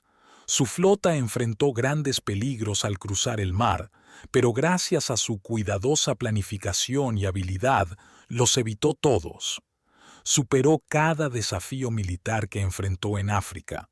Su ejército enfrentó duras condiciones y fatiga durante el invierno, mientras luchaban contra una gran fuerza enemiga liderada por Catón. A pesar de esto, tuvieron éxito en todos sus esfuerzos. Catón eventualmente se retiró a la ciudad de Útica con sus tropas restantes. Cuando César se acercó, Catón se dio cuenta de que no podía defender la ciudad. Incapaz de aceptar rendirse ante alguien que veía como un traidor, encontró una forma decisiva de escapar de su conquistador. Fingió renunciar a defender la ciudad y comenzó a planear cómo sus soldados podrían escapar por mar. Reunió barcos en el puerto y dejó que cualquiera que quisiera arriesgarse a las aguas agitadas se embarcara. Parecía muy interesado en el proceso de embarque y, a medida que la noche se acercaba, seguía enviando mensajes a la costa para preguntar sobre el viento y cómo iban las cosas. Eventualmente fue a su habitación y cuando la casa estaba tranquila, se acostó en su cama y se apuñaló con su espada. La fuerza del golpe o una convulsión por la herida lo hizo caer de la cama. Su hijo y los sirvientes escucharon la caída, corrieron y trataron de detener la hemorragia, pero Catón no los dejó. Luchó tan pronto como se dio cuenta de lo que querían hacer. Viendo que luchar empeoraba las cosas y acabaría con su vida más rápido, lo dejaron sangrar. Murió unos minutos después. El suicidio de Catón es uno de los más famosos en la historia debido a su carácter y la situación. Si se hubiera rendido a su conquistador, lo cual podría haber hecho honorablemente, ya que no tenía medios para resistir, César lo habría tratado amablemente y lo habría llevado a Roma. Como César murió 1 o 2 años después, la gran influencia y poder de Catón podrían haber sido utilizados para ayudar a su país. Después de la campaña en África, César regresó a Roma. Luego fue a España para luchar contra los hijos de Pompeyo. También ganó allí. El hijo mayor fue herido en la batalla y llevado en camilla casi muriendo. Se recuperó un poco y se escondió en una cueva para escapar de los soldados de César, pero permaneció allí sufriendo por un tiempo. Su cabeza fue cortada por sus captores y enviada a César, al igual que la de su padre. El hijo menor escapó, pero se convirtió en un miserable fugitivo y forajido. Toda resistencia a César en España terminó. César regresó a Roma como el gobernante indiscutible del mundo romano. Luego vinieron sus triunfos. Estas eran grandes celebraciones para los héroes militares en la época romana para marcar sus victorias cuando regresaban a la ciudad. César tuvo 4 grandes desfiles de victoria, uno por cada una de sus principales campañas en Egipto, Asia Menor, África y España. Cada uno se celebró en un día diferente, con varios días entre ellos para hacerlos parecer más importantes y mantener el interés de la gente de la ciudad. En uno de estos días, el carro triunfal en el que César viajaba, que estaba adornado de manera más magnífica, se rompió en el camino y César casi fue arrojado fuera de él por el impacto. El largo desfile de carros, caballos, elefantes, banderas, estandartes, cautivos y trofeos se detuvo por esto, causando un gran retraso. Cayó la noche antes de que el cortejo pudiera moverse hacia la ciudad. César, conocido por convertir los problemas en ventajas, decidió usar a los 40 elefantes como portadores de antorchas. La procesión se movió por las calles y hasta el Capitolio, iluminada por los elefantes que sostenían las antorchas con sus trompas y las agitaban sobre la multitud. En estos desfiles, todo lo que pudiera simbolizar el país derrotado o ser un trofeo de victoria se mostraba. Banderas y estandartes tomados del enemigo, objetos de oro y plata y otros tesoros eran llevados en carros.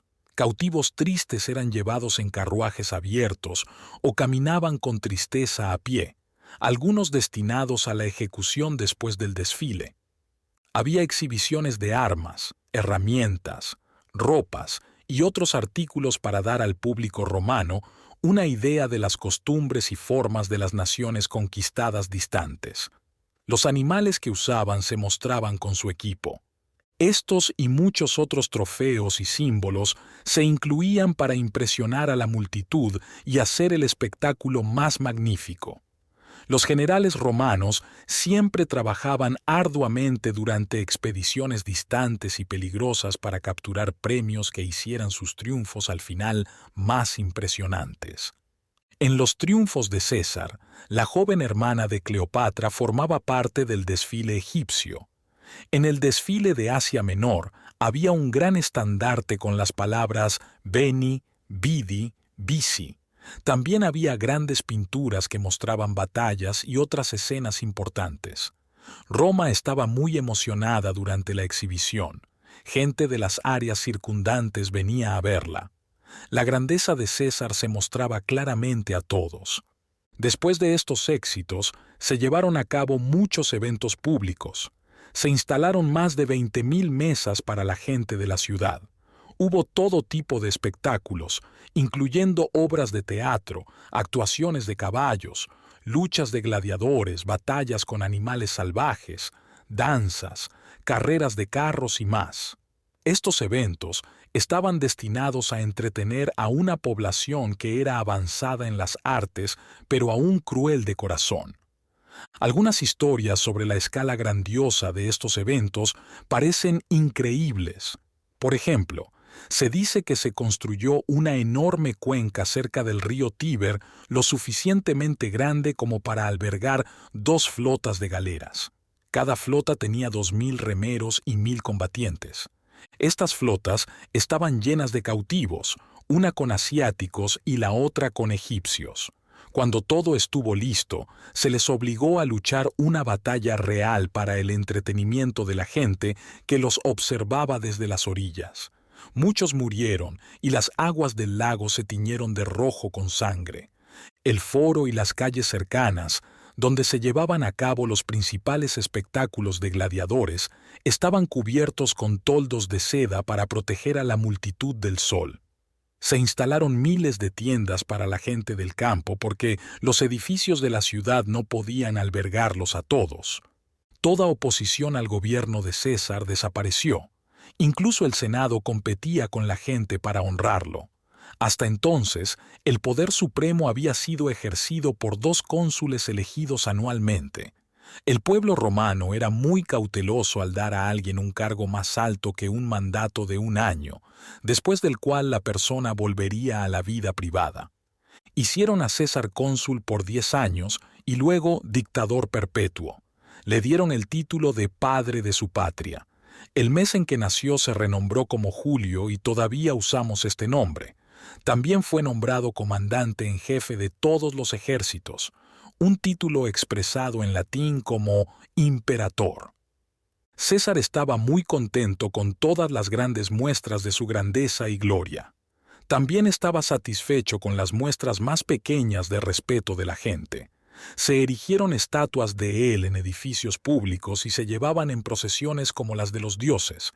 Se hicieron asientos lujosos y decorados para él en todos los lugares públicos. Se sentaba en estos para escuchar debates o ver espectáculos como si estuviera en un trono. Controlaba todos los nombramientos de trabajos, ya sea por su influencia o su poder. En todo, excepto en nombre, era un gobernante y rey absoluto. Quería aumentar aún más la gratitud del pueblo romano por lo que ya había hecho. De hecho, estaban muy agradecidos con él porque al expandir el control de Roma y asegurar más ingresos de las regiones conquistadas, César había aumentado significativamente los recursos y el poder de Roma. Dado que su conquista había terminado, se centró en los asuntos internos del imperio. Hizo muchas mejoras en la administración, examinando todo cuidadosamente y aplicando principios sistemáticos en todas partes. Un cambio importante que hizo todavía afecta a Europa hoy, la forma en que dividimos el tiempo. El calendario utilizado en su día no coincidía con el ciclo anual del Sol, por lo que con el tiempo los meses de invierno terminaban en verano y los meses de verano en invierno. Esto causaba muchos problemas. Por ejemplo, si una ley requería que algo se hiciera en ciertos meses esperando que fuera en verano, pero el mes resultaba ser en invierno, la ley exigiría que la tarea se realizara en la temporada incorrecta. César arregló el calendario haciendo un nuevo sistema. Tenía 365 días en un año durante 3 años y 366 días en el 4º año. Este sistema era tan preciso que permaneció igual durante 1600 años. Más tarde se descubrió que los meses estaban desfasados por 11 días, por lo que se hizo una nueva corrección. Ahora se necesitarán 3000 años para que el error sume un día.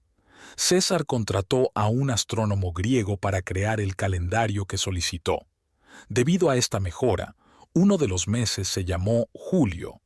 Antes de eso, se llamaba Quintilis. César tenía muchos planes grandes e impresionantes. Quería construir edificios públicos en la ciudad que fueran más magníficos que cualquiera en el mundo. Comenzó a reunir enormes bibliotecas y planeaba drenar los pantanos pontinos. Quería llevar mucha agua a la ciudad con un acueducto, hacer una nueva ruta para el río Tíber desde Roma hasta el mar y crear un gran puerto artificial en su desembocadura. Planeaba construir un camino a lo largo de los Apeninos, cavar un canal a través del Istmo de Corinto y crear otros grandes proyectos para hacer de Roma el centro comercial del mundo. En resumen, tenía grandes ideas y estaba reuniendo todo lo necesario para hacerlas realidad. Capítulo 11. La conspiración. ¿Cómo terminó el reinado de César? La grandeza de César terminó de manera repentina y violenta. Los detalles de su asesinato fueron extraordinarios, haciendo que el final de su historia fuera tan dramático como el resto. Su éxito y poder hicieron que algunas personas sintieran celos y enojo en secreto. Aquellos que no recibieron su favor se quejaron. Los antiguos rivales lo odiaban por haberles ganado. Algunos grupos en Roma tenían un fuerte sentido de la democracia y no querían un gobernante. El poder gobernante de la mancomunidad romana nunca fue compartido por todos. Solo ciertas clases privilegiadas tenían este poder. Sin embargo, dentro de estas clases, los roles gubernamentales se dividían para equilibrar diferentes intereses y asegurar que todos tuvieran una parte justa de influencia y autoridad. A menudo había grandes peleas y conflictos entre diferentes partes de la sociedad porque algunos grupos intentaban quitar los derechos o privilegios de otros. Estas peleas usualmente terminaban al restaurar el equilibrio. Ningún grupo podía tomar el control completo, y por eso llamaban a su sistema una república. Sin embargo, César había reunido todos los poderes principales para sí mismo, y la gente empezó a sospechar que quería hacerse rey tanto en nombre como en secreto. Los romanos odiaban la idea de tener un rey. Tuvieron reyes al principio de su historia, pero estos reyes se volvieron odiados por su orgullo y opresión. La gente los removió y expulsó. Las naciones europeas modernas han hecho lo mismo varias veces, pero a menudo se sentían desprotegidas sin un gobernante personal y usualmente restauraban una rama de la familia real expulsada después de unos años. Los romanos eran más decididos y firmes. Manejaron su imperio durante 500 años como una república. A pesar de los conflictos internos y las interminables disputas, firmemente y de manera unánime odiaban toda autoridad real. Ningún estadista, general o conquistador ambicioso y poderoso en su historia se atrevió a llamarse a sí mismo rey. Pronto hubo señales de que César, quien ya tenía un poder similar al de un rey, quería el título de rey. Las personas ambiciosas no toman abiertamente títulos y símbolos reales. En su lugar, otros lo sugieren por ellos mientras ellos lo niegan suavemente para ver cómo reacciona el público. Aquí hay algunos eventos que insinuaron que César podría haber tenido tal plan. Algunos edificios públicos tenían estatuas de reyes. Los romanos no gustaban de tener reyes gobernándolos, pero respetaban y admiraban a los reyes de otros países. Honraban los logros de estos reyes y hacían estatuas para recordar su fama. A los romanos les parecía bien que los reyes gobernaran otros lugares, pero no en Roma. El sentimiento estadounidense hoy es similar. Si la reina de Inglaterra visitara este país, recibiría mucha atención y honor, al igual que en su propio país. Respetamos la historia de su familia real, admiramos su gobierno y estamos impresionados por su imperio. También pensamos muy bien de su poder y autoridad. Estos sentimientos serían muy claros en cualquier ocasión especial. Queremos que continúe gobernando sobre los ingleses, pero aún así, se necesitaría mucha fuerza para poner a una reina en el trono aquí. El poder real era muy respetado en Roma, al igual que en otros lugares. También era muy tentador para aquellos que querían poder porque la gente estaba decidida a no dejar que nadie lo usara. Había estatuas de reyes en Roma. César puso su estatua entre ellas. A algunas personas les gustó, a otras no. Había un teatro público en la ciudad. Los oficiales del gobierno tenían asientos especiales allí, siendo los asientos del Senado más altos e importantes que los demás. César hizo un asiento especial para él que parecía un trono. Lo decoró bellamente con oro, haciéndolo destacar de todos los demás asientos. También puso un trono similar en la Cámara del Senado para él, al igual que el rey de Inglaterra tiene en la Cámara de los Lores. Realizó muchas celebraciones públicas y triunfos en la ciudad para celebrar sus logros. En una ocasión, el Senado vino a él a un templo para anunciar decretos en su honor. Grandes multitudes se reunieron para ver.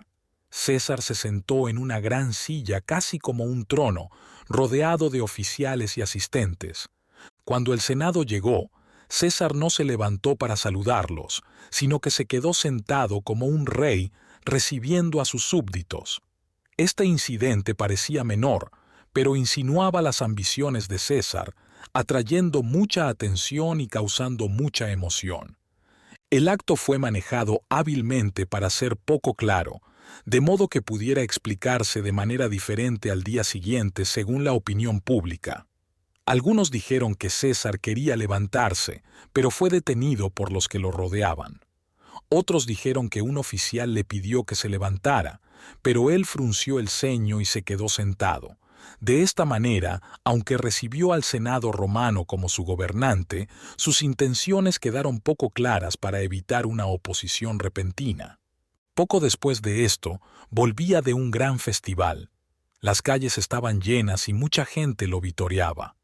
Un hombre se acercó a su estatua y le puso una corona de laurel con una cinta blanca en la cabeza.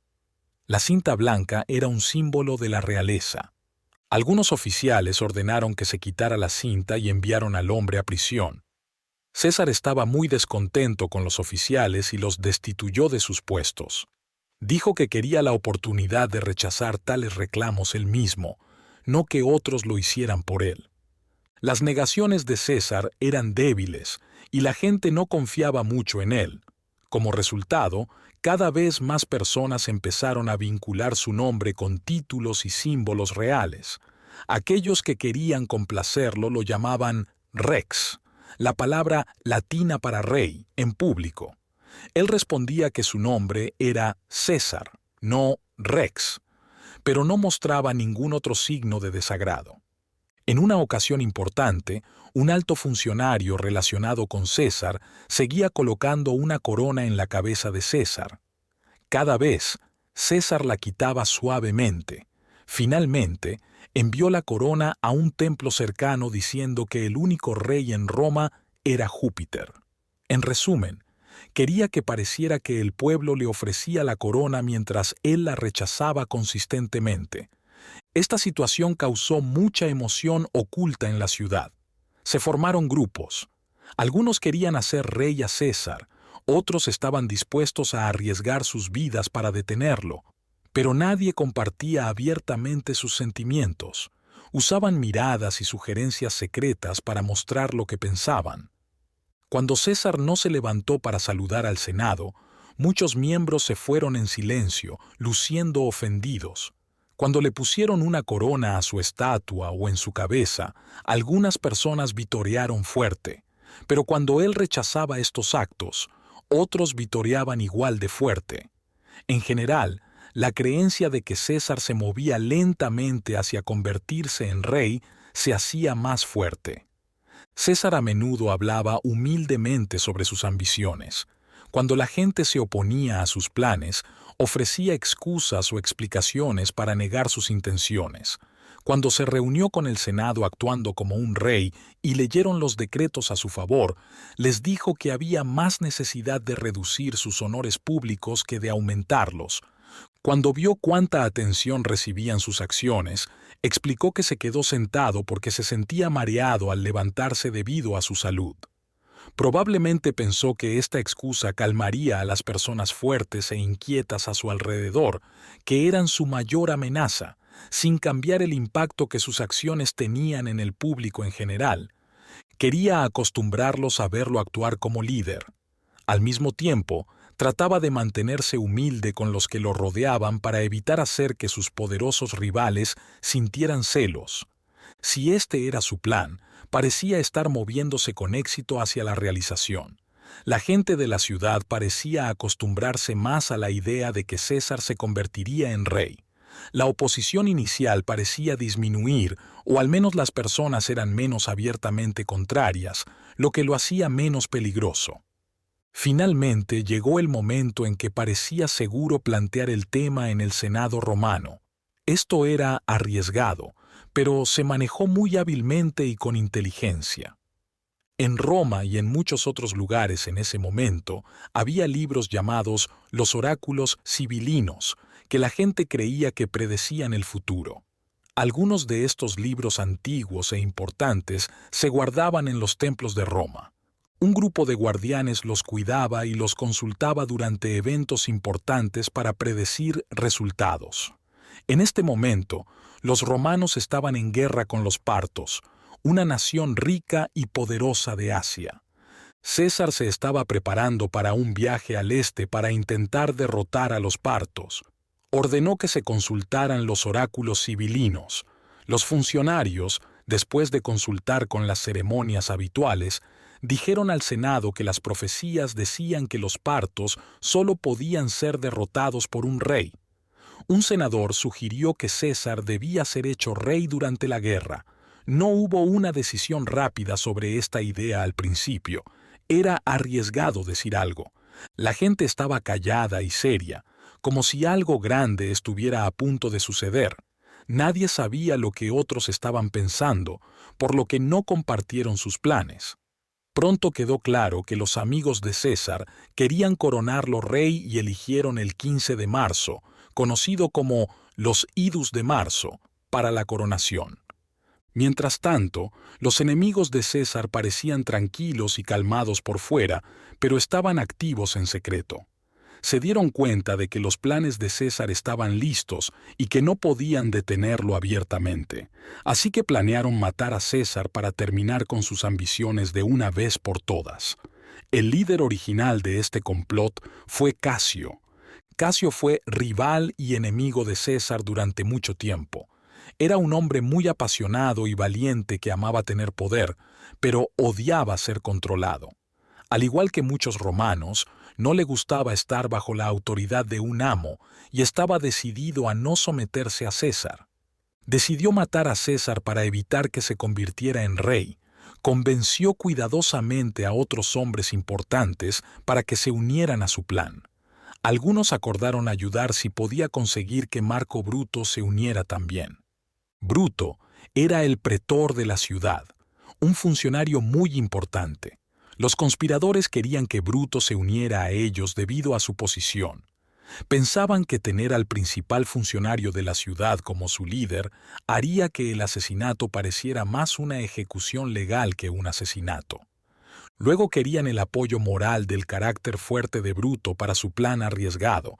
Bruto era más joven que Casio, pero serio, reflexivo, tranquilo, calmado, muy honesto, muy determinado y muy valiente.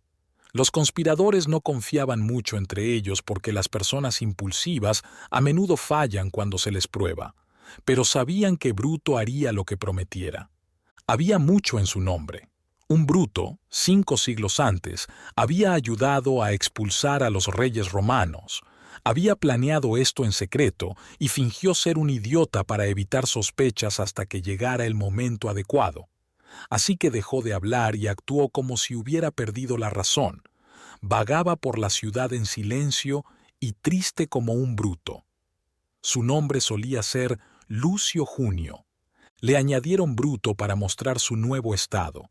Cuando finalmente llegó el momento de deshacerse de los reyes, empezó a hablar claramente y a pensar de nuevo.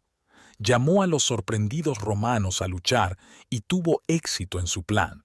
Desde ese día, la gente lo recuerda como un gran héroe. Las personas que veían a César como un nuevo rey pensaban en Bruto, esperando que pudiera ser un salvador como el antiguo Bruto. Bruto a menudo encontraba mensajes en la estatua del viejo Bruto, deseando que estuviera vivo ahora. Cada mañana, cuando llegaba al tribunal para su trabajo, encontraba notas cortas dejadas allí durante la noche. Estas notas, con pocas palabras, llevaban mensajes profundos como «Despierta, Bruto, a tu deber» ¿Y eres un bruto? Parecía poco probable que Bruto tomara una postura fuerte contra César, porque habían sido amigos cercanos desde que terminaron las guerras civiles. Bruto había apoyado a Pompeyo y luchado con él en la batalla de Farsalia, pero fue capturado allí. En lugar de ejecutarlo como traidor, César le perdonó la vida, lo acogió en su servicio y luego le dio puestos importantes y honorables. Le dio control de la provincia más rica. Después de que regresó con riqueza y honores, lo nombró funcionario de la ciudad. En resumen, hizo todo lo posible para convertirlo en un amigo leal y confiable. Los hombres a los que Casio habló primero se sintieron seguros diciendo que se unirían al complot si conseguía que Bruto se uniera también. Pensaban que Casio le pediría a Bruto que se uniera porque Casio lo conocía bien a través de una conexión familiar. La esposa de Casio era la hermana de Bruto. En el pasado, estos dos hombres eran amigos cercanos y trabajaban juntos mucho. Sin embargo, recientemente se habían distanciado porque ambos querían los mismos trabajos y honores. En estas situaciones, César usualmente elegía a Bruto. César una vez dijo: Casio da las mejores razones, pero no puedo negar nada a Bruto que me pida. A César le gustaba Bruto, y pensaba que Bruto le era completamente leal. Casio quería hablar con Bruto para involucrarlo en su plan. Dado que Casio era el que había sido agraviado en su argumento, rápidamente hizo las paces con Bruto. Le preguntó a Bruto si planeaba estar en el Senado el 15 de marzo, cuando se esperaba que los amigos de César le ofrecieran la corona. Bruto dijo que no debía estar allí. Casio dijo: ¿Pero qué pasa si nos llaman específicamente? Bruto respondió: Entonces iré y estaré listo para morir, si es necesario para defender la libertad de mi país. Casio le dijo a Bruto que muchos ciudadanos romanos de alto rango sentían lo mismo y querían que él los liderara en la tarea necesaria.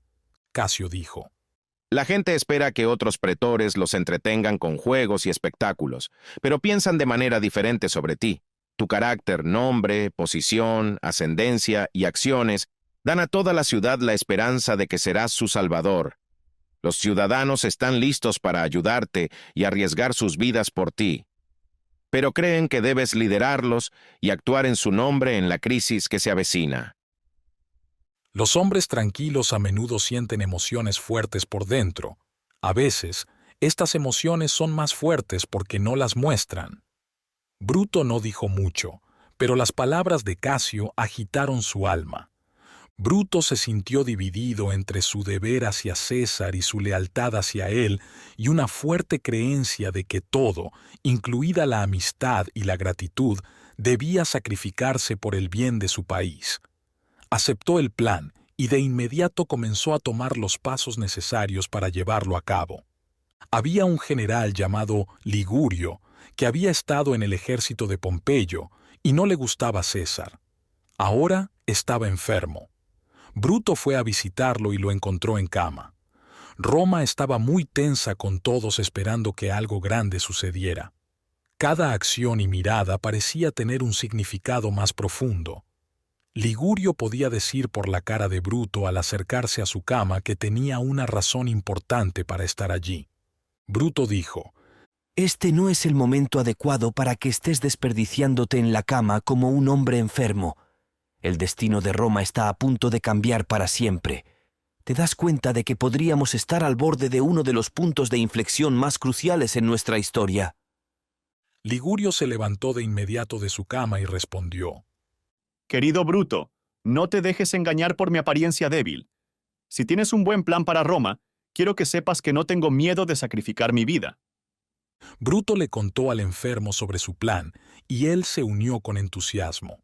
Compartieron el plan con otros en quienes confiaban y celebraron reuniones para decidir cómo llevarlo a cabo. Acordaron que César debía ser asesinado, pero no habían decidido cuándo, dónde ni cómo hacerlo.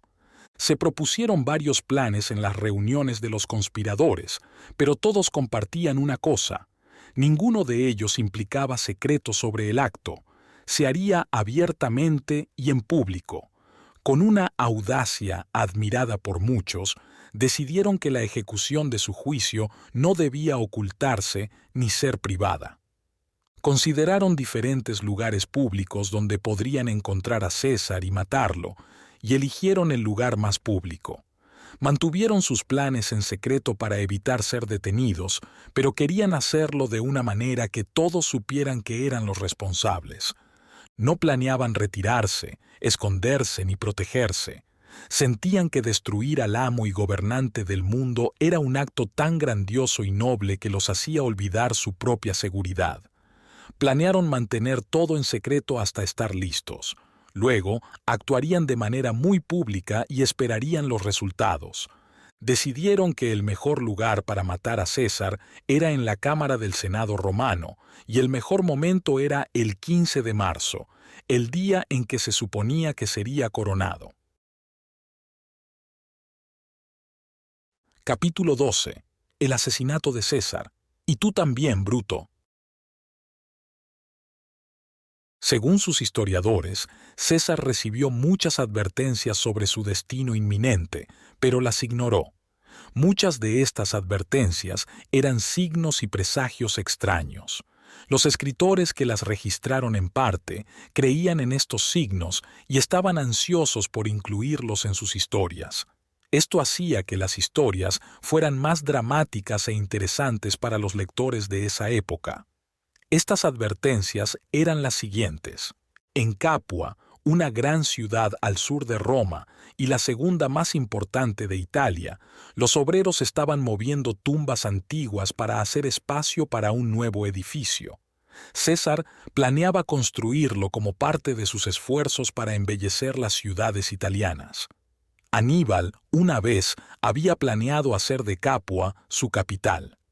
A medida que avanzaban con las excavaciones, los trabajadores finalmente encontraron una antigua tumba. Resultó ser la tumba del fundador de Capua. Cuando sacaron el ataúd, encontraron una placa de bronce con una inscripción en griego. Predijo que si los restos eran perturbados, un miembro clave de la familia Juliana sería asesinado por sus amigos y su muerte llevaría a una destrucción generalizada en toda Italia. Los caballos que César usó para cruzar el Rubicón habían estado viviendo en un parque agradable que César había hecho para ellos. De alguna manera, sintieron que algo malo iba a pasarle a César. Dejaron de comer y parecían sombríos, casi como si supieran que una gran pérdida se acercaba. Había una clase de profetas en esos días llamados augures. Se pensaba que estos augures podían ver el futuro, aunque no de manera clara. Lo hacían observando los cuerpos de animales sacrificados. La gente les pedía consejo en ocasiones importantes. Si los signos eran malos antes de un gran proyecto, a menudo se retrasaba o se cancelaba. Un augur llamado Spurina le dijo a César que un sacrificio público que realizó mostraba un gran peligro que vendría en los idus de marzo. Le aconsejó a César que tuviera mucho cuidado hasta que ese día pasara. El Senado estaba programado para reunirse en los idus de marzo en un nuevo edificio lujoso construido por Pompeyo. Dentro del edificio había una estatua de Pompeyo entre otras decoraciones. El día antes de los idus de marzo, algunas aves de presa volaron al salón persiguiendo a un pequeño chochín que llevaba una ramita de laurel. Las aves desgarraron al chochín y el laurel cayó al suelo de mármol. César siempre llevaba una corona de laurel en ocasiones especiales y le encantaba. Debido a esto, la planta de laurel se convirtió en su símbolo, así que cuando el laurel cayó, la gente pensó que significaba que algo malo le sucedería. La noche antes de los idus de marzo, César no pudo dormir. No había necesidad de pensar que era algo sobrenatural. Estaba acostado en la cama, inquieto y emocionado. Cuando finalmente se quedó dormido por un momento, sus pensamientos se agitaron aún más con sueños extraños y aparentemente sobrenaturales. Soñó que ascendía a los cielos y era recibido por Júpiter, el Dios Supremo, como un igual. Mientras estrechaba la mano del gran Padre de dioses y hombres, el durmiente fue sorprendido por un fuerte sonido aterrador. Se despertó y vio a su esposa Calpurnia gimiendo y luchando en su sueño. La vio a la luz de la luna que entraba en la habitación. Le habló y la despertó. Después de mirarlo salvajemente por un momento, dijo que había tenido un sueño terrible. Soñó que el techo de la casa se derrumbaba, las puertas se abrían de golpe y un ladrón o asesino apuñalaba a su esposo mientras yacía en sus brazos. En aquellos días, la gente veía advertencias misteriosas de peligro en estos sueños. Hoy no vemos nada inusual en los pensamientos locos de César o en los sueños temerosos de su esposa. Son solo resultados naturales de su ambición sin fin y la preocupación amorosa de ella. Los escultores antiguos hicieron estatuas de personas que muestran que nuestros cuerpos no han cambiado mucho con el tiempo. La historia hace lo mismo con nuestras emociones y pasiones. Los sueños de César y su esposa, antes de los idus de marzo, actúan como una estatua espiritual que muestra que nuestros sentimientos internos han permanecido iguales a lo largo de los siglos. Por la mañana, César y Calpurnia se despertaron sintiéndose inquietos. César pidió que se revisaran los presagios del día. Los augures llegaron y dijeron que los presagios eran malos. Calpurnia rogó a su esposo que no fuera al Senado ese día. Sentía fuertemente que algo malo sucedería si él iba. César mismo estaba inseguro. Casi decidió esperar y tener su coronación en otro momento. Durante el día, mientras César estaba inseguro y dudoso, Decimus Brutus, uno de los conspiradores, llegó. Brutus no era particularmente valiente o enérgico, pero los otros conspiradores lo invitaron a unirse porque estaba a cargo de muchos gladiadores. Estos gladiadores eran hombres desesperados e imprudentes, lo que los convertía en una fuerza armada útil para los conspiradores en caso de emergencia. Los conspiradores tenían todos sus planes listos. Decimus Brutus debía ir a la casa de César cuando casi era hora de que el Senado se reuniera. Esto era para asegurarse de que César no sospechara nada y para verificar que su secreto estuviera a salvo. La reunión era por la tarde a las 5 en punto. Decimus Brutus encontró a César preocupado e inseguro de qué hacer. Le dijo a César que fuera a la casa del Senado según lo planeado. Brutus dijo: «Has convocado al Senado y ahora se están reuniendo. Están listos para darte el título de rey no solo en Partia durante esta guerra, sino en todas partes por mar y tierra, excepto en Italia. Ahora, mientras todos esperan para completar este acto importante, qué tonto sería para ti decirles que se vayan a casa y regresen otro día cuando Calpurnia tenga mejores sueños». Insistió en que incluso si César quería retrasar la reunión del Senado, tenía que ir él mismo y aplazar la sesión. Tomó a César del brazo y lo llevó suavemente. Los conspiradores pensaron que todo estaba seguro, pero la verdad era que su plan había sido descubierto. Un maestro griego llamado Artemidoro se enteró del complot por sus estudiantes que eran parte de la conspiración. Escribió un resumen de los puntos principales y decidió entregarlo a César en su camino a la casa del Senado. El evento era muy popular y las multitudes se reunieron en las calles para ver al famoso conquistador. Como de costumbre, cuando los funcionarios importantes estaban en público, muchas personas le traían peticiones. Tomaba estas peticiones y se las daba a su secretario sin leerlas, como si las guardara para una revisión posterior. Artemidoro vio cómo César manejaba los papeles que le daban y se preocupó de que su mensaje no se leyera a tiempo. Así que se acercó más a César, sin permitir que nadie más le diera papeles. Finalmente tuvo la oportunidad de entregarle su papel directamente a César. Artemidoro dijo: «Tienes que leer esto ahora mismo. He recibido información segura y muy crítica sobre tu vida y el futuro de Roma». César intentó leer el papel, pero seguía siendo interrumpido por nuevas solicitudes. Finalmente se dio por vencido y siguió dando otros papeles a su secretario, pero manteniendo el papel de Artemidoro. César se encontró con Espurina, el augur que le había advertido sobre un gran peligro en los idus de marzo, en su camino a la casa del Senado. Tan pronto como lo reconoció, lo abordó con las palabras. César dijo: «¿Ves, Espurina? No había nada de qué preocuparse. El gran día ha llegado y aquí estoy ante ti fuerte y erguido. Parece que los presagios estaban equivocados esta vez». Espurina respondió: Sí, veo que estás a salvo por ahora, pero el gran día acaba de comenzar y debo advertirte una vez más que seas más cauteloso que nunca. Estoy aquí para proporcionarte conocimientos desde más allá. Mis opiniones no importan. Finalmente llegó a la casa del Senado aún sosteniendo el papel de Artemidoro que no había leído. Los senadores, incluidos los principales conspiradores, estaban todos reunidos. Se levantaron para saludar a César cuando entró. César se dirigió a su asiento y, una vez que se sentó, los senadores también tomaron sus asientos. El gran momento finalmente había llegado.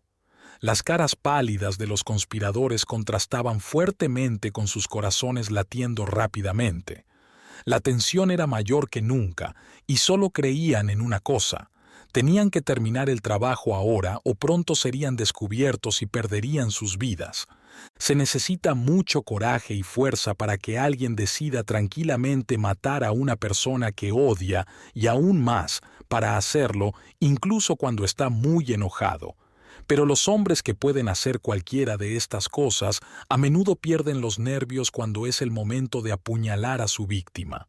La víctima está relajada, desarmada y no está haciendo nada para provocar ira. Esta indefensión puede ser una mejor protección que una armadura de acero. Incluso Casio, el líder y corazón del plan, sintió que su coraje disminuía cuando llegó el momento. Para animarse, miró la estatua de Pompeyo, el viejo y feroz enemigo de César, y pidió ayuda. La estatua pareció ayudarlo. Lo llenó con algo del odio que Pompeyo había sentido. Esto le dio a Casio la fuerza para seguir adelante como si estuviera apoyado por el alma de Pompeyo. Los conspiradores tenían un plan para cuando fuera el momento de actuar. Decidieron que una vez que César estuviera sentado, irían a él con una solicitud que probablemente rechazaría. Luego, lo rodearían y seguirían pidiendo, creando confusión y emoción para facilitar el ataque. En el Senado, un pariente y amigo de César llamado Marco Antonio estaba presente. Más tarde se relacionó con Cleopatra. Marco Antonio era muy enérgico y decidido, y la gente pensaba que podría intentar defender a César. Para evitar esto, uno de los conspiradores fue elegido para distraerlo con una conversación falsa. Esta persona también estaba lista para detenerlo si intentaba interferir. Con todo listo, el peticionario se acercó a César con su solicitud según lo planeado. Otros se unieron a él para apoyar la solicitud. La solicitud era pedir el perdón de uno de los hermanos del conspirador. César se negó a concederlo. Otros lo rodearon pidiéndole que aceptara. Todos parecían dudosos en atacar primero. César se preocupó y trató de alejarlos. Uno de ellos le bajó la túnica para exponer su cuello. César se levantó exclamando: «¿Qué están tratando de hacer? Aquí no hay lugar para la violencia. Esto es un Senado donde se gobierna el mundo y todos deben actuar en consecuencia. Controlen sus impulsos de inmediato». En ese instante, uno de los conspiradores lo golpeó con su espada y lo hirió ligeramente en el cuello. Todo se llenó de miedo, gritos y caos. César no tuvo tiempo de sacar su espada, así que luchó por un momento con su estilete, una herramienta de hierro afilada utilizada para escribir en tabletas de cera que tenía en la mano. Con esta herramienta apuñaló a uno de sus enemigos en el brazo. Esta resistencia animó a los conspiradores y les dio la determinación de terminar su plan. Pronto, César vio espadas a su alrededor apuntando hacia él desde todas direcciones. Los senadores estaban conmocionados y confundidos, sin saber qué hacer. Antonio vio que luchar no funcionaría, así que no lo intentó. César trató de defenderse por unos minutos, buscando ayuda y moviéndose hacia la estatua de Pompeyo. Finalmente, cuando vio a Bruto entre sus asesinos, exclamó: ¿Y tú también, Bruto? y pareció desde ese momento rendirse en desesperación. Cubrió su rostro con su túnica y rápidamente murió por sus heridas. Su sangre fluía hacia el suelo al pie de la estatua de Pompeyo, como si su muerte fuera un sacrificio para satisfacer la venganza de su viejo enemigo. Bruto trató de hablar con los senadores y explicar sus acciones, pero el caos era demasiado fuerte para que alguien lo escuchara. Los senadores se estaban yendo rápidamente, difundiendo la noticia por toda la ciudad. El evento causó mucha emoción. La gente comenzó a cerrar sus tiendas y algunos incluso barricaron sus casas. Otros corrían por las calles buscando noticias y preocupados por lo que podría suceder después. Antonio y Lépido, los dos amigos más cercanos y poderosos de César, no sabían cuán grande era la conspiración o cuánto les afectaría. Huyeron y no fueron a sus propias casas temiendo que los asesinos los siguieran. En su lugar, se escondieron en casas de amigos donde se sentían seguros y confiaban. Mientras tanto, los conspiradores, orgullosos de lo que habían hecho y felicitándose mutuamente por su éxito, salieron de la casa del Senado.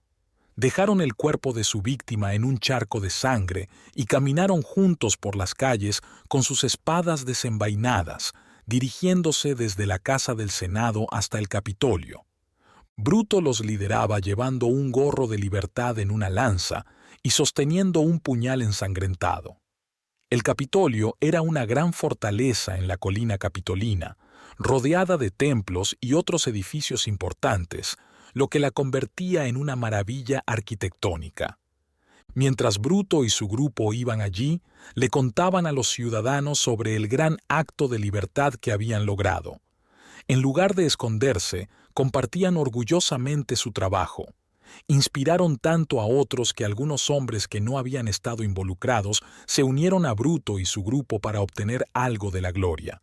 El cuerpo de César quedó ignorado por un tiempo donde cayó, ya que todos estaban enfocados en el caos que se extendía por la ciudad y esperando que ocurrieran más grandes eventos en otras partes de Roma.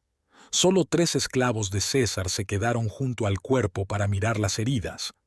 Contaron y encontraron 23 heridas. Esto muestra cuán indecisas estaban las personas involucradas, ya que solo una de las 23 heridas fue fatal. Es probable que todos los conspiradores se turnaron para apuñalar a la víctima porque se lo habían prometido entre ellos. Sin embargo, cada uno esperaba que alguien más diera el golpe fatal. Finalmente, los esclavos decidieron llevar el cuerpo a casa. Encontraron una especie de silla transportada por postes y colocaron el cuerpo sobre ella. Con 3 personas levantándolo y dejando un asa vacía, llevaron el cuerpo a casa hasta la afligida Calpurnia. Al día siguiente, Bruto y sus amigos convocaron una reunión en el foro.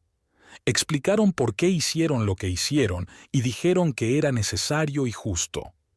La gente escuchó en silencio. No mostraron aprobación ni enojo. No se podía esperar que estuvieran contentos por perder a su líder. Había sido su protector y su amigo. La muerte de César no dio más poder ni libertad a la gente. Puede haber ayudado a senadores ambiciosos, generales poderosos o altos funcionarios al eliminar a un fuerte competidor, pero no parecía beneficiar al público en general, solo reemplazando a un gobernante por otro. Las autoridades superiores acordaron remover a César de su trono planeado. El Senado se reunió y aprobó una ley para proteger a los conspiradores de problemas legales. Para apaciguar a la gente, dieron honores divinos a César, validaron todas sus acciones mientras estuvo en el poder y planearon un gran funeral para él. Pronto se encontró un testamento que César había hecho algún tiempo antes. El padre de Calpurnia sugirió que este testamento debería abrirse y leerse públicamente en la casa de Antonio. Esto se hizo. El contenido del testamento renovó el interés y la simpatía que la gente de Roma había empezado a sentir por la memoria de César. Su gran patrimonio se dejó principalmente a los hijos de su hermana, ya que no tenía hijos. Los hombres que participaron en su asesinato fueron nombrados fideicomisarios y guardianes de la propiedad. Uno de ellos, Decimus Brutus, que insistió en llevarlo a la casa del Senado, fue un segundo heredero. Tenía hermosos jardines cerca del Tíber que dejó a los ciudadanos de Roma junto con una gran cantidad de dinero para cada ciudadano. Se anunciaron las ceremonias funerarias y, como se esperaba que muchas personas, tanto visitantes como ciudadanos de Roma, asistieran, era imposible tener a todos en una sola procesión en un solo día. Así que se pidió a diferentes grupos que vinieran por separado al campo de Marte llevando sus símbolos, ofrendas y regalos. El campo de Marte era un enorme campo de desfiles para revisiones militares, espectáculos y eventos. Aquí se preparó una pira funeraria para quemar el cuerpo. Marco Antonio fue elegido para dar un discurso fúnebre. El cuerpo se colocó en una cama dorada bajo un gran dosel en forma de templo frente a la plataforma donde se daría el discurso. La cama estaba cubierta con tela roja y dorada. En la cabecera de la cama estaba la túnica que César llevaba cuando fue asesinado. Tenía manchas de sangre y agujeros de las espadas y dagas de los atacantes. Marco Antonio no dio un discurso formal sobre su amigo fallecido. En su lugar, hizo que un pregonero leyera los decretos del Senado que otorgaban a César todos los honores, tanto humanos como divinos. Luego añadió unas pocas palabras él mismo. La cama con el cuerpo fue llevada al foro antes de trasladarla a la pira preparada en el campo de Marte. Sin embargo, la multitud comenzó a cuestionar el lugar adecuado para quemar el cuerpo. La gente quería elegir el mejor lugar en la ciudad. Algunos sugirieron un hermoso templo en la colina capitolina. Otros querían llevarlo a la casa del Senado, donde fue asesinado. El Senado y aquellos que no querían dar demasiado honor al héroe muerto preferían un lugar más tranquilo, diciendo que los edificios de la ciudad podrían estar en riesgo por el fuego. La discusión se estaba convirtiendo en una pelea cuando 2 hombres con espadas y antorchas atravesaron la multitud. Prendieron fuego a la cama y su dosel. Esto respondió la pregunta y todos rápidamente se entusiasmaron mucho por construir una pira funeraria en el lugar. Primero trajeron palos y los arrojaron al fuego, luego bancos de los tribunales y porches cercanos, y luego cualquier cosa que pudiera arder. El honor dado a un héroe fallecido a menudo se mostraba por el tamaño de su pira funeraria. La gente comenzó a agarrar cualquier cosa que pudiera encontrar para agregar al fuego, ya fuera apropiada o no. Los soldados arrojaron sus lanzas, los músicos agregaron sus instrumentos y otros tomaron telas y decoraciones de los muebles en la procesión y las amontonaron en la pira en llamas. El fuego era tan grande y fuerte que se extendió a las casas cercanas y se necesitó mucho esfuerzo para evitar que se propagara más. La gente se molestó mucho por lo que vio. Encendieron antorchas en el fuego y fueron a las casas de Bruto y Casio culpándolos por matar a César. Las autoridades apenas lograron proteger a Bruto y Casio de la multitud enojada. Capturaron por error a un hombre llamado Cinna, pensando que era otra persona enemiga de César. Le cortaron la cabeza a pesar de sus gritos y la llevaron por la ciudad en la punta de una pica, mostrando su odio hacia los enemigos de César. Sin embargo, como a menudo sucede en actos de violencia repentina, más tarde se dieron cuenta de que habían cometido un error y decapitaron al hombre equivocado. El pueblo romano construyó una columna para recordar a César. Escribieron «al padre de su patria» en ella. También pusieron una estrella en la parte superior. Más tarde, durante los juegos en su honor, un gran cometa brilló en el cielo durante 7 noches. Creyeron que era el alma de César descansando en el cielo. Gracias por acompañarnos en este increíble viaje a través de la vida de Julio César. Esperamos que hayas disfrutado de este audiolibro completo y que hayas adquirido una comprensión más profunda de su impacto en la historia como uno de los más grandes líderes de Roma. Si te encantó esta historia, asegúrate de revisar nuestros otros audiolibros históricos, incluyendo las fascinantes vidas de Alfredo el Grande, Alejandro Magno, Cleopatra y Gengis Khan. Hay mucho más de la historia por explorar en Alexandria. No olvides suscribirte a nuestro canal, darle al botón de me gusta y compartir este video con tus amigos que aman la historia. Al suscribirte, te mantendrás actualizado sobre todos nuestros futuros audiolibros históricos. Gracias por tu apoyo y nos vemos la próxima vez en Alexandria.